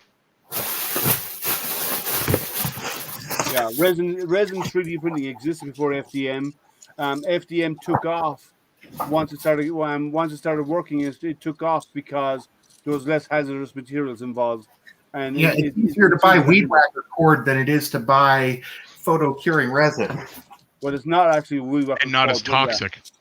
yeah. And it's not toxic. And well, depending on the material you use, but yes. I did say, hey, I did not use a hard constant. I said as toxic. I know, yes, correct. All right, then. Hey, Jim. Hey, Jim, how are you? Oh, that's a tech. We're having a good night. We're talking about resin printers. So, the link is there on chat if you want to come in and join, Jim. At the top, there's a pinned link. He's probably on baby duty right now. Yeah, I know. Yeah, but I'm still offering it up as all. I think the next big step we need in like consumer hobbyists kind of do it, print stuff at home for fun, is a good system for reusing our failed prints, scraps. Yeah, there's a couple of them. There's a couple of options out there right now about where you can do it, but the problem is consistency is always an issue, right? Yeah, and they're not cheap. Like you can pay $2,000 for a home system that will allow you to shred up and reuse old filament, right? But some of them most of them require you to mix the recycled with virgin. With new, sure, yeah. That's what I'm saying. I think our next big thing for us is being able to use it. I think the next big thing is going to be we just go raw material altogether and we just use the what are they called? No. The next big thing is we collect the plastic out of the ocean and recycle that into our 3D printing filament. That's too. Possible. Well, they're already doing the soda bottles, anything that's PET. Yep. And who is it? And they got that lady in... is it Coex? In Africa. Coex is the one that's doing a lot. Like almost everything they do is, I think, recycled something. Oh, no. Greengate. Greengate, yes. Greengate. Yeah. And Rich, yeah. Good guys. Very good guys. Yeah. But I think that or pellet extruders, because a pellet extruder is a lot of mass on the head, but you use raw material, and you can always reuse. You can shred it up and reuse stuff. That's the nice thing about them. You don't have to worry about extruder filament width or anything like that. You feed in the raw material, it melts in the head, it pushes down with a screw, and it extrudes out exactly what you need based on your nozzle size. And Coex just started doing recycled PETG. Yeah, they have. They're doing it with another company. Okay. Yep. Yeah. So because I have a spool of Coex here, and I have a lot of the Greengate. Yeah, I've got 5 or 6 of the Coex some PETG stuff, and it's I like it. The Greengate stuff's always been really good. Coex. My only problem with Greengate, and I have to tell her, and this is my problem with all recycled PETG, you must put it in a dehydrator unless you live in a really dry climate. Well, I actually, IC3D have been doing recycled PETG for a while, and you can buy it on there right now, and apparently it prints better than normal PETG because it's been through the system before, and apparently that makes it actually handle and easier to print with. A little easier. Yeah, I'd say that too if I was selling used no, filament. I have a spool of PETG coax that says recycled on it. I know. I'm only saying IC3D. No, I'm talking to Jim. Jim says okay. no, it's only PLA. I knew they were starting PLA. Yeah. So, but I'm just saying they do.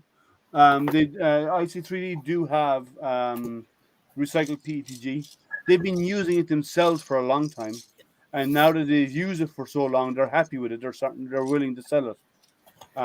So because they make whatever because they do printing as well, right? They do printing services there as well.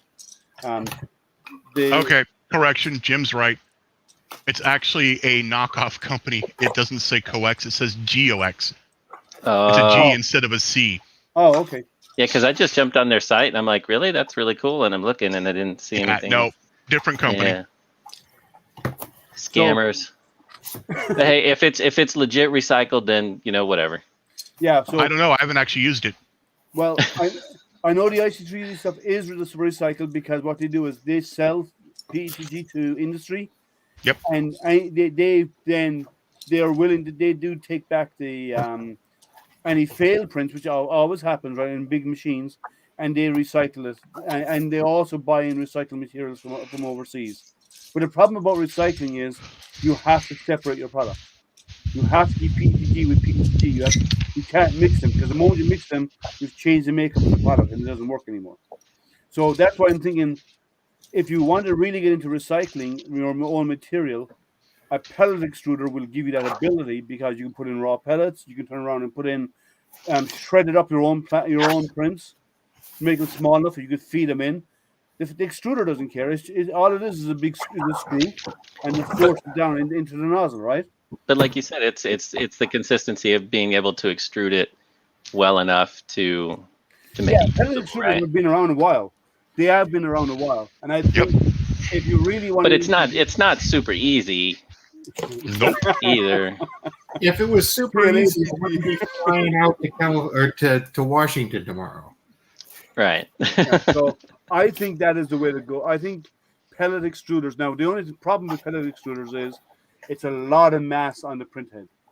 Because you have to have, considering almost all my printers have Chimeras on them, I'm already used to a lot of mass on the print head. Than that because it's even heavier because you have the hopper, you have the screw. You no longer have a small nozzle. You have a long chamber to force the material down through it. There's a lot more involved. There's a lot more mass involved. So on a high end, you have to consider the amount of mass that you're moving around in your print head. I did a little more reading on the one that's using the resin with the magnets. What they're actually doing is they're still doing the curing the standard way. The magnets are to align carbon tubes that are in the resin. Okay, so for reinforcing. Okay. So carbon reinforcing of the strength in specific directions. Yeah. Yes. Yeah. Yeah. Which people have been doing by dropping junk into the resin as they print too, right? Like cotton fibers or carbon fibers. If you don't have the fibers aligned, right, it really does you no good. It doesn't exactly. Yeah. Whereas this is a way to align them. And by adding things into a solid structure doesn't always strengthen it. You're just creating oftentimes pockets of weakness. Adding powdered resin, like adding powdered carbon fiber into PLA, doesn't really make a huge difference, right? What you really need is continuous fiber. Well, because carbon fiber only gets the strength from continuous fiber, right? If you have your ratio high enough of said powder, you could sinter it. But that's a different process now. Now you're no longer just printing it. Now you have to right. Now you have to bake it, to anneal it, and all this kind of stuff. Whereas I'm already looking at doing that if I want to print metal. Well, there is a company, I can't remember their name here in the States, that actually you can get metal infused PLA. The virtual foundry. I posted the link earlier. Yeah, and then you have to bake it in the furnace afterwards, right? Yeah, it's actually a two-step. There's a couple of companies that do that, and you basically buy their filament for like $200 a roll, and it includes a voucher for you to bring your stuff to a place which has an oven to bake it. And they Or do. you can buy an oven online, a furnace. Well, yeah, you could buy your own oven, but $200 there's companies out there that actually handle that process for you. So you could 3D print your part on an FDM machine with this stuff that's like 90% powdered metal, 10% plastic, crazy filament. But I've and then seen the results. I've seen the results. You end up getting, because you're using the plastic as well, you end up getting air gaps in your material. So you shrinkage and shape changes. Yeah, so you're not going to be Yeah. getting. You're not. Gonna be And by the way, gaps. the bronze filament is $100 for only 500 grams. Yeah, I'm good with like a brass silk $15 I'm roll. happy with silk PLA. PLA. My problem is again, I live in Oklahoma, and most of my prints have been going outside. Yeah, so PETG probably, and then if it goes into the van, well, now you're talking 140 plus degrees ambient. Yeah. Yeah. Oh, don't even want to hear it here. I'm in Vegas. Oh, I know you're in Vegas. You have the same issue. Oh, yeah. Oh, I've spent enough time in OKC. I never want to go back there, but yeah, I feel you too. I live dead middle between OKC and Tulsa. Yeah. Well, for me, having to constantly go to Mike Monroney, the Aeronautical Center, is just yeah. I'm just glad I work right next to the OKC airport. Yeah. So I think pellets was going to take off. I think that's the next progression for FDM if you really want to get recyclable. The question is, do you really want to get recyclable? Well, how many people would pay the extra? And how many? I would. I mean, I think I would. For as much plastic as we really waste and chuck in the garbage. I mean, yes, there's those people that have bags and bags in their garage of it, and they're saving it up for whatever Hallelujah Day is coming. I don't know what's going to happen with all that plastic. Honestly, one day it's going to end up in their garbage bin, because that's just what happens. But if any of us can help by recycling some of it, and it works, and it works just as good, then yeah. Why not? Here's I think is the bigger issue. It's not with your failed print. That's one amount of data of wastage. Spools. Companies take spools back. Yeah. Now, master spools. 3D Fuel, by the way, if you get enough of their spools, you can email them and they will send you a shipping label. Yeah, I would love just to have everybody send just master spools. Sell a master spool and put a print online if you want to print one yourself. Yeah. And that's it. And you just buy your spool it, put it on. I've had too many tangle issues from that myself. Well, they need to improve their method of it, but they need to spool it on a Greengate now sends them, I think, and I think I've got it right this time that it's Greengate, but they're doing the cardboard spools. Yep. So when they send you there's a couple of them that do. Yeah, they've been doing it, I think, on their larger rolls for a while, and now they're starting it on their smaller ones. Konica Minolta print toner company Jim may be able to confirm doing that for years. Yeah, so if you do it on the cardboard, and then you can transfer, and then that's one option. Or the other option is you get a really properly well spooled, but they take it off and they strap it before they take it off. Yes. And it's well strapped, right? Yes. And even with a cardboard center, like you get it with toilet paper roll, in the center, then you take it out and you put it onto a master spool, and now you can something that can be used over and over and over again. Now the only thing there is, different manufacturers use different size diameters and holes in the center of their spools. They need to standardize on that. Yes, I hate that. Oh my God. Yeah. That's my biggest pet peeve of anybody who makes filament is my biggest pet that peeve center of diameter samples. And how crap some of them can be on the inside.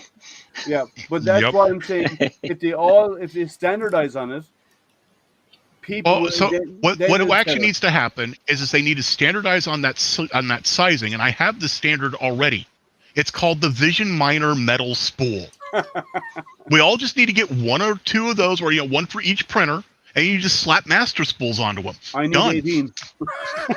or we just put them on rollers and forget the center hole in altogether. Yeah. I need more than 18 because I've got some IDEX, so I need 22 of them.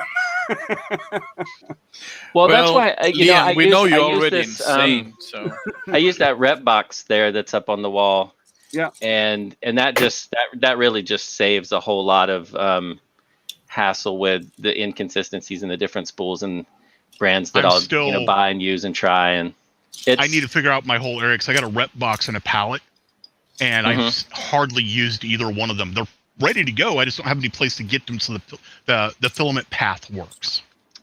Well, I know. I mean, if you reach out to Alan over at Redbox, he can get you set up with on how to get the filament path going. Well, no, what they do is how my printers are set up right now. I got you. I know. Well, I mean, the transport tube is just a transport tube. It's so just Bowden tubes. That's all you have to do is Bowden tube it, and you can transport it anywhere you want. I use 6 and 4. It's 6 outer, 4 millimeter inner diameter, coming out of every one of those tubes, coming out, and it just feeds right into each of the printers, and it works great. I had some problems in the beginning with smaller diameter tubing, and worked with Alan a little bit, and we tried some different things, some collets and stuff, and I settled on this, and he actually told me that's what he was using, and it works great. The Bowden tubing to use is the stuff that comes with with most of the stock. Just the plain generic white, because the plain white stuff has so much plain diameter.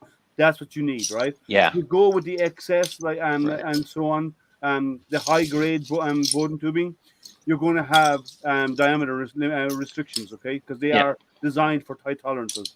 But you get the cheap stuff, and you're only carrying it from A to B. So Liam, currently my rep box and my Ender 3 and everything is in a stack of those IKEA tables, and there's just not enough room on the table. That's the problem.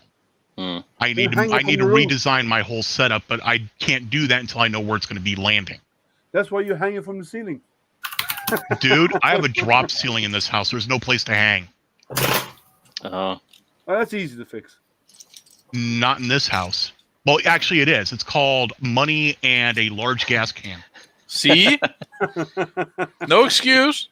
This house either needs to be burned down or gutted and rebuilt. See, there's always a solution, Zolan, so no complaints. Yeah. You can use I designed a network once. I need the money so I can build my 1,200 square foot basement.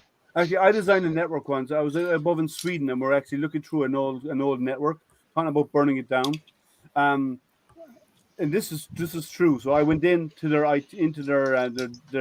main distribution frame, where they had all their switches and so on, and the cabling jobs were so bad, I had to lift up bunches of cable to figure out and climb in underneath them to figure out what switches were there, right?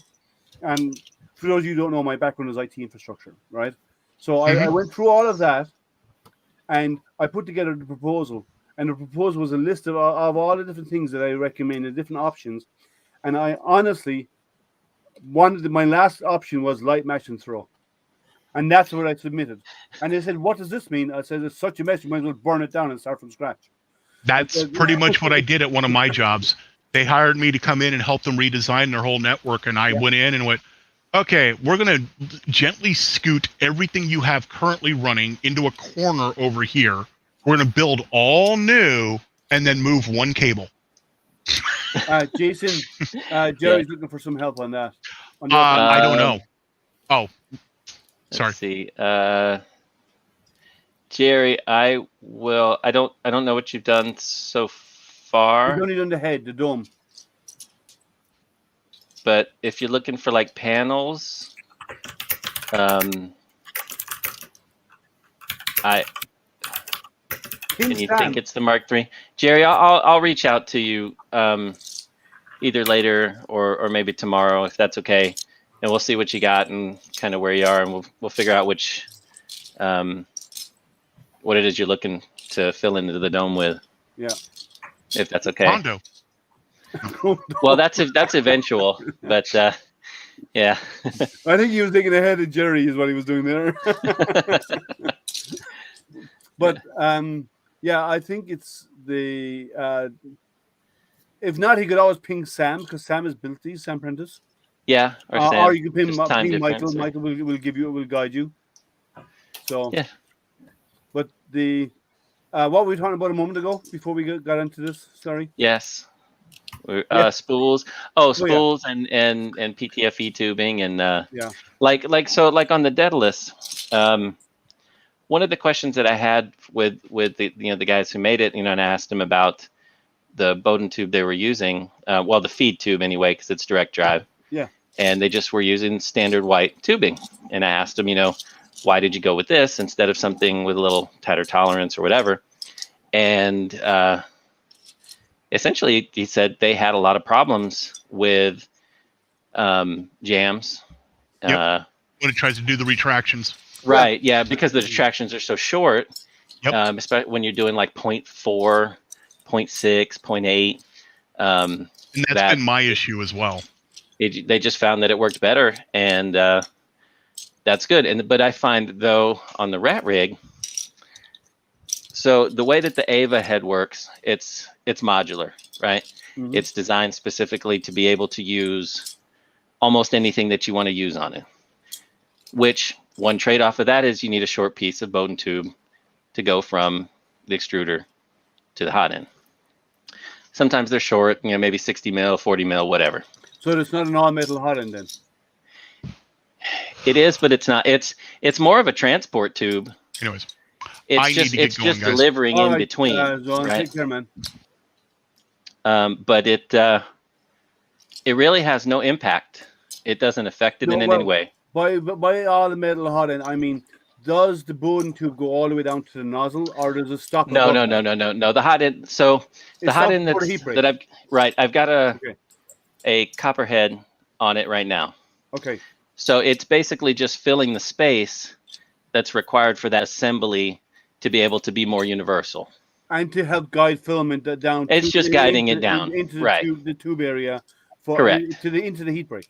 Right. Yes, right into the top. Well, so that's what it's there for. So that's why it doesn't have any impact on its performance, because how it gets there, who cares? It's at some point it's going to come through some tube. Yeah, the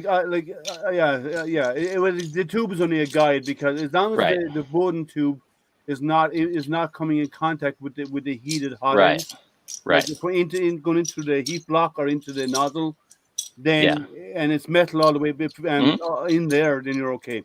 The Bowden normally just what you're saying is the Bowden is a guide to the heat break. Then after the heat break, it's metal all the way. Yes. Then it's an all metal hot end. Yeah, but I have found that for me, like the Capricorn tube, I've gotten away from it, and I've been using TH3D's their Tough Tube. Yeah. And it's very similar, but it seems to, especially on the CR6, since I replaced, I had put a piece of Capricorn on it. I don't remember. Maybe it came with one. I don't remember what it came with. I don't think it came with one. No, they never did. But when I replaced it with the Tough Tube, it seemed to help with some filaments, where not every filament is perfect, right? But I've found that having a more consistent space inside the PTFE tube, rather than being very tight tolerance, seems to give a little more play or something. I don't know what it does, it depends on your material, right? Yeah. And that's the biggest part of it is I use so many, I'm not consistent in one brand or anything like that. Yeah, well, I use a lot on my Bowden style printers. I use Capricorn tubing. The reason why is if you want to do flexibles, the Capricorn XS allows you to do flexibles as long as you get good material, and it stops. Well, because the problem with flexibles is when you do a retraction with flexibles, it moves. You're going retraction through the tube and there's play, the material bends, right? Warps. Right. And that means you're not really getting it through retraction, right? Right. So by using XS, it makes that even when you're using a full Bowden, not a reverse Bowden, which is the hot end, the direct drive and the Bowden coming off it, it allows you to ensure that when it's pushing into the extruder, there is no kinking happening of the material inside the tube. So that's why XS is really good if you want to add some flexibles with Bowden style printers. And that's where I found that I had more problems using the Capricorn with flexibles. I think because the different flexible brands that I would use, or the different hardness, would cause jams. Well, I've printed Ninja Flex on an Ender 5 Plus, which has a long Bowden tube, right? Right. No. Yeah. I used to have one. Because and with the white tubing, it never worked. I tried it with the white tubing. I never tried flexible with the. Yeah. I printed Ninja Flex on my Ender 5 Plus. Mm-hmm. Flawless. Wow. With the Capricorn XS tubing. Well, I'm a believer that if your machine is tuned well, yeah, and you've got good parts and good components, and it's working the way you intend it to for the function, that it can work. Yeah, well, not only that, you also have to know what you're doing. You can't be a newbie to actually make all the very, very small, tuned, and specific detailed. Well, that's part of the learning process of doing you're doing your heat, your temp tower, and doing temp and retractions and all that, and all this kind of stuff, right? Yeah. Because if you don't do, I see so many people. Why am I getting stringing in this? Why is I getting? Because you didn't spend time when you got the printer to learn how to turn around and tweak the settings. And that's a lot of people enter 3D printing and they don't understand. It's not like an inkjet printer. You plug it in, you hit go, and you get you print. But it should be. No. Well, it could be. Not for the price range you're paying for. But not for the price range you're paying, right? It could be, but not for the price of an Ender 3. Yes, that you're just not going to get the technology. Yeah. And on the CR6XE, it's got a very, very short Bowden tube anyway. It does. It's very short. Yeah, and I do a lot of the flexibles on the CR6SE. It's been pretty solid. Well, I did change the extruder to an easy extruder early on because of trying to get flexibles printing well and getting through the extruder, and put on the little different Bowden tube, and now I've got the Micro Swiss hot end on it. I love the Micro Swiss. I replaced any of my Creality machines. I put on the Micro Swiss, and they're a godsend. They're great. Yeah, their tolerances and just the performance of them are really good. Yeah, I love them. I love them. Yeah, it's an upgrade for sure from a stock. Yeah. See, this is why I actually love being in these kinds of communities. You actually can ask things, and you do get a really good, helpful answer instead of that. Depending on where you go, some of the groups out there are toxic. Yes, right. You're right. You're absolutely right. There's always one. There's always one, right? And if you're on a bad day, catch that person, that ruins your happiness of using that particular product. That's why I created my own 2 3D groups, because too many people are being hostile on the like the Creality groups or whoever. I'm not speaking on Creality namely, but people are saying like they're treating newbies who don't know this stuff as idiots, rather than saying, how about we take you from being a newbie and not knowing what you're doing and learning something over, and I'll show you, send you. And the more people who's actually printing. Watch this video; it explains the process. Watch this. Go to Teaching Tech's GitHub and use his GitHub page where you can build out your testing and calibration to optimize your machine. Yeah, I have no problem sending people to, like if I have a video, you can use mine. If other people have a video, go use theirs. I'm happy to point you to somewhere where you can learn how to do this stuff, because exactly.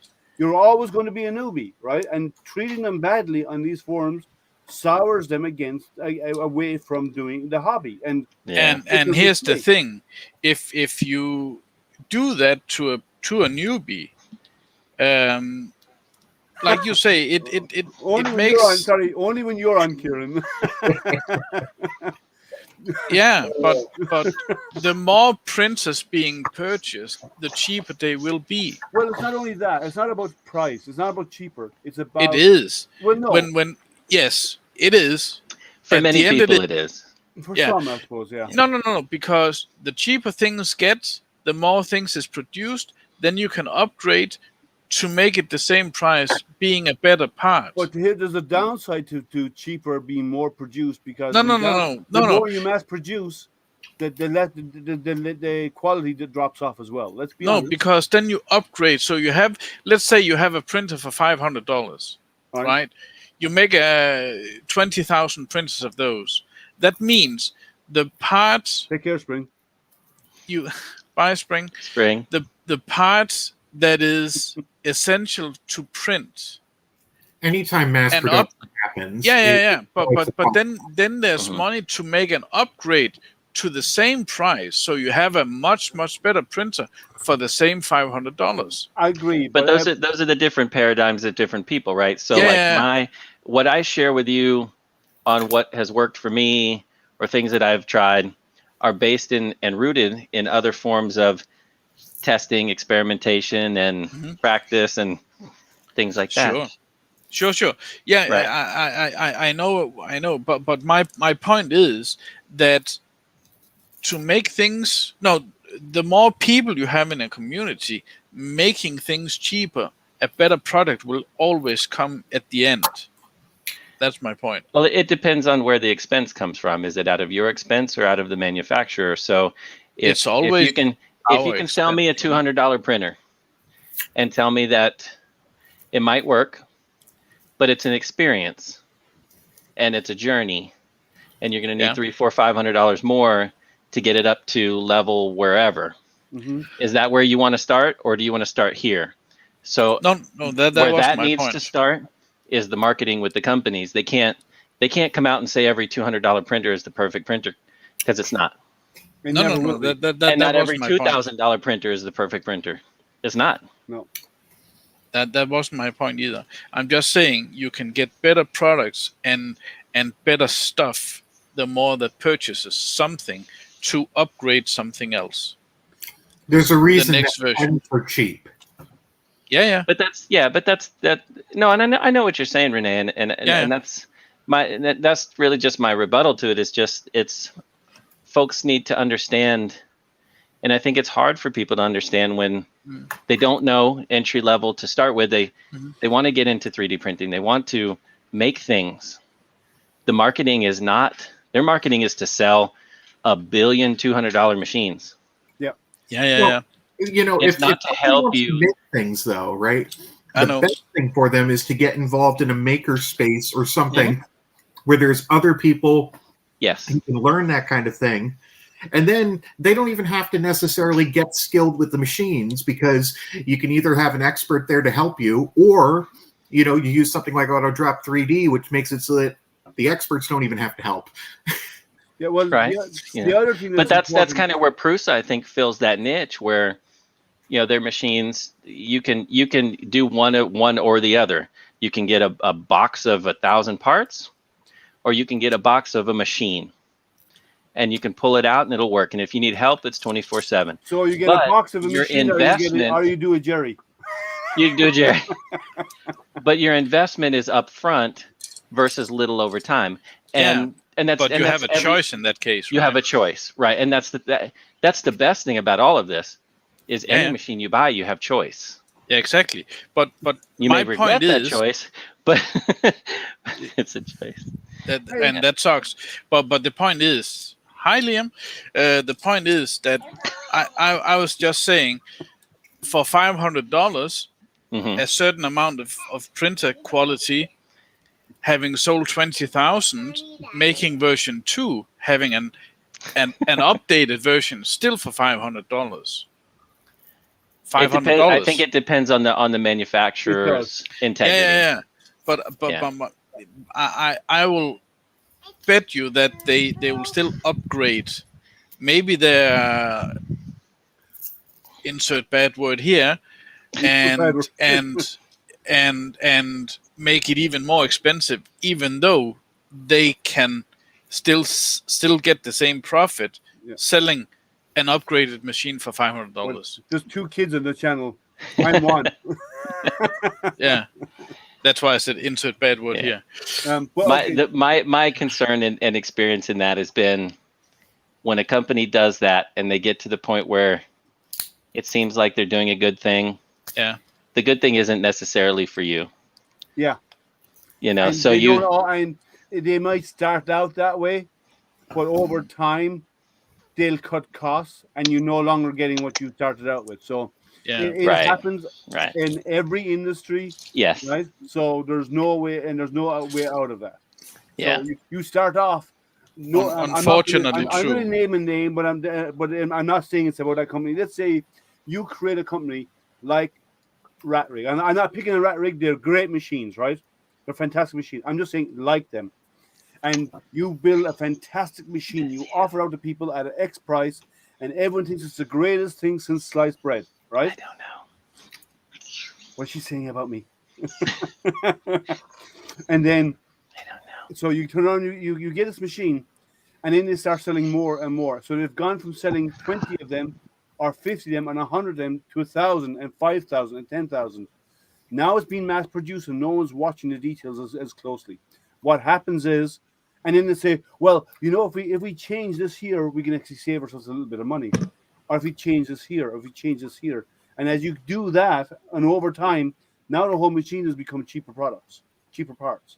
And I'm not saying anyone like a Rat Rig will do that. I'm just saying companies do that. They do it to make it. They do it with a really good machine. That's the natural progression of everything, right? So that's Okay, the how problem. many So there's nickels can you shave off this thing by not using a polished rod or, you know, whatever it is? Rene, show some of your Lego completed parts instead of showing that. Rene, this guy over here likes Lego. He's really a big kid. Hey, I gotta hop off, but it was good seeing everybody. Take care, Mike. Good talking with you, Mike. Happy night. Have a good one, Mike. Okay, Yeah. so up here I have watch this. a Look, he's a Lego. What did he make? I have a calendar here. Oh, it's a calendar. Where's the 8? I don't know where the 8 is. Anyway, so that's a I heard that. calendar. Make me that. And it's a little man, yeah. Yeah, It's minifigure. like your Legos. Yep. So, That's Legos. actually, Rene, show her your wall of Lego. My wall. It's It's in a different room now. yeah. I'm building everything.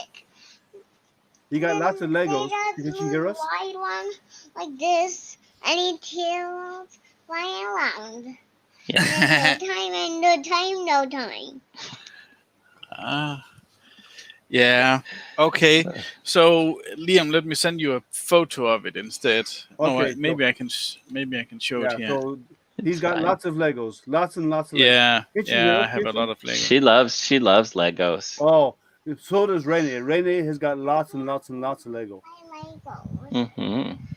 for Yeah. me, and I have Legos. Look, see all of those boxes? Oh, look That's at all that. Legos Those are all Lego Rene's home. bins. Yeah. And Lego flowers. I want that. You want that? Yes. She wants that. You'll never do- I bought that already with flowers. Yeah. Yes, Flower with your bin. Rapunzel Legos, yes. And like fake ones. They're little fake flowers, Yeah. yes. Yeah. And they made Legos. So she's chatty like Daddy, isn't she? Yeah. She is. They walk. Her face. More so. And then, I stopped to sleep. whoa. Whoa, Yeah. look at that. Lego. It's Legos, yeah. Oh, a pretty pink one. I want that. And Yeah, I bet you do. Make a hole. Just like bigger. Do And then the Statue of Liberty you one. got to put it there. And you That's got really it. nice. Yeah. I didn't know Lego did stuff like that. Oh, they do. Oh, Yeah. they do a lot. They do a lot. Legos. No, you're the Lego expert. Where is it? But see, here, I'm going to show you a big Lego. Are you ready? Lego Uh-oh. wraps, but Are you ready? Let's see. I'm going to show you a really big Lego. All right? So let me move these out of the way because I need to make space. 4.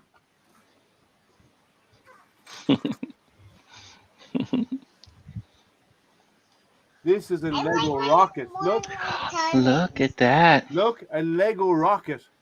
Wow. All Legos. Legos. Lego painted. Yes. This is Statue of Liberty. People.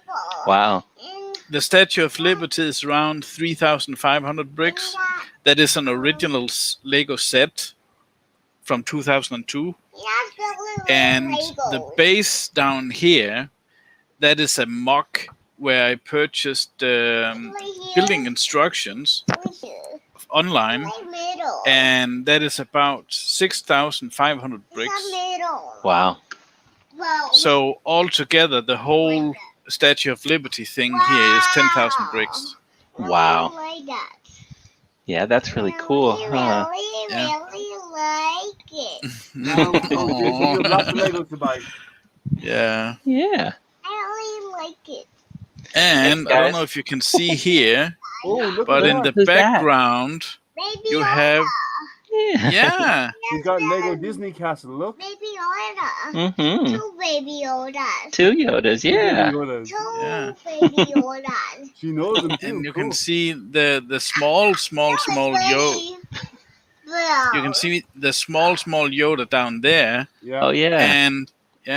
and in the background, It's Disney Castle. can you Mm-hmm. see in the background here? Yeah. You That's see the Disney castle Castle. in the back, too? Yeah. That's Cinderella. Disney's well. Yes, that's from Disney. It's Cinderella's castle. Yeah, it's on. Can see it. I can see it. Yeah, he had to take it Let, down. let me find a better picture of the Disney Castle. I should have it somewhere. He's gonna look for another picture. Yeah. He looked in his phone. Yes. Only he Yes, that is true. put it on. She is so like that. Uh, I mean, you can. Yeah. I think There you we a have new it. maker. You know that? oh yes. There's the Disney Oh, Castle. there it is. Look at that. And look at all the little people: Donald Duck and Daisy and everybody, Mickey and Minnie And Tinkerbell. and Tinkerbell. And Tinkerbell. Where's Tinkerbell? She was hiding in the back. Right there. See? Right there. You like that? Yeah. We're done. They like little people Legos. They are. That was funny. That was funny. Oh my god. Oh yeah. And then we also have Oh, one more. Look at this. Oh no. Sydney Opera House. Yeah. that is a huge one, by the way. I have lip gloss. I have lip gloss. Yes, you have lip gloss on. They can see it. Oh, cool. Oh, and a spaceship. That is the Star Destroyer from Star Wars. And the no top. Mm. They all eat the soul. Wow, look at all these See? Legos.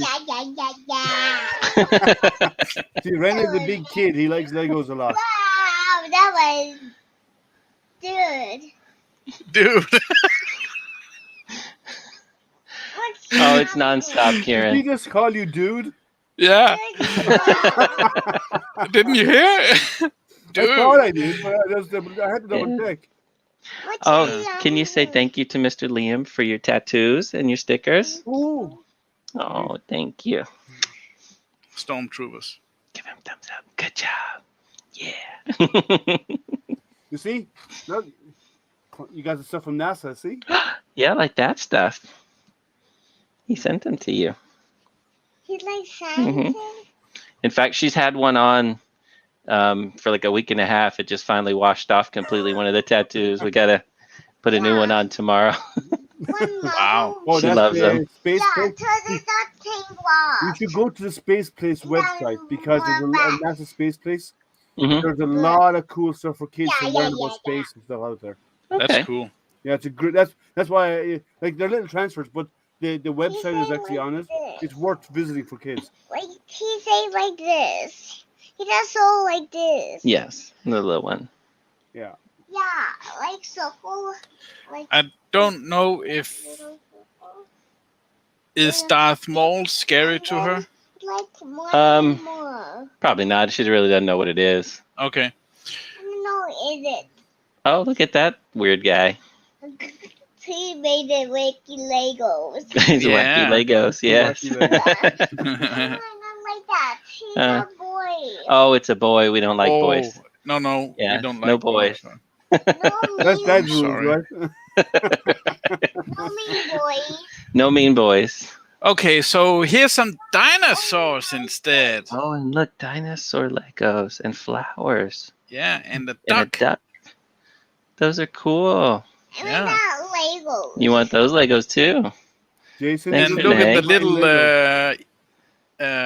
I'll send you I'll send you our PayPal Christmas link, Renee. All right. Thank you.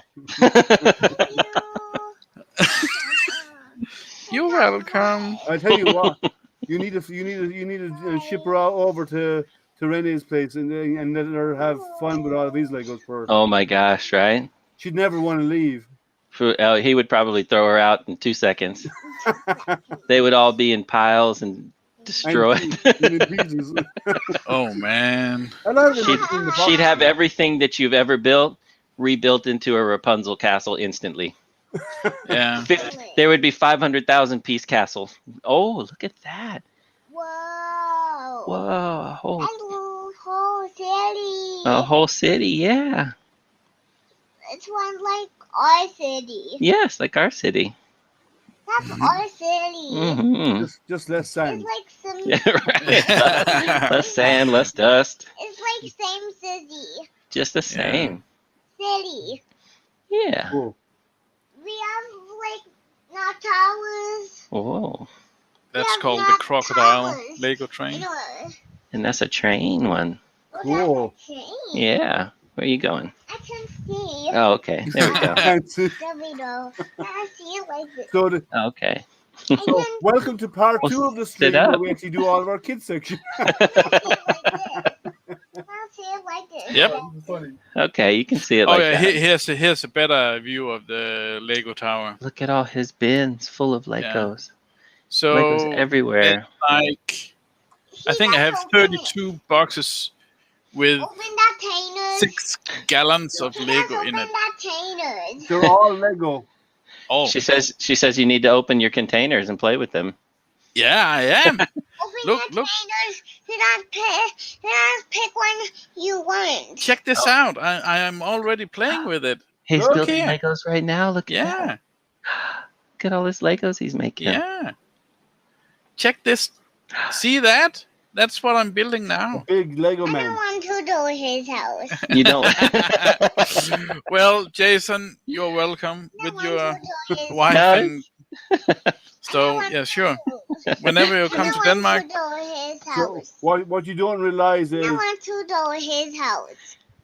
she wants to go to his house. his house. You Yeah. don't? No. Oh, she doesn't know. No, because Too many Legos. Renee's home is Too many Legoland. Legos. She wants her own Legos.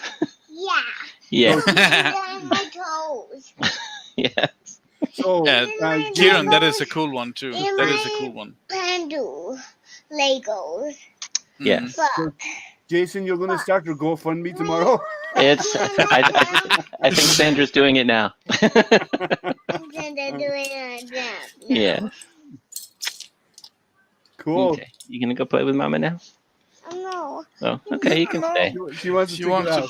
Well, we'll be finishing up soon because it's been almost 4 hours we're on now. Yeah. Yeah. We're almost But all it's done. all fun and Yeah. it's an interesting topic. These are the Very. only thoughts about for my wife. And the only topic Oh, that yeah. didn't bring any angry people to the group was the Lego talks. Okay, I don't mind. I don't think we got angry people, No, No. which was good because we it was a very varied. it always is though. That's Topic, what yeah. I like No, it. angry was the wrong Because- word.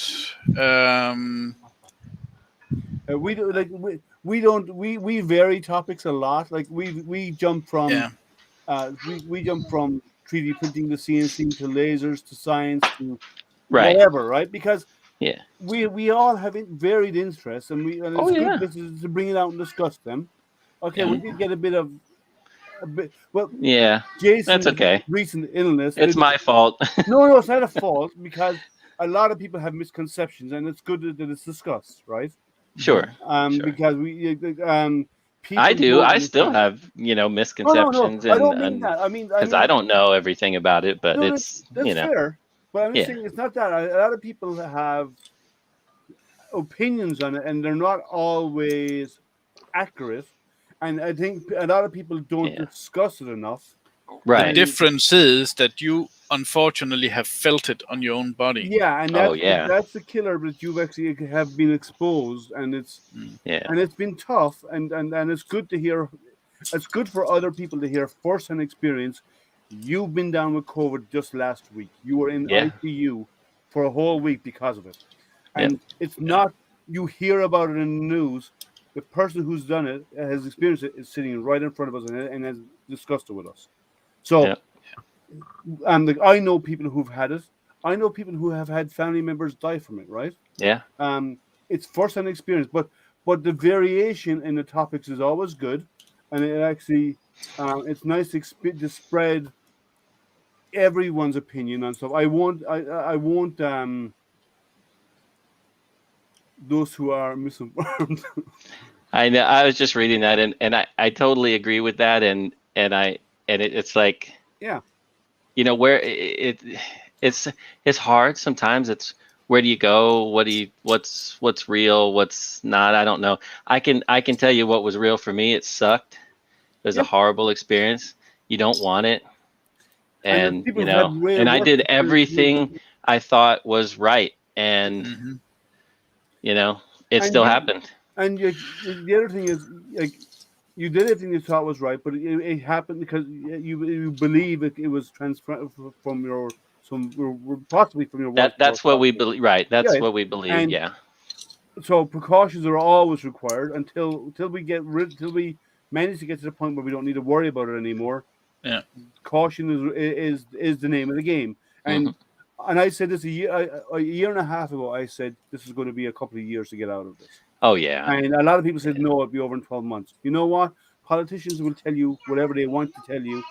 Don't listen to them. They've been proven wrong all along. I'm not into the political aspect, but Okay. Shh. okay. So it's all about learn, understand yourself, so you're informed, and then make your decisions based on your own information. Right? That's what it comes down to. So, I love That's that their pillow. I love the pillow. They love your pillow.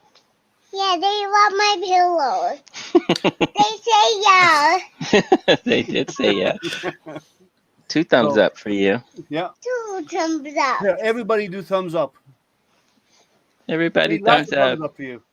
I have a Yay. Lego hand here. You see? Oh, he's got 3 thumbs up. So now we have to get her to do the Spock. Do this. She's learning. There you go. What can you do? That's that a one? good start. Yeah. Now, how do that? Like that one. Like that. I don't know how. Mr. You just Spock. practice like a crab. Yeah, it's always good to discuss, and it's good to get the information out I there. got And plastic everybody later. make their decision whether they want to listen or not. But Oh yeah. we Yeah. diversify in this group, and I like that because it's good to share everything that we do. It's not like and so on with others because other people may not have tried CNC. So we talk about CNC, right? Other people have not tried using lasers. I show some samples of this, and Like Jerry this? shows samples of the laser stuff we do. Like that. Oh, she's trying the Spock hand. I need some blue. She'll get there. But it's all about sharing and experience and knowledge, and that's why we're here, right? This is the fun part of these hangouts. Exactly. So. Oh yeah, and like you said, just talking about stuff is good to talk about because it shares perspectives, and my perspectives aren't the same as everyone else's. But and it's honest to what you experience. It's just me. Yeah. And that's it's good to hear firsthand stuff, right? Mm-hmm. Because Yeah. a lot of people hear secondhand stuff and they don't believe Right. it. You hear it first, and it changes your perspective on something a little bit. Yeah. I maybe. heard a bird farted and people on the other side of the earth died. See, yeah. Prove it. Yeah, exactly. Right. That's the butterfly. Well, that's a variation of the butterfly effect, right? It only Yeah. works if the tree falls, though. But then if you're not there, you don't know. So. But did it make the sound? Well, yeah. Again, I that's don't know. all. But you could probably make it out of Legos. Oh, he probably would too. Oh man, if I could bring the Definitely webcam not as into warped or the as twisted as you, Kieran. What did Kieran? No. See, the difference. We're all strange people, like just like you, Tripod. You know exactly who we are, John. Just to go back on what you said, Kieran. For my mind to be sick and twisted, it need comes up a few levels. So. well, like even for it to be in the gutter, it needs to come up a few levels. Let's see what else here. Yeah, we all have some. Everybody, I think, in 20 years' time, we'll look back and say, "Remember the time when this happened," and we'll talk about it. We will tell our kids, our grandkids, because they'll end up doing reports on it in school, and we will be the people with the knowledge to pass on what we saw, what happened, and so on. That's what is going to happen. It happens with every big event, and this is a don't put it in there, honey. No, lifestyle and generational changing event, right? Yeah. So remember what happened, because we will have to be helping our kids and grandkids in school explain it, right? And the same, we're talking about 3D printing. In 20 years' time or 30 years' time, we will say, "Oh, we used to get this spools of plastic and feed it into this machine," and we're going to go, "You use plastic? Right? What were you thinking back then?" You kill everybody. We'll be the guilty ones because that's what we're doing, right? Yeah, but Kieran, yes, you are upside down. It's okay, and Kieran is upside down, and that's okay. And but is it really his opinion that is upside down? No, it's his perspective. He is, because right. he lives in Australia, so he's upside down. Yeah, I get it. I get it. Oh, It's his the question is, are people on that side of the planet? Do they have the opposite opinion of everything? That's a good one thing. and do they have magnets in their shoes to walk upside down all the time? Now, for a scientist like you, I know, but somebody has to throw it out there, right? Oh, that was a good one, Jason. Let's not go into talking about. For a scientist like you, Liam, you should know. Yeah, I know. But it was a funny comment, right? Yeah, it was. Just similar to your opposite opinion and everything. It helps them watch the rings of Saturn spin backwards.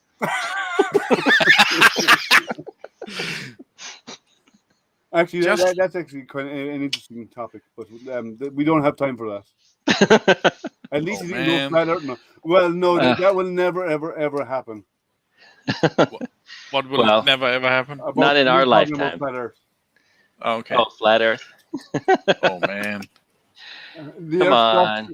No, it actually doesn't. But that's let's not talk about the warping in space-time, about gravity. Actually, I do talks about that, and I explain how it works, and it's kind of interesting that a lot of people kind of realize, gravity is not actually doing anything, because there's no such thing really as gravity. It doesn't really exist.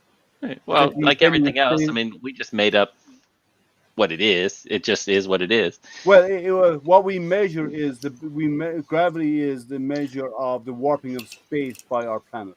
Forcing down on us, right? Yeah. Well, no, it's bending space in, so we're actually falling onto the planet in all directions. Because there's nothing pulling us in.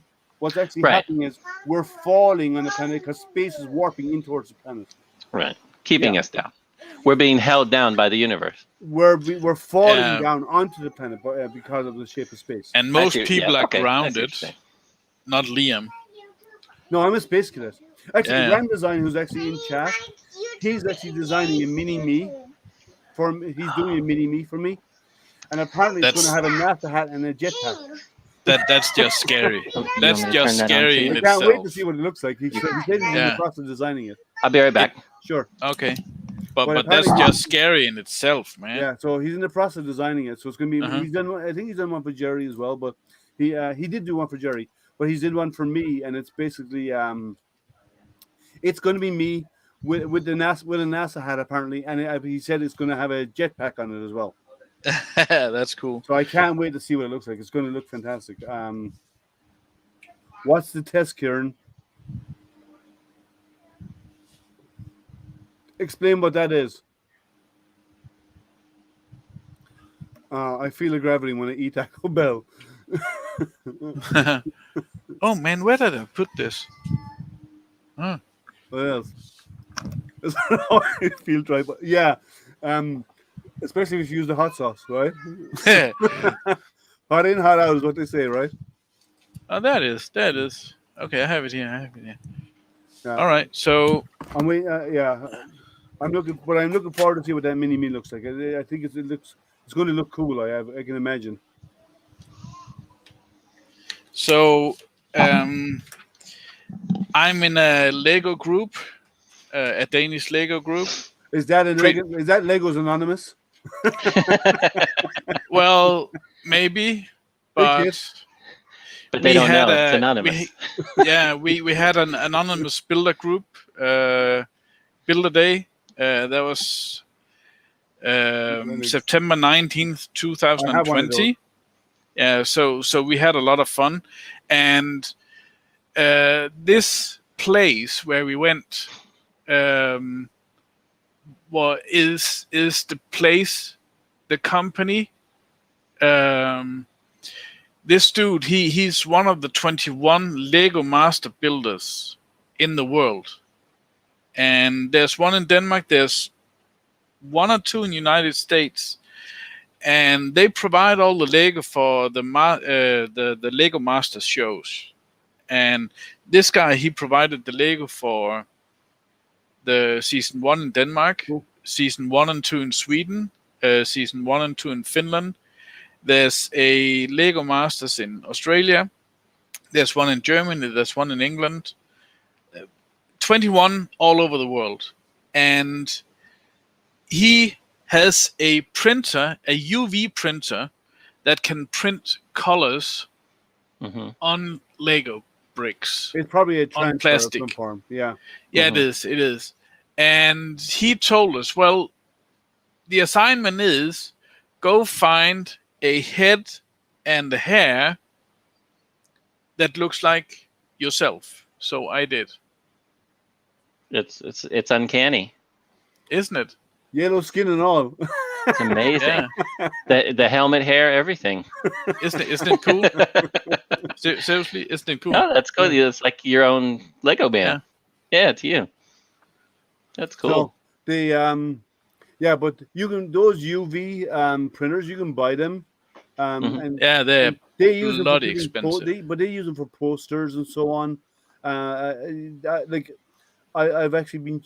I've chatted with some guys in China who actually make these.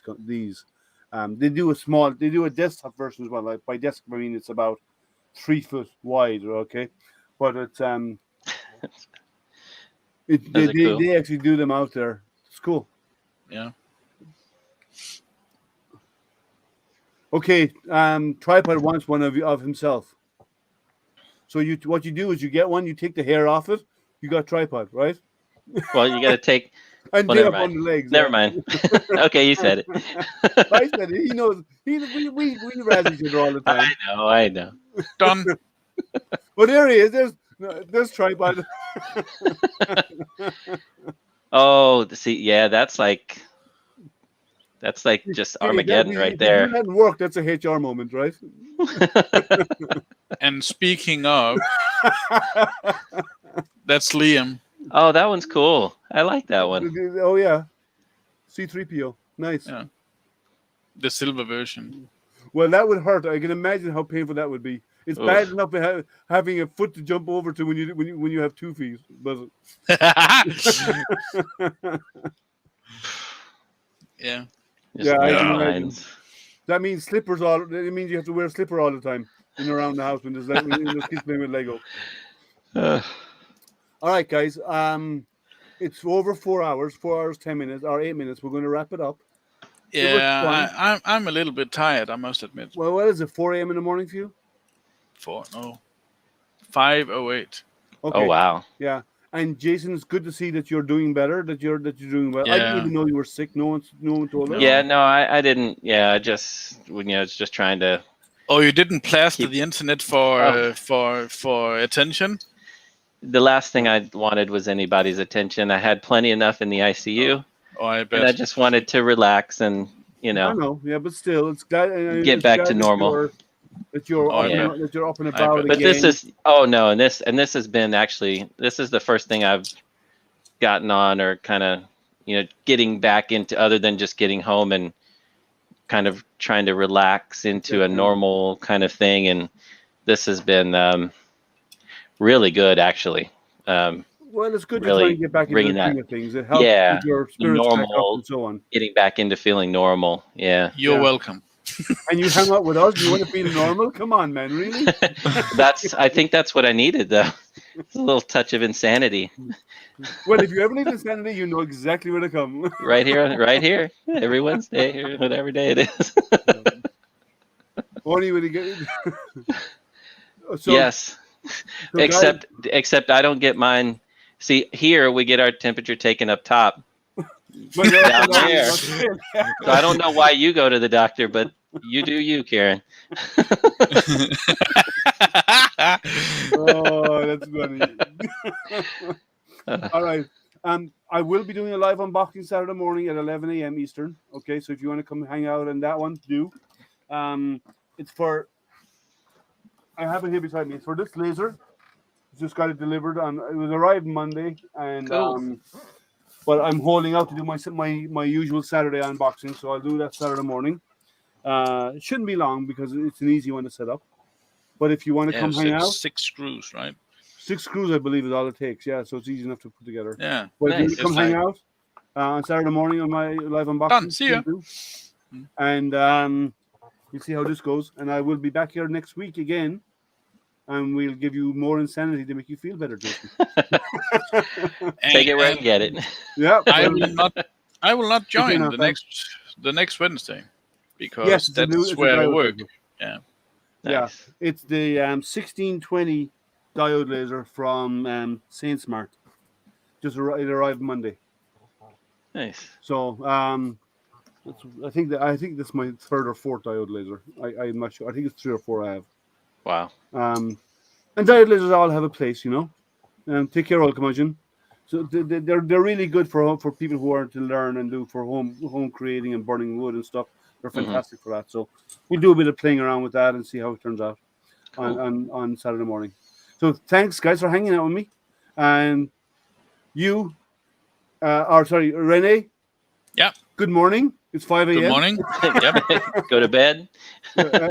Jason, glad you're feeling better. Yes. Go get rest. And we'll see you over the next couple of days. Hopefully next Wednesday here. And if not, maybe you'll see you on Saturday morning as well if you want to join the unboxing. Yeah, I'll be around. For guys. Sure. Have a good one. And thank you everybody in chat who hung out with us for over 4 hours. It was good. It was fun. And I will see you again next time on the live stream. So until then, guys, good night and take care. Bye. Bye. Remember to subscribe. Like, subscribe, ding that bell, guys. Bye.